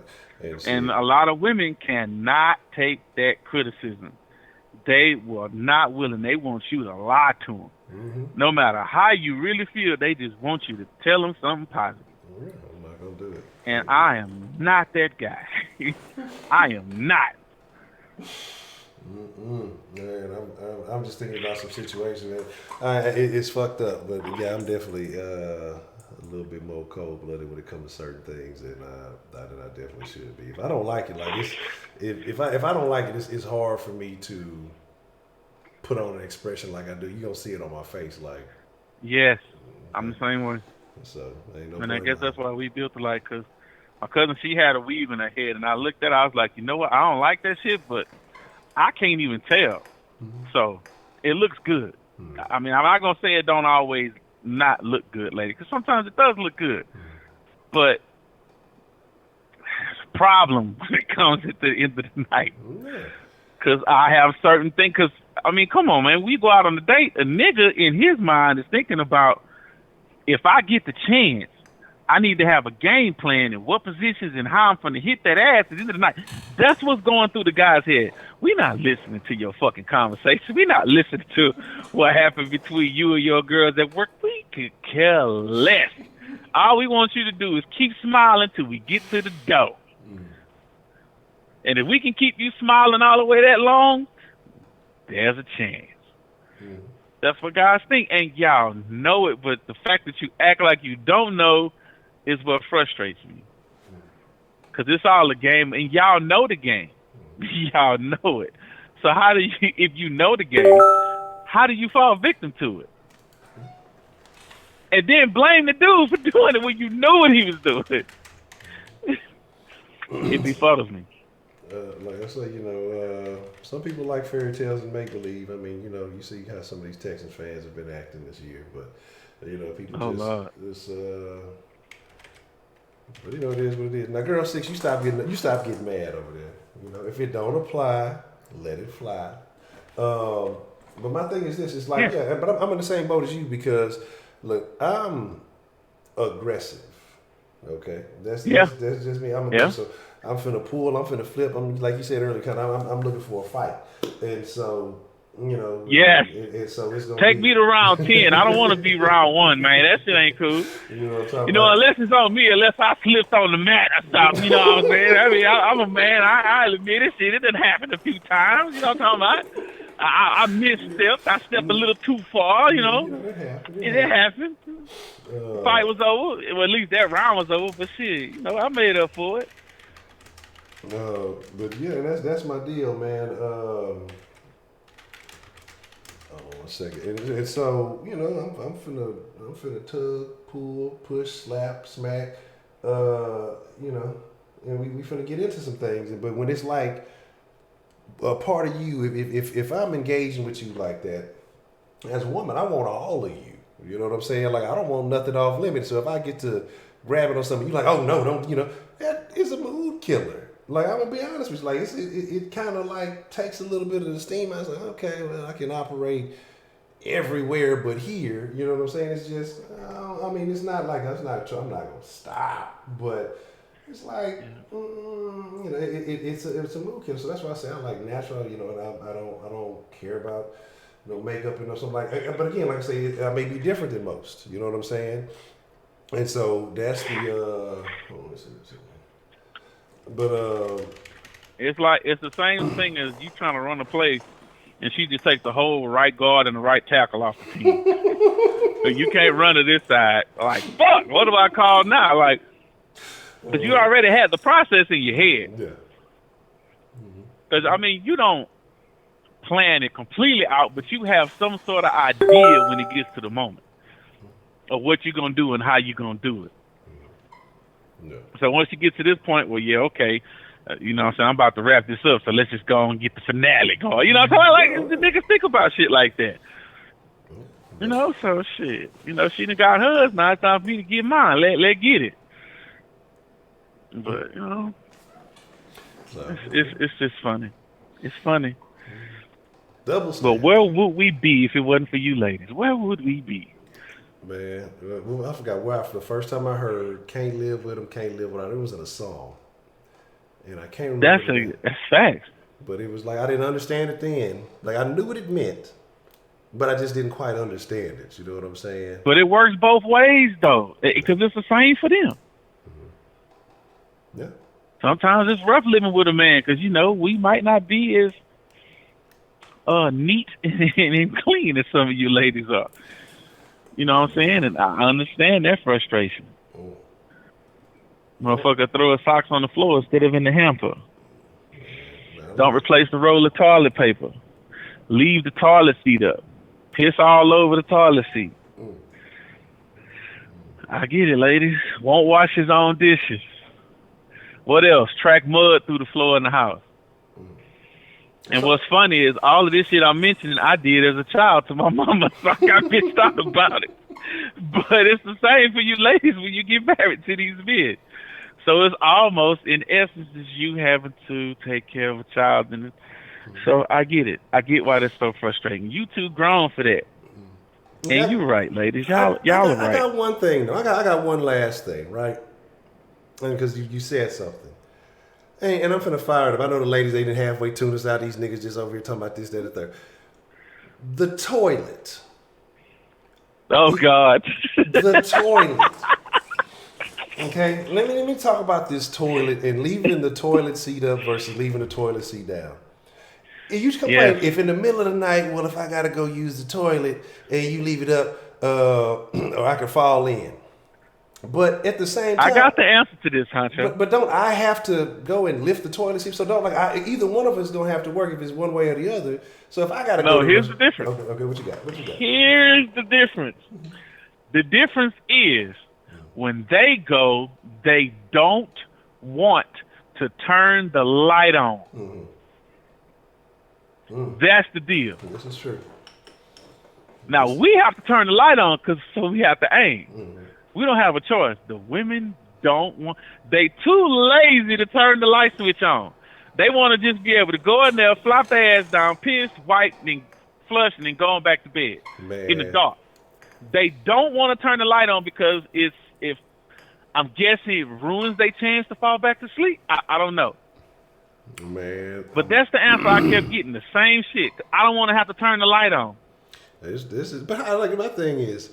This is so true because it's always like well, not always, but every now and then, the lady Honcho wake up in the middle of the night, and that's exactly what happens. No light cut on, and then Scotty follow right behind her ass, because anytime she go anywhere, Scotty follow behind her anywhere, and then the light never comes on, and I'm just sitting here wondering, like, how in the fuck, like, I guess, you know, it is what it is, but fuck that. You know what I'm saying? Like, but I guess that doesn't make sense. You just don't want to cut the light. So that's really, it's not even about the toilet. It's about the light. So that's really what it is. You know how you break them out of there? Because I've done it. Close the whole motherfucker. Yep. And what happens is when they sit down on it, they know something ain't right, so then they got to get up and then try to flip the top part open, and sometimes they grab the bottom part, then it makes noise, and then they get frustrated. So they end up either turning the light on or cussing either way. So eventually, they'll start turning the light on to make sure that the lid ain't down and they don't go put their ass on a completely closed toilet. So I fixed that shit. Nip that shit in the butt real quickly. Well, okay. I might have to start applying that strategy because I'm just it works and it's harmless. So like I said, it's not just a really big deal, but it's a thing, and I'm just wondering, like, why is this an issue? You know. And does Lady Honcho watch the Den? Every now and then. Okay, just in case she don't watch this part, if she asks you why you did it, all you gotta do is say, "I didn't want the dog to drink out the toilet." And that's true. It works perfectly. That's true because the damn dog always, Scotty always trying to drink out the toilet. All dogs drink out the goddamn nigga toilet. have a bowl full of fresh water, and this nigga will wait till you think nobody doing that, and just slide off in that hole, and you just hear some noise coming out the bathroom, and then you walk in there because the toilet right there, so he's sitting on the rug looking like he ain't doing, like, nigga, your mouth wet, nigga, like, come on, man, like, come on, so stop the nonsense, you know. So it is what it is. So yeah. Plus, I like the blue water in my toilet. You know? That's the thing. I like to make sure that the water fresh, and you can't do that shit when you got a dog. You kill him.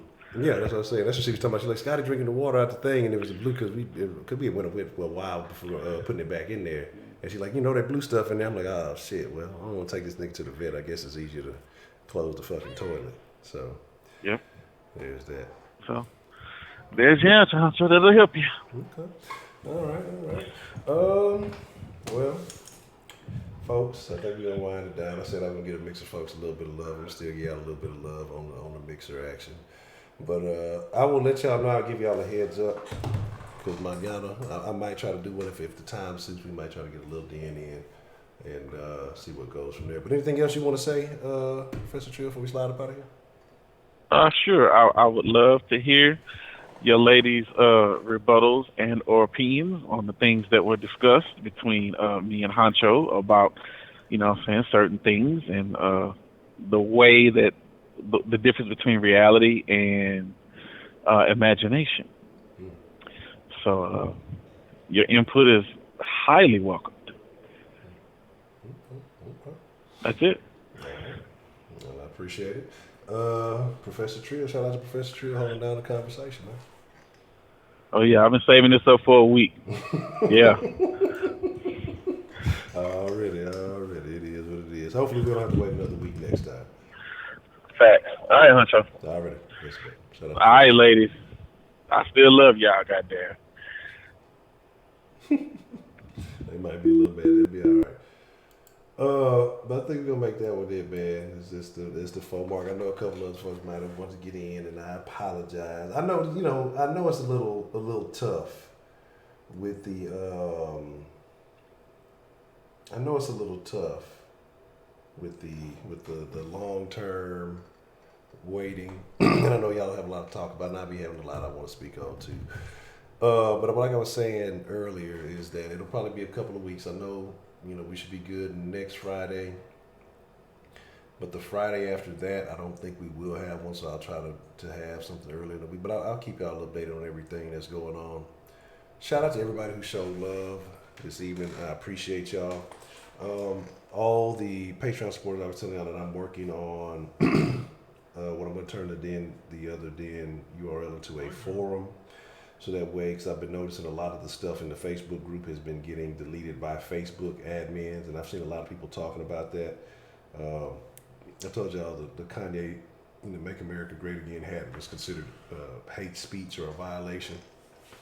So we've been working on a forum because the den is all about conversation. So we've been working on a forum for everybody who supports via Patreon. So if you want to consider that at the $5 monthly tier. Now the reason why I'm doing it like that is just to avoid haters, because you get people who hate on stuff, and then you got people who hate to your hosting providers. They'll hate to all kind of whatever shit. So I'm just trying to minimize that. So that's why I'm gonna do it through Patreon.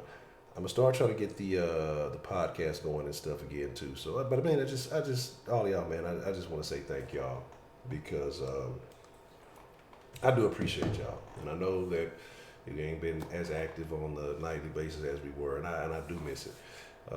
Like I said, I look forward to talking to y'all every night. It's just good, great conversation, and hopefully we can get to that, back to that as soon as possible. But I rock with y'all, man. I do miss y'all. Waiting a week or so to get to chop it up, and there's so many things to talk about. But until next time, for those of you who are interested, I'm gonna be sliding to the Mixer crew here in about take a little Honcho hiatus real quick. So probably about 5-10 minutes, I'll be on the Mixer crew and talking a little shit for a little while. But I thank each and every one of you. I appreciate you all. Den folk, degenerates, friends of the den, denizens, however you identify. And I know we have some conversations that, you know what I'm saying? I said Den Facebook. It currently is a private group, but what happens is that Facebook is still deleting. Well, even if I make it private, it's closed right now. But if I make it like all the way private, then I gotta invite people individually. But it's still deleting stuff from even like a message. It has like some kind of automated thing, or if people are in there and you may not know who flagged it or whatever. So I'm I fucking hate you. I hate it. I'm gonna put the mixer link here. Damn it. But yeah, so it's like because it's been doing a lot of that from from private and closed group, and even on Instagram. Just a bunch of stuff has been happening. So I've been noticing that Facebook does own Instagram. But like I say, I just want to have something where it's a little bit more controlled to minimize. I want to keep these conversations going. Whatever it is that is interesting that we're discussing is very important. This is the link to the mixer. Matter of fact, let me click that for myself, and I'll have that booted up. Like I said, what time is it right now? 2:05 now. It's about 2:10ish, maybe 2:15 at the latest. We'll have that in action. Shout out to everybody who called. Those of you I didn't get a chance to talk to, do miss y'all. Hope to hear from y'all soon. And again, like I say, make sure you're following on all the proper stuff. That's what I fucking didn't do. I got a different thing with all the fucking social medias at the bottom. That's what I forgot to do. Change the fucking background. Well, I'll know next time. Make sure you're following all the proper social medias. Facebook, Instagram, and Twitter at Den Show Live, so you can get all the proper updates. If you do want to become a Patreon supporter, you can go to denfolk.com and it'll take you right to the Patreon page. I appreciate everybody for supporting, helping reach the goal tonight. Y'all are great folks. I love y'all. Don't tell anybody. I think I like y'all more than Sauce. Nah, but I do fuck with y'all. I fuck with Sauce Nation is the own thing. The Den Folk are their own thing. But with the Den Folk, it's just a variety of conversation that makes it so wonderful. Sauce Nation, we just got to complain about the goddamn Texans. But with that being said, it's an honor, a privilege, and a pleasure. Y'all be cool like y'all be cool, but most of all, y'all just do the damn Den thing. I don't even know. I don't have a I don't have a Den outro. But did I forgive DeMarquis Rich back? Or no? I don't know. I have to look and see. Fuck DeMarquis. I'm out.